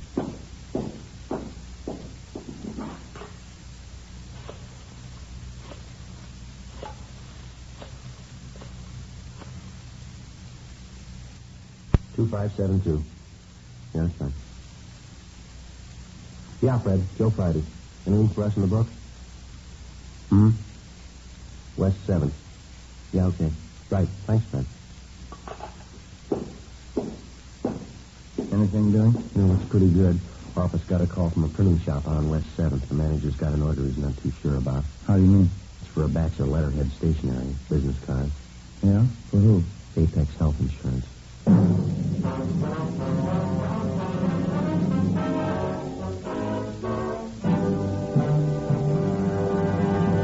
You are listening to Dragnet for the step-by-step solution to tonight's authentic case history. Here, step by step, are the actual reasons why Fatima is the quality king-size cigarette. Why in Fatima the difference is quality. Quality of tobaccos. The finest domestic and Turkish varieties, extra mild and superbly blended to give you a much different, much better flavor and aroma. Quality of manufacture. Smooth, round, perfect cigarettes. Rolled in the finest paper money can buy. Manufactured in the newest and most modern of all cigarette factories. Quality even to the appearance of the bright, clean, golden yellow package. Carefully wrapped and sealed to bring you Fatima's rich, fresh, extra mild flavor. Compare Fatima yourself. Fatimas now cost the same as other long cigarettes, but your first puff will tell you. Ah, that's different. Yes, in Fatima, the difference is quality. Insist on Fatima. Start enjoying the quality king-size cigarette.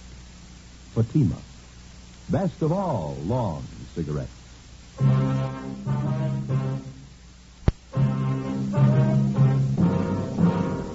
Wednesday, July 10th, 4 p.m. Ben and I drove back downtown to the printing shop on West 7th Street and talked with the manager. He told us that the order for stationery and business cards for the Apex Health Insurance Company had been placed 2 days before. He said he'd become suspicious after reading a story in one of the newspapers about the polio insurance fraud. He also said that the customer who'd ordered the stuff was a woman. He told him that she would call and pick up the order on Friday. We showed the manager a handful of mug shots. He could give us only a partial identification of Mrs. Herbert's picture. We called the office, told them we were going on stakeout, and arranged for a relief. Ben and I spent the rest of Wednesday and all day Thursday and Friday in the rear of the print shop, where we could keep an eye on everyone entering the place. Friday, 6 p.m. No sign of the Herberts. Not a trace.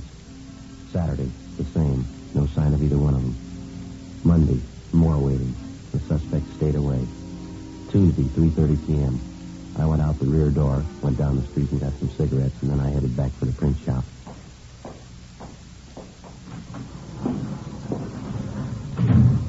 Ben?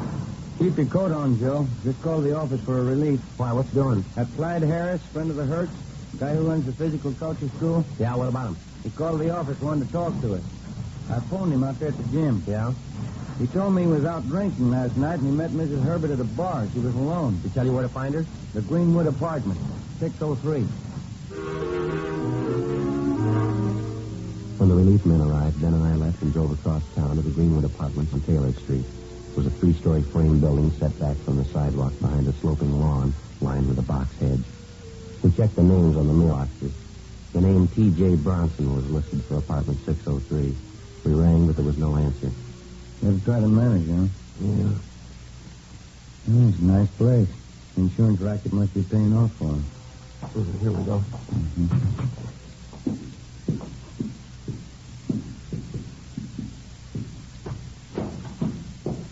Yeah? Can I help you? Yes, are you the manager here?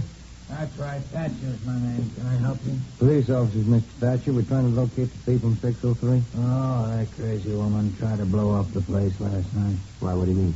Mrs. Bronson, she came in drunk about 2 a.m. No sense at all. About 3 a.m., the folks in 601 called me and they said they smelled gas. I went up there and found her in the kitchenette. Not like a light gas stove turned on, going full black. Crazy. Where's her husband? Couldn't say, chasing around again, I think. Hadn't been home in a week. Lucky I got to that gas before somebody lit a match. You said it happened about 3 this morning? That's right. Crazy woman. She'll be all right, too. Where's she now, do you know? Yeah, County Hospital. 4:25 p.m. Ben and I got in touch with the office and arranged for a stakeout at the Herbert's apartment. We called homicide and checked on the attempt suicide report. They informed us that the woman had been taken to the psycho ward, County Hospital. We went over to the hospital, checked at the main desk, and identified ourselves. The nurse on duty had us shown to the ward where the suspect, Doris Herbert, was confined. She was a halfway attractive woman in her late 40s. Short, bleached blonde hair, dark eyes with deep circles under them. She turned and looked up as we stopped beside her bed. Excuse me. You Doris Herbert? Is your name Doris Herbert? Who you want? Police officers, we'd like to talk to you for a minute. I knew you'd be around. I don't care. Ma'am? I'm sick of it. I'm sick of the whole rotten thing. I knew you'd come. We'll just have a few questions, ma'am. It won't take long. Go ahead. I don't care. Did you find him yet? You mean your husband? He's not my husband. Not anymore. Him and that cheap girl behind my back sneaking around. 20 years he's been happy and he threw it away. Where's your husband now, Miss Herbert? With her. He's been with her a week. He doesn't even care I'm here. 20 years ago he cared. I found him and taught him something. I taught him everything he knows. This girl that your husband's with, where does she stay, do you know? Here, an apartment at San Francisco, right on the corner, Franklin and Laurel. We were close when she knew it was us. What's this girl's name? Marie Daly. I saw her with him. Tell me something. Yeah? You know it was last time we knew the insurance? Yeah, we know it was you. I didn't like it. It wasn't a clean game. Tom's idea.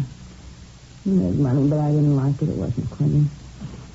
All right, Miss Herbert, we'll talk to you later. No, not me. I'm going to die. I'm going to die and forget all about it. You be sure and get him, won't you, Tom? I'll tell him everything he knows. Get him? You're sure about the address? Yeah, I'm sure. Tell me something. Why do you have to do it to me? Throwing me away, lying, taking that cheap girl. Why do you do it to me? Well, you ought to have an idea. Huh? You taught him everything he knows. Before we left the hospital, we made arrangements to have Doris Herbert transferred to the prison ward. 5 p.m. We drove out to the apartment house at Franklin and Laurel and checked with the landlady. She told us that Tom Herbert's girlfriend, Marie Daly, had checked out of her apartment the day before. She said the Daly girl had a middle-aged man with her. We showed the landlady Herbert's mugshot, and she identified him as that man. She had no forwarding address on her, but she did remember the name of the express truck that called to pick up the Daly girl's baggage. We checked with the express company and found that the trunks had been taken to the Lockheed Air Terminal. We started calling the airline. 6:30 p.m. We finally got a report that a man answering Tom Herbert's description had booked passage for 2 on a flight to Mexico City. The plane was scheduled to leave at 8:35 that night. Ben and I drove out to the airport and went on stakeout. 8:15 p.m. We waited. 8:20. No sign of him. United Airlines mainliner flight 649 from Denver and intermediate cities. Getting a little late, huh? Yeah, it's 8:24. They're cutting it close. Going in the barge, Bill. Take a look. Yeah, that's him. Let's go. Not hard to spot. What's the matter with the girl? Looks pretty drunk. All right, come on.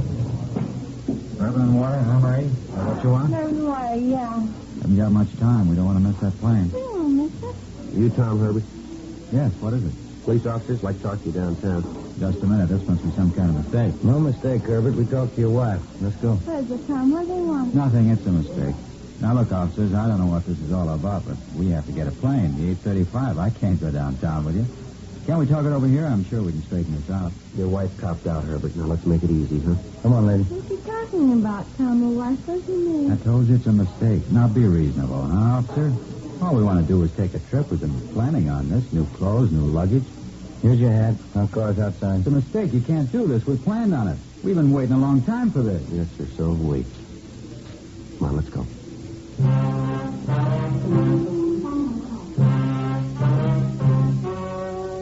The story you have just heard was true. Only the names were changed to protect the innocent. On October 28th, trial was held in Superior Court, Department 88, City and County of Los Angeles, State of California. In a moment, the results of that trial. Now, here is our star, Jack Webb. Thank you. Friends, each week we're honored with letters from listeners all over the country. Letters telling us that you've bought Fatimas and you find them the best of all long cigarettes. Well, thanks to you and the many thousands of other smokers who have switched to Fatimas, I'm happy to report that more people are now enjoying Fatimas than ever before. January sales figures just released show that in the East, Fatima sales are up 56%. In the Middle West, sales up 133%. And here on the coast, Fatima shows an increase of 68%. Well, that means Fatima sales are up nearly 70% all over the country. Now, if you haven't yet discovered Fatima's much different, much better flavor and aroma, I suggest that you buy a pack tomorrow. When you do, I'm convinced you'll agree with Fatima smokers everywhere. In Fatima, the difference is quality.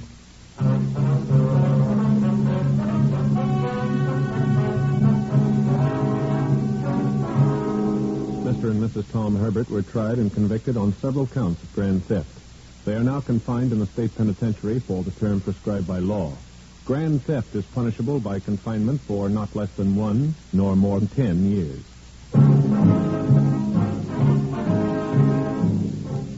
You have just heard Dragnet, a series of authentic cases from official files. Technical advice comes from the Office of Chief of Police W.H. Parker, Los Angeles Police Department. Fatima Cigarettes, best of all long cigarettes, is brought to Dragnet, portions transcribed from Los Angeles. David Harding, Counter Spy, solves an exciting case next on NBC.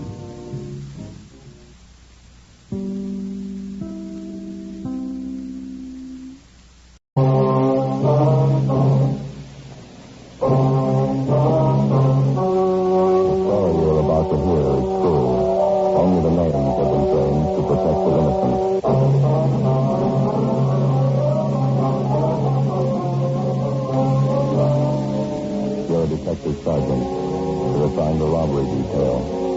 A lone bandit robs a jewelry store in broad daylight. He takes $5,000 in precious stones. He's reckless. He's well armed. Your job? Get him.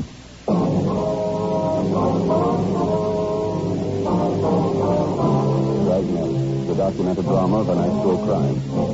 For the next 30 minutes, in cooperation with the Los Angeles Police Department, you will travel step by step on the side of the law through an actual case transcribed from official police files. From beginning to end, from crime to punishment, Dragnet is the story of your police force in action.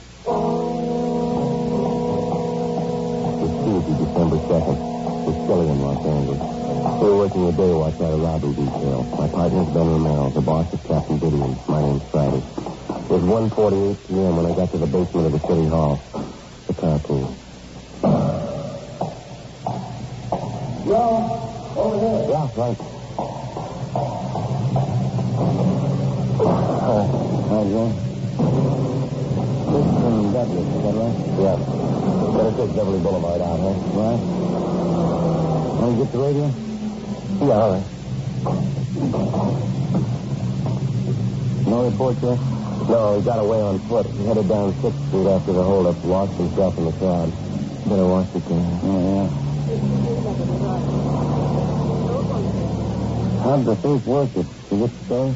Well, there's not much to tell. He walked in the store at the right time, pointed a gun, grabbed a tray full of diamond rings, and walked out. $5,000. Figured he must have had the jewelry store pretty well cased. Sounds like he's had practice. Well, it could be. We're sure one thing, he's well armed. All units. At 3rd and Bigfoot. 3rd and Bigfoot. You get it up, huh? Yeah. Man with a gun. All units at 3rd and Bigfoot. Traffic accident. A man with a gun. Code 3, same agent, 7. Well, if we can roll on it, huh? Right, that's Dixie just ahead. Yeah, I'll call in. 80K to control 1. 80K to control 1. Control 1, 30K. Go ahead. 80K out for investigation. 3rd and Bixel. Same agent, 67. Roger, 80K. Code 6 to 3rd and Bixel. Same agent, 67. That must be it up ahead, Joe. Yeah. Right in the middle of the intersection there, the car turned over, huh? Mm-hmm. That's all to do it? Yeah, let's go.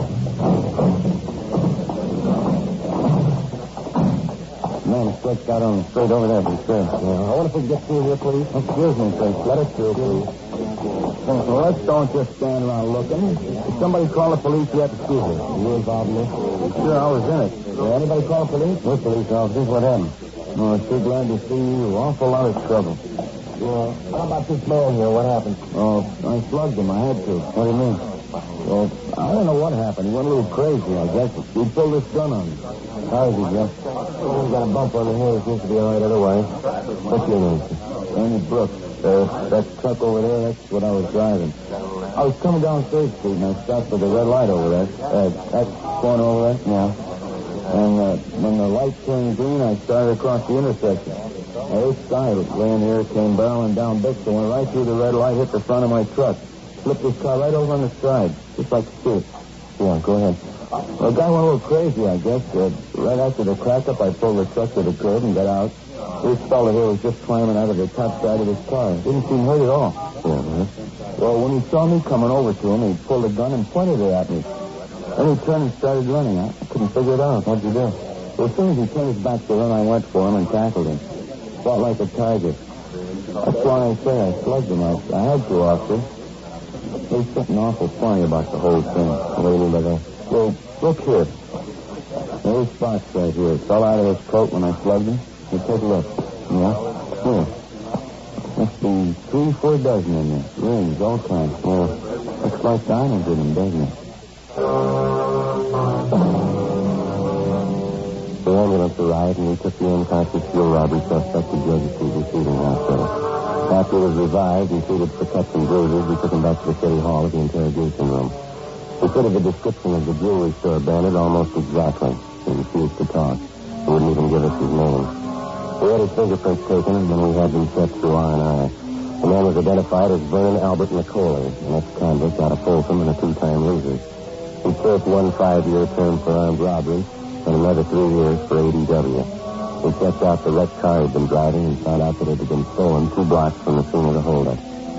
We had the manager of the jewelry store which had been robbed brought downtown. He identified McCauley as the bandit. The suspect still refused to talk. Ben and I took him to the main jail, where he was booked on suspicion of 211 BC. 4:15 p.m. We checked back in at the office. Took some of them a long time to learn for 2-time loser. This one ought to finish him. I can't figure. He's been out of Folsom 7 months and going right back in again. Yeah. Well, we can get the complaint from the DA tomorrow and set the arraignment for Thursday. Yeah. Maybe check with the manager of the jewelry store first. I wonder if McCauley could have been in on those gas station holdups, remember? Last month? Yeah. Well, we'll have him in the show up Thursday and see what happens. You want to take care of the arrest report? Yeah, I'll get out an APB, too. Might turn up some outside jobs on him. I'm feeling hungry. You still got that candy bar from lunch? Yeah, I think so. Yeah, here you go. Uh-huh. What's the matter with you lately, anyway? I don't know. Been eating like a horse, staring at time. I'll get it. What do you got, Joe? Oh, right there. McCauley. He escaped. A broadcast and an all-points bulletin were gotten out on Vernon McCauley. All units in the vicinity of the escape were alerted. An hour passed. There was no report on the suspect. We checked with the main jail and got the details on the escape. They told us that while McCauley was being locked up in his cell, he pushed his fingers into the door jamb and had them badly masked when the cell door closed on them. Both of McCauley's wrists were then handcuffed, and along with 2 other ailing suspects, he was taken over to Georgia Street Receiving Hospital by a pair of transportation officers. Going up the stairs to the hospital, Nicole had turned suddenly, kicked one of the officers in the stomach, slugged the other one, and escaped. It happened at about 4:14 p.m. By 11 o'clock that night, there wasn't a trace of the suspect. 7:30 the next morning, Ben and I checked back in for work. Nicole was still at large. Overnight report, Joe. Have a look. What do you got? Yeah. Liquor store. Gas station. Another liquor store. All three of them held up between midnight and 2 a.m. Take a look at the bank description. WMA, 5 feet 950 pounds. Medium build, dark navy hair, black eyes, fair complexion, deep scar on chin. How about? We didn't waste time getting started again, did we? A pretty big come down if it's Nicole. Diamond theft to liquor store. Well, he had to do something. He didn't have any clothes, no money. How about that car he used on those jobs? Stolen. We covered early this morning. They're going over to print. So now, Joe? Really? Get on this one right away. We'll just have to call a minute ago. What's that? Here's the name and address. Matthew Hobbs, who runs a candy store near one of the grade schools over in Boyle Heights. He might be able to tell you something. Yeah, about what? Nicole. Saw him last night. We got in the car and drove over to the Boyle Heights district where we located Matthew Hobbs' place of business. It was a small store on Delray Avenue, 1 block from the neighborhood grammar school. The sign out in front read, New Geneva Candy Parlor and Variety Store. There was the usual display in the window. A wind-up train, a few inexpensive dolls, pencils, writing tablets, and some crepe paper. Inside, the main attraction was 2 long showcases filled with a variety of penny candy. There was a small soda fountain at the rear of the store, topped with a slab of worn marble. Matthew Hobbs was a small, thin man. He looked to be in his mid-60s. He sat behind one of the counters selling cellophane bags of Christmas candy while he talked to us. We asked him about Nicole. Yes, that's right. Someone was here last night. About 10 o'clock, 10:15, no later. You want me to help him? Did you know Nicole that well, Mr. Hobbs? As well as I know most of the kids that grew up around here. Yes, I guess I knew him well. Well, what did he ask for in the way of help? His money, clothes. He got no family left. I guess I was the only one he thought to come to. Well, how is it that you didn't notify us sooner, Mr. Hobbs? I knew you'd ask. I'd like to explain if I could. Yes, sir, please. Could you hand me that stack of bags there, Sergeant? Yeah. Yes? No, the number 2. Yeah, those, yeah. All right, here you are. Thank you. As I said, he knocked on my back door about 10 o'clock, and I let him in. Acted just like an animal. Some kind of crazy animal. Did he have handcuffs on? Yeah, but the chain connecting him was broken. It made me file off each handcuff. Yeah? I wouldn't do it at first. I had no idea what was going on. He said he'd kill me if I didn't help him. He kept threatening me. I never saw Vernon like that before. Go on, please. Well, Sergeant, I knew that boy when he was in grammar school right up the street there. Wants to sit down and think sometimes, huh? Where they grow up and change. Yes, sir. Well, what happened after you took the cuffs off of him? Well, he got out of his jail clothes and put on one of my suits. Took what I had in my wallet, $12, and then he kept running around and he found my gun. He took that with him, too. Well, didn't you think of calling for help? Not the way he acted, Sergeant. Just like a crazy animal. He'd have killed me if I'd have tried anything. He warned me not to tell anybody he was here. He said he'd come back and kill me if I did. Well, I waited this morning and I called the police. You said Nicole took a gun from Mr. Hobbs. What kind of a gun was it? .32 automatic. A Colt. I've had it for years. I have it registered with you people. He took just what he pleased. Clothes, guns, money. If you want the truth, Sergeant, I just wasn't brave enough to try to stop him. Well, when Nicole left here, did you notice if he had a car? No, he left on foot. Walked across the street and went down that way, towards town. I don't know. I don't suppose you'll get too far. I hope not. Do you have any idea who he might try to contact? Some of his old friends, his relatives? No, he doesn't have any folks I know of. Terrible thing, isn't it? Kids growing up. The way they change, like Nicole. I can understand them when they're kids. Seen hundreds of them come through here. Know what they're thinking, how they feel. Kind of a hobby. I understand kids. The trouble is they grow up. All of a sudden they stop being kids. I don't understand them after that.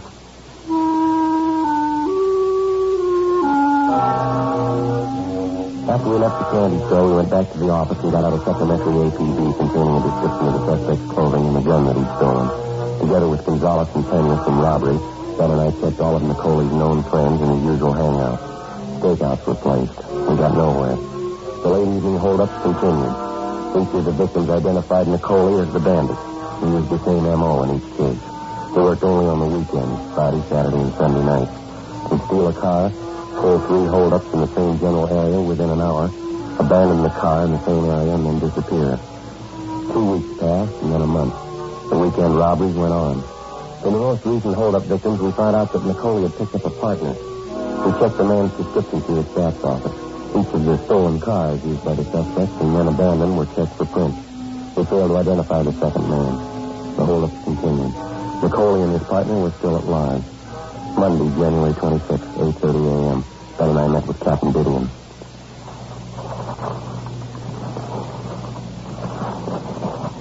What's the count, Skip? The usual. 3 holdups Friday, 3 Saturday, 3 Sunday. He's proved his point. He's consistent. Now, when do you blow the whistle on him? We're doing everything that can be done. Stake out, get some units on duty. Not enough. The corner pocket wants some results. They want them fast. How about the times listed for the 3 pickups last night? Have they been double-checked? No, correct. There's something else for you. Figure it out. What is it, Joe? Well, let's see. The drugstore out in West Hollywood robbed at 11:14 p.m. Yeah? All right, now this one. Coffee shop out in the valley. Robbed at 11:21 p.m. Both of them the same M.O., same everything. Oh, it doesn't figure. They couldn't have made it from the spot in West Hollywood out to the valley in 7 minutes. It's not possible. There's a report. Check it. I know, but how could they do it? There must be some way to work out the answer. There's got to be. I can give you a shortcut, yeah. Nicole, find him. Another 2 weeks passed, and then 2 weeks more. Besides the extra men and units put in service on weekends, 2 dozen separate stakeouts were established in areas where we figured Nicole and his accomplice would strike. Didn't help much. The holdups continued. There was only one difference. The description of the bandit didn't jive anymore.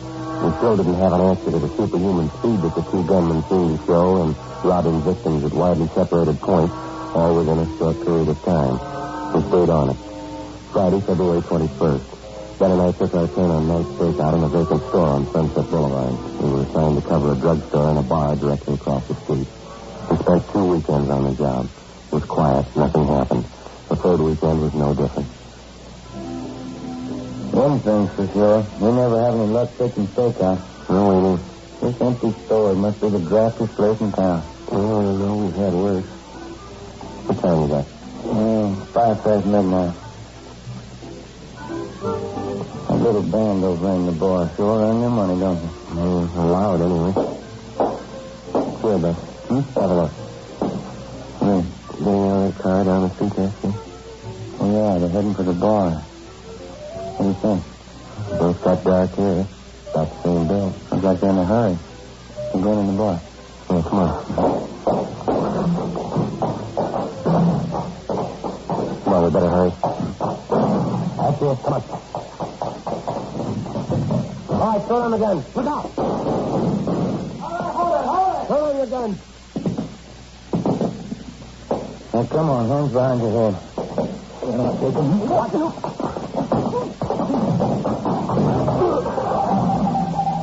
Hold it right there. Come on, on your feet. You all right, Ben? Yeah. You had a good point. I like both of them. That wraps it up, huh? Well, you better look again. Huh? Neither one of them's Nicole.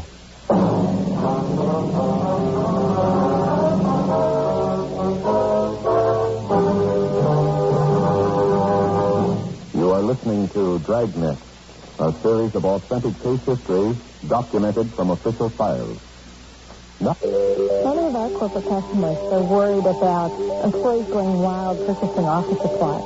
StaplesLink.com allows them to set up workflow approvals and gives them more control over purchases. StaplesLink.com and IBM are bringing office supplies and office management together. I'm Anne Marie Keene of StaplesLink.com, Vice President of Business-to-Business E-commerce. Staples Link took a great idea, a giant step forward. Staples revolutionized the office supply industry with the superstore.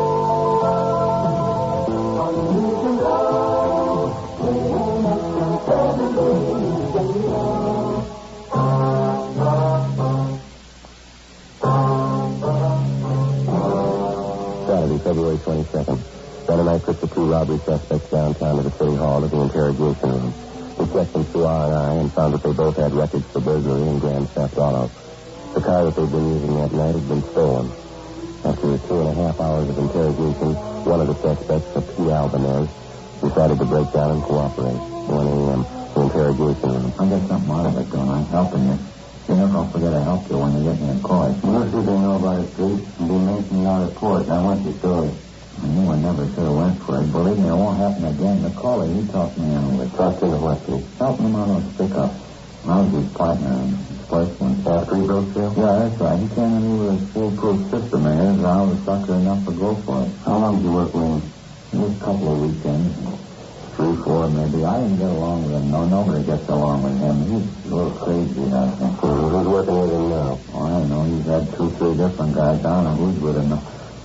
Say, Sergeant, can I have a drink of water, please? I'll get you something.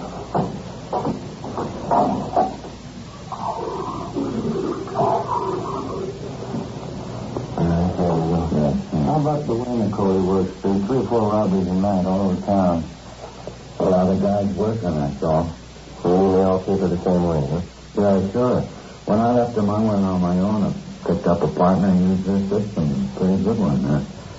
Well, it looked like a good one. You mean working on the weekends, picking up a hot car, dropping it fast? Yeah, you got it. There must be half a dozen guys in this town working the system. They all got it from Nicole. He taught it to them. Where do we find him, Pete, you know? Nicole? No, not for sure. He's figures, you know. He don't live there in town. He only comes up for the weekend, works Friday, Saturday, Sunday, and then he takes off again. Takes off for what? Went down by the border someplace, Tom City, Tijuana, I'm not sure. You know, don't forget I'm helping you, huh? You'll let him know I cooperated. Yeah, we'll let him know, Pete. Now, when's the last time you saw Nicole? Oh, it's been a month anyway. I never want to see him again. So this may help you, though. I know where his girlfriend stays. Yeah? Tell me on South Rampart. I can give you the address. She probably goes through her once in a while. Mm-hmm. Anyone else you can think of? No, that's about it. He won't be any pushover, Sergeant. Like I said, I think he's a little crazy. It's not going to be an easy one to take. Well, we'll give it a try. Oh, I mean it that way. He's wild, but you get him, I guess. Just one thing. What? You'll have to tell him first. 3:45 a.m. Pete Albanese and his accomplice were booked at the main jail on suspicion 211 PC. The next morning, Ben and I checked out the address of Nicole's girlfriend, which Albanese had given us. The girlfriend's name was Esther Revard. She told us that she hadn't seen Nicole in more than 2 weeks. We asked her if she knew where the suspect stayed when he was in town. She gave us an address on South Pico. We called in and arranged for a stakeout on the girl's place, and we drove over to check the address that she'd given us. It was a small apartment court on the edge of the industrial district. Nicole wasn't there, neither was the manager. We talked to one of the tenants who told us that the manager, Mrs. Clara Fontaine, was out of town. He said that while she was gone, her daughter Norma was looking after the place. The daughter was employed as a secretary at the Blue Cross Hospital Plan office over on Wilshire Boulevard. We called the office and arranged for another stakeout at the apartment court. 1:25 p.m. We located the landlady's daughter at the Blue Cross office on Wilshire. We showed her Nicole's mugshot. Yes, it's one of Mama's tenants, Mr. Reynolds. He's in Bungalow 5. Anyone staying with him, Miss Fontaine? No one's registered with him, no. He has visitors, though.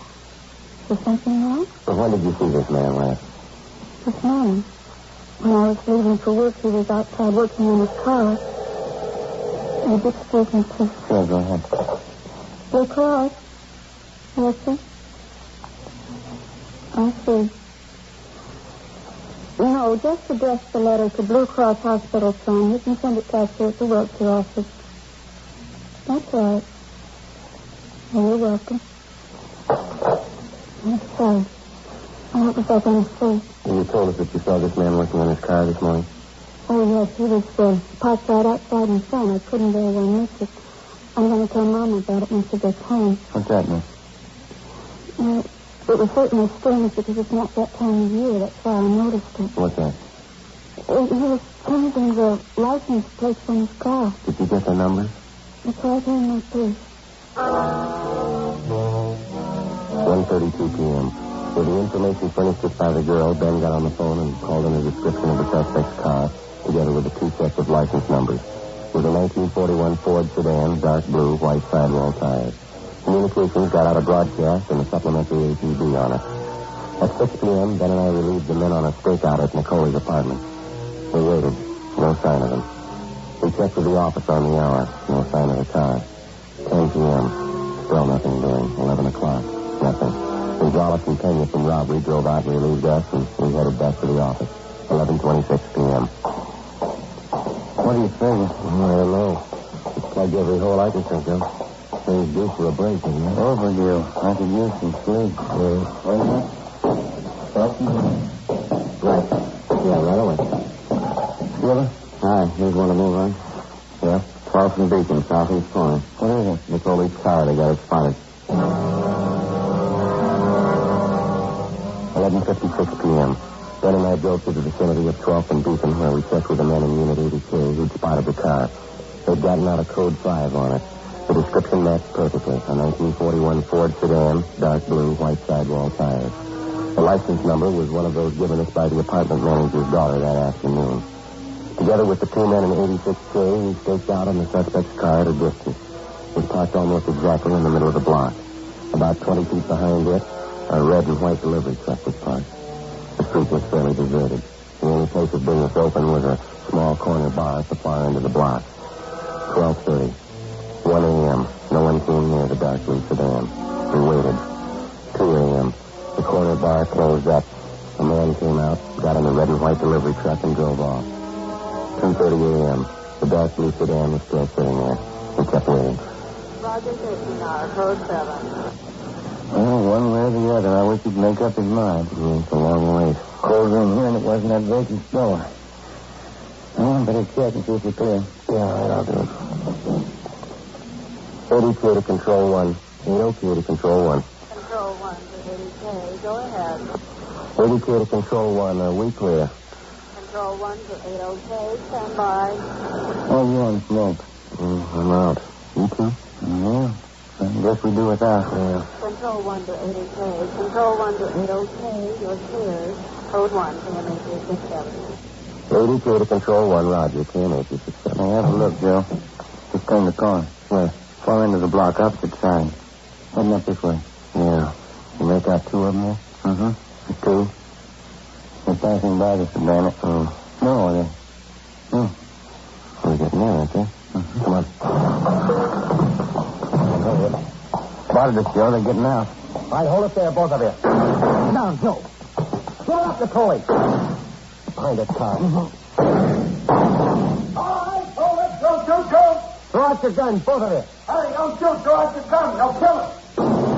Shoot up, Harry. They'll kill it. Come on, throw them out. Don't shoot. Here's my gun. Don't shoot. One of them. Come on, Harry. You got it. Shoot up. That's two. Let's go. Yeah, careful. There's a gun. Don't shoot. I got my hands up. All right, keep them up. Okay, I will. Just don't shoot. I didn't use my gun. Harry did. I tried to tell him you heard me. You heard me. You heard me say not to shoot. Check my gun. I didn't shoot at you. Come on. Get him out in front of him. I'll get you. All right. Come on, officer. Third time for me. All right, save it. Okay, Joe, you ready? Let's go. Please, huh? You need a break? You picked the wrong time to cry, mister. Please, huh? This is the third time for me. I'm no good in that. You had your chances. You kicked them away. Let's make a deal, huh? I'm no good in jail. No good at all. You'll know better out here. Let's go. The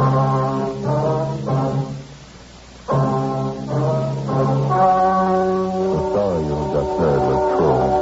Only the names were changed to protect the innocent. On May 24th, trial was held in Superior Court, Department 87, City and County of Los Angeles, State of California. In a moment, the results of that trial. Now...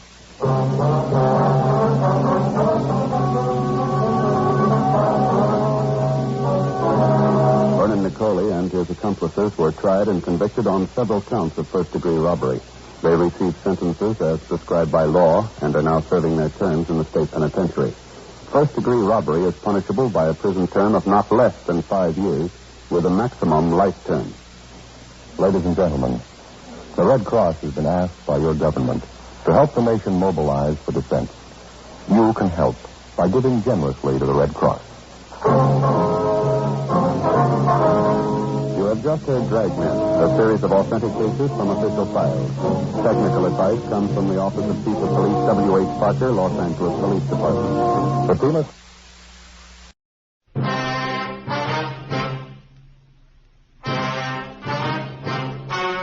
The story you're about to hear is true. Only the names have been changed to protect the innocent.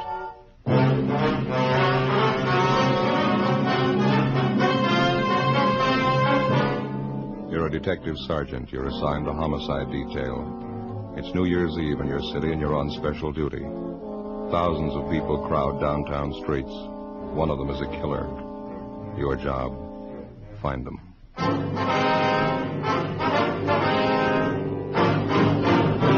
Dragnet, the documented drama of an actual crime. For the next 30 minutes, in cooperation with the Los Angeles Police Department, you will travel step by step on the side of the law through an actual case transcribed from official police files. From beginning to end, from crime to punishment, Dragnet is the story of your police force in action. It was New Year's Eve. It was cold in Los Angeles. We were working the night watch out of homicide, special duty. My partner's Ben Romero. The boss is Thad Brown, chief of detectives. My name's Friday. I was on the way back from dinner, and it was 8:35 p.m. when I got to room 42. Homicide. Joe? Hi, Barney. How is it outside? It's cold. Not keeping people at home, though. Did you check the crowds? Yeah. Been watching it from the window here. Seems bigger than last New Year's. Crazy. You're on with Ben and me tonight, is that right? Uh-huh. Thought I was going to have it off. Wife had a little house party planned and everything. Well, that's too bad. Maybe next time, huh? That's what I said last New Year's. Nah, guess we better start moving. Yeah, where's Ben? He went down the hall a minute, said he'd be right back. I better take my top coat, huh? Yeah, I would if I were you. Nothing for us in the book, is there, Barney? I almost forgot Jack Conley called, having a little party out at his house. Wants you, Romero, to drop around when you get off. Said he'd call back. Oh. Hi, Joe. Hi. You about ready? Yeah, let me grab my overcoat. All right. I just tagged by communications. Switchboard's lit up like a Christmas tree during a millimeter bid. Just like last year, they're starting off strong. 415s, 507. Calls coming in with a dozen. I'd like to see it just once. People celebrating New Year's without tearing up half the town. I get it. Homicide Friday. Oh, yeah, Jack. Yeah, well, Barney just mentioned it. Well, we'll try and make it. You know how things are tonight. Yeah, we'll try, sure. Thanks a lot.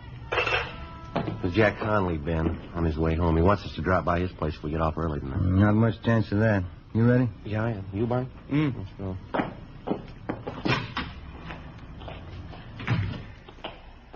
Guess you can't tell. You might get a break. Hmm? The crowds are starting in pretty early. Good chance they'll break and go home right after midnight. That should get us off early. And that was the idea last year, wasn't it, Ben? Yeah. What time did you get off? 6 a.m. Together with Sergeant Barney Luchak, Ben and I left the city hall and started to cruise to the southern end of the central area. As any police officer can tell you, New Year's Eve for him is one of the hardest working nights in the year. This one was no different for us. Within an hour, we'd had more than a half a dozen calls to check out. Street fights, drunken driving, disturbing the peace. The usual complaints that you'd expect to get when a community of 3 million celebrates New Year's Eve. 9:43 p.m. We were cruising in the area of Alameda and Macy Street. Unit 72R at Wilshire in Geneva, 311. 311, KMA 367. Roger, 72R. Unit 112 at 83 Naylor Avenue. See the man, keep the peace. KMA 367. No stopping them, huh? Well, it's a big night. Smoke, Joe? No, no thanks. Attention all units in the vicinity at East Main and Darwin. An officer needs help. Well, looks like we got one, huh? Yeah. All units in the vicinity at East Main and Darwin. An officer needs help. KMA 367. I guess we better handle it, huh? All right. Next one to the left, Ben. We can go out Darwin. Well, I better call him. 80K to Control 1. 80K to Control 1. What's the matter? Well, I guess they're busy. 80K to Control 1. 80K to Control 1. Stand by, 80K. Attention, all units. All units in the vicinity. The call to East Main and Darwin is now a shooting. I guess you better push it, Ben. Yep. Got it down to the floor. All units in the vicinity. The call to East Main and Darwin is now a shooting. The call is now code 3, KMA 367. That's it coming up, Ben. East Main. Yeah. There's a crowd there on the corner. I guess you better pull up here, huh? All right. Come on. Yeah. Over by the light pole, Ben. Joe, man lying on the sidewalk. You want to check the crowd, Barney? Yeah, okay. Let us through here, please. Can we get through? Excuse me. Look, will you please get back? Move back, please. All right, come on. I wonder if you just move along. Just move along, man. Move along. That's Give us right. a little room to work. Thank you. Ben, Yeah, Joe? have a look here. Hmm? No. That's Jack Conley. That? He's dead. His full name is John Patrick Conley, serial number 367. He was one of the veteran officers in Central Homicide. He lay face down on the pavement, one of his legs straddling the curbstone. He'd been shot twice at the base of his skull. There were 4 more bullet wounds in his back. Ben got to a phone, called Homicide, and told them what had happened. 24 cruiser cars and more than 100 men were immediately dispatched to the scene of the killing. They circled the area for a dozen blocks around and started a door-to-door search for the killer. Suspicious-looking pedestrians were stopped at every street corner and questioned. 10:30 p.m. The ambulance arrived and Jack Conley's body was taken to the morgue. Along with Thaxter and Bryan from Homicide, Barney Luchek, Ben, and I continued checking in the immediate vicinity of the killing. We found no one who'd admit that they actually saw the shooting. Half a dozen people in the crowd told us that they heard the shots and they saw Conley fall to the pavement. They'd also seen a man standing behind Conley turn and run down the street right after the shooting. No one had followed him. The man was described as medium build, wearing a dark suit and a dark hat. That's all they could tell us. 11:25 p.m. Ben and I met Barney Luchek back at the car. Morning. Did you get anything? Checked out every store in the neighborhood that's open. Not much. How about you? Well, it's the same. Pretty thin. Brian and Thaxter turned up a newsboy down the street. He told him he saw the guy in the dark suit running down the street. Yeah. Thought he saw the guy come out of this bar here. We heard that too, Barney. We talked to the bartender. He doesn't recall the man. Oh, say, I almost forgot. I checked with the office. Mrs. Conley's been calling in. Wants to know where her husband is. Oh, yeah. I asked personnel to hold off notifying her. Thought maybe you fellas would want to tell her. You knew Conley pretty well, didn't you? Yeah, a long time. Family man? 3 kids. If you fellas don't want to tell her, I'll call personnel back. They can do it. No, it's all right. Don't tell her.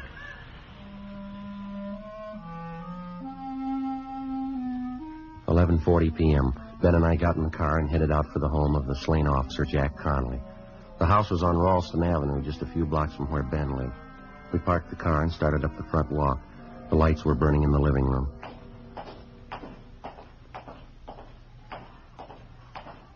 Lousy job. What? I said it's a lousy job. Yeah.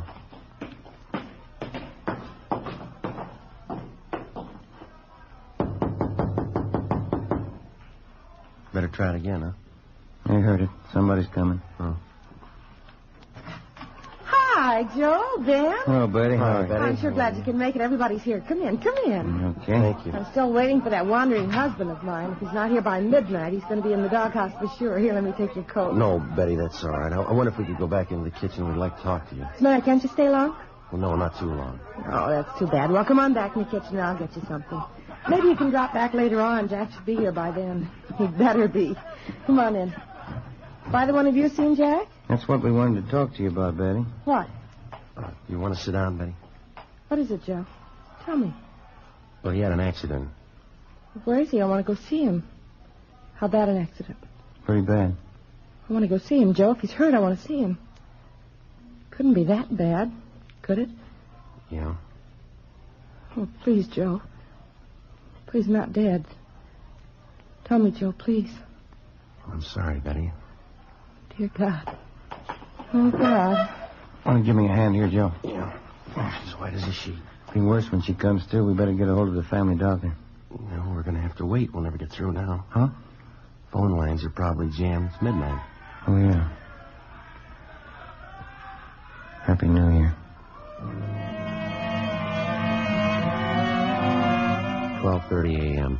We finally got a hold of the Conley's family doctor, and he told us that he'd be over as quickly as possible. Some of Betty Conley's relatives at the party said that they'd look after things until the doctor arrived. Ben and I left the house and drove back to the scene of the murder. The house-to-house check of the entire area was still going on. There was no trace of the killer. 1:30 a.m. A low fog moved in over the city. Traffic began to thin out a little. The street crowds disappeared. 2 a.m. The search went on.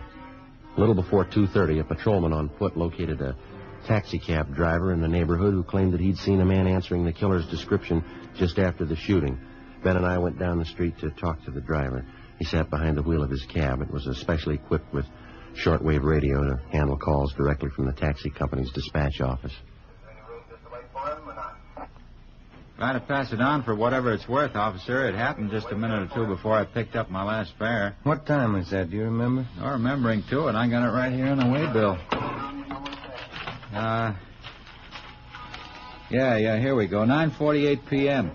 I was parked just where I am now. Same old stand. I picked up a fare, drove them to North Main and Sotelo, and I came back here. My cab broke down. Lousy distributor.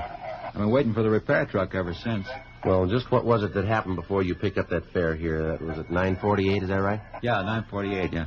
Well, I was going to say, it was just a minute or two before that. I was parked right here. This guy comes running down the street through the crowd.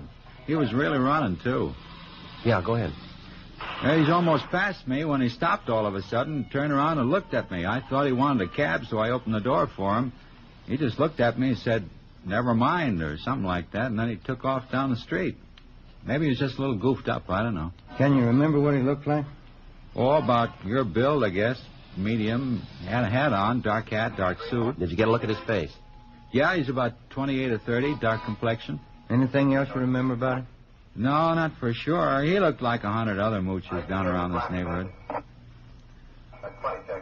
Just listen to those calls come in, huh? New Year's Eve, and I draw a lame cab. Well, there's nothing else that you remember about this man that you think might help us, huh? No, you got it all, Sergeant. Just acted a little queer, that's all. Goofed up, probably. Did you see which way he went when he took off? Right down the street. That way. Mm-hmm. Lost himself in the crowd. I couldn't be bothered. Mm-hmm. How about when he came running down the street towards you? You happen to notice where he was coming from? Matter of fact, yeah, that was just after I heard those gunshots. Of course, I didn't know they were gunshots then. Yeah? Looked to me like he came out of that joint up there, right near where the cop was shot. Which joint was that? The 228, that bar up there. Well, it wasn't much, but it was the only lead we had to go on. 7 persons in the vicinity at the time of the shooting had volunteered the information that the killer had been a recent customer at the 228 Club, the neighborhood tavern.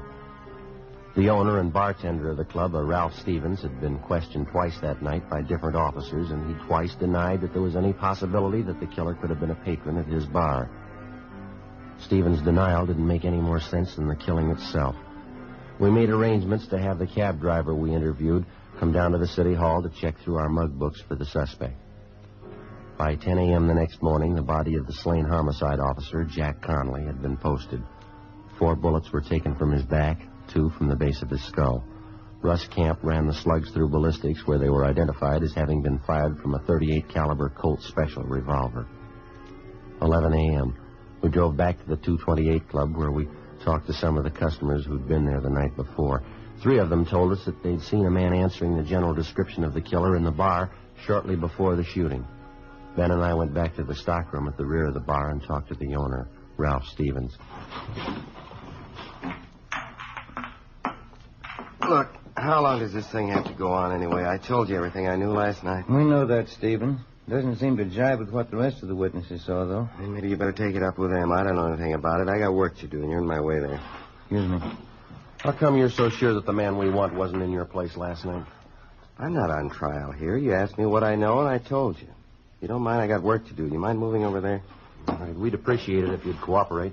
All right, if you want to know the truth, you're not good for my business here. Cops never are. Coming around asking questions, customers don't like it. It's no good for business, no good at all. A cop was killed last night right outside your front door, and 6 people say that the guy who did it was in here drinking. I run this place. It's mine. I say the man wasn't in here.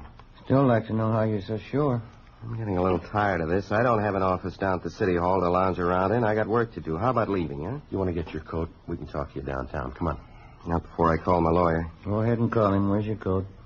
Why do we have to have trouble? I haven't got any beefs with you. No trouble, Stevens. We have to get to the bottom of it, that's all. Like to have you cooperate. Maybe the guy was in here last night. He came in a couple of times, that's all. I didn't want it to get out. Bad for business, those things. Can't afford it. Keeps customers away. Then the man was in here last night, is that right? I wasn't trying to cover it for him. I hardly know him. I just didn't want it to get out. I got a right to protect my business. Who is the man? Harry Talmadge. He's a hophead. If he did it, it probably wasn't his fault. How do you mean? He was hyped up last night, uses heroin. He probably didn't mean to shoot. Where do we find him? I wouldn't know if this is right. Old address. What is it? Fairview Hotel. Try there. 11:35 a.m., New Year's Day. We got in touch with Barney Luchek and Tom Bryan from Homicide, and they drove downtown to check at the Fairview Hotel for the suspect. Ben and I finished questioning the owner of the 228 Club, and we went back to the office. 11:58 a.m. Barney Luchek and Brian got back. Barney, what have you got? Fairview Hotel in South Grand. Was that the one? Yeah. Did you find it okay? Yeah, I talked to the desk clerk. Talmadge registered there? Yeah, he was. Checked out 2 months ago. No leads.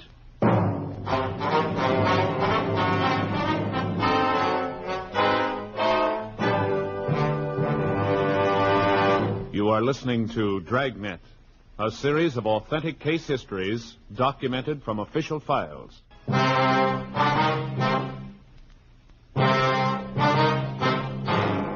1 p.m. New Year's Day. After we found that the suspect, Harry Talmadge, had checked out of the Fairview Hotel months before, Ben and I went back to the office and ran his name through R&I. The information given us by Ralph Stevens, the owner of the 228 Club, was apparently correct. The record on Talmadge showed that he was a confirmed user of narcotics.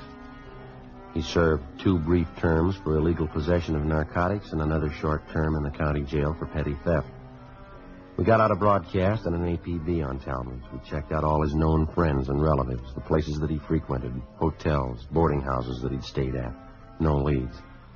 With the help of Lieutenant Walters and narcotics detail, we finally found the trail most likely to lead us to the suspect. The peddlers who were suspected of supplying Talmadge with narcotics. They were kept under 24-hour watch. 3 days passed. No results. January 4th, 9 a.m. Ben and I went to the funeral and burial services for the murdered officer, Jack Conley. 11 a.m. We got back to the office. Don't know why, Joe. I just don't cotton to funerals. Not a cop's funeral, anyway. Well, I don't blame you. His wife looked a lot better, didn't she? Yeah, she'll be bearing up good, considering.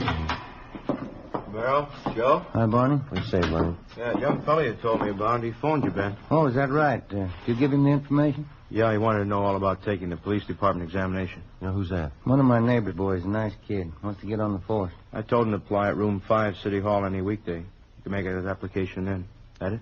Fine, Barney, thanks. Well, they got the recruiting campaign going now? Yeah, all this month. Taking applications from all over the country. I'll get it. Homicide, Friday. Oh, yeah, Walters. Just a minute. Okay. ALDSON, Donaldson. Okay, fine. Thanks a lot. Lou Walters and narcotics might be something. What's that? Oh? Well, he got a line on one of the mules who used to push heroin to town. He's a guy by the name of Donaldson. He's been sounded out. He's ready to talk to us. This Donaldson was close to Talmadge? Well, supposedly, yeah. You know where Talmadge is? Well, let's ask him. Ben and I left the office and drove to the address on South Alameda where Donaldson, a friend of the murder suspect, was supposed to be staying.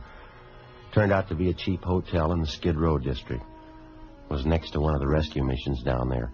We finally located Donaldson across the street. He was standing on the sidewalk along with 4 or 5 other men. They were listening to a small Salvation Army band playing outside one of the beer joints. I hardly miss any of these sidewalk meetings, Sergeant. Like 'em. Band music. Even listen to the sermons. Do me a lot of good. I understand you're not pushing junk anymore, Donaldson. Is that right? And you want to call me Big, Sergeant? Name's really John, but everybody calls me Big. All right. No, I haven't been pushing junk. Not for months. All through with it. Well, when's the last time that you saw Harry Talmadge? A couple of weeks ago. I'm not much for Harry anymore. Like I say, I've been regular at these sidewalk meetings, hearing the sermons. Changes the way a fella does things, you know. Yeah. Man's got to turn good sometime during his life. Not getting any younger. 58. I figure it's time I start living by the word. Say, that's nice music, isn't it? Yeah. Do you have any idea where we might find Talmadge now? I might have a few ideas on it. I don't know. Say, I guess neither one of you fellas use snuff. No. Don't bother you, does it? No, go right ahead. That's all right. I know the last boarding house Harry stayed at, if that'll help any. Place on 12th Street. I can give you the address. Well, is he still there, do you know? I don't think he is, no. Matter of fact, I'm sure he's not.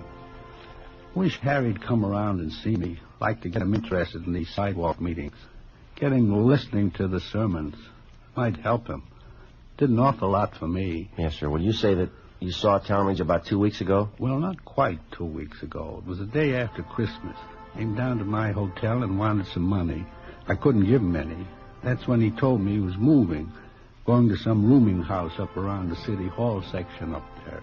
Did he mention any address? Not that I recollect, no. That sure is nice music, isn't it? Well, how about some of his other friends, Biggs? You think they might be able to help us? Well, Duke might help you. Harry and old Duke are still great friends. Duke sees them more than I do. Where do we find Duke? Well, you know the Penny Arcade down on South Main, right down from the train depot there? Yeah. That's where Duke works. He's a janitor there. I've been trying to get Duke to come to the sidewalk meetings, too.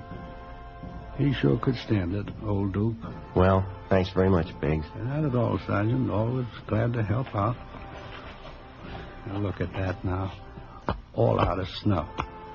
Say you couldn't see your way clear, could you? There you go, Biggs. That's sure Christian of you, Sergeant. I'll handle this just like a personal loan. That's all right, Biggs. Don't say anything about us talking to you, though, huh? Not to anyone. No, sir, I won't. You can trust me.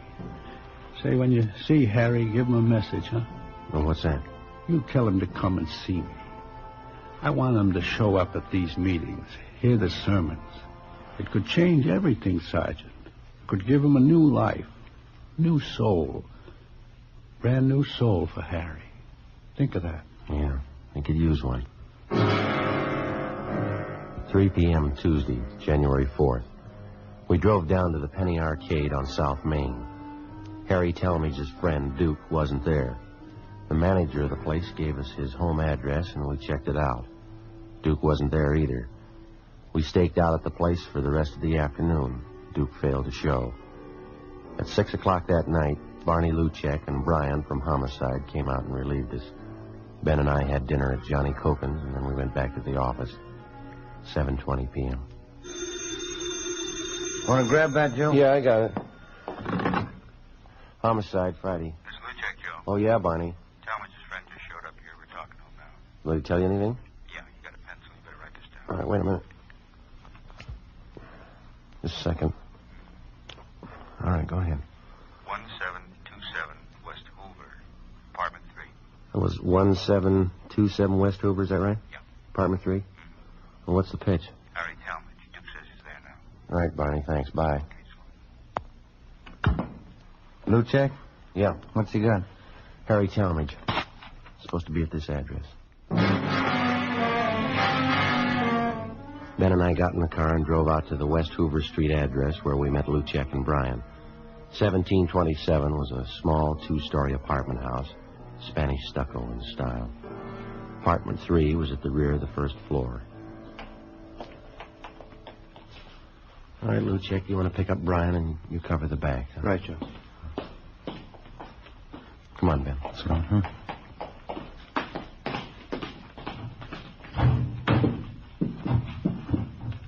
Get us up the stairs, huh? Mm-hmm.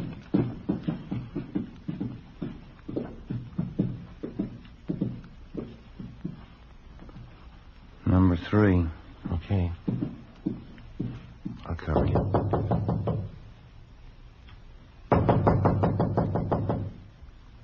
No sound inside.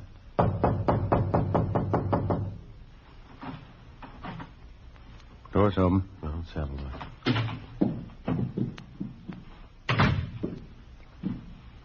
No, it's empty. You want to try the bedroom? I'll check the kitchen.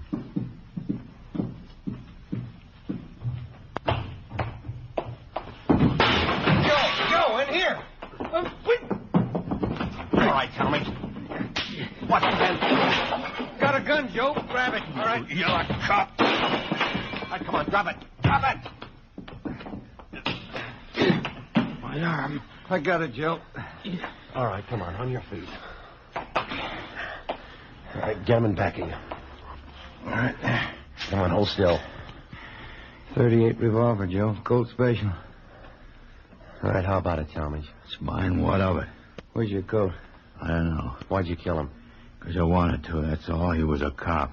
Is that your only reason? I told you he was a cop. What's the difference? There's a big difference, mister. Why? I killed him. It's just one cop less. What's the difference? Ask his family. They'll tell you.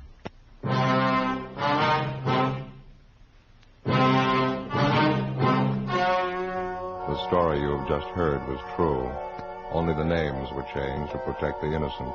On March 26th, trial was held in Superior Court, Department 86, City and County of Los Angeles, State of California. In a moment, the results of that trial.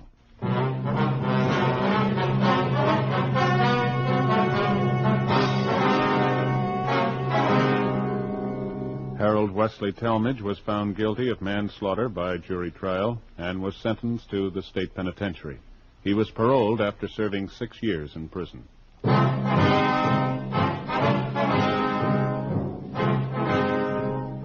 You have just heard Dragnet, a series of authentic cases from official files. Technical advice comes from the Office of Chief of Police W.H. Parker, Los Angeles Police Department. Fatima Cigarettes, best of all long cigarettes, has brought you Dragnet, portions transcribed from Los Angeles. Stay tuned for Counter Spy, more good mystery on NBC. Cerebral Cinema hopes you have enjoyed this movie of the mind.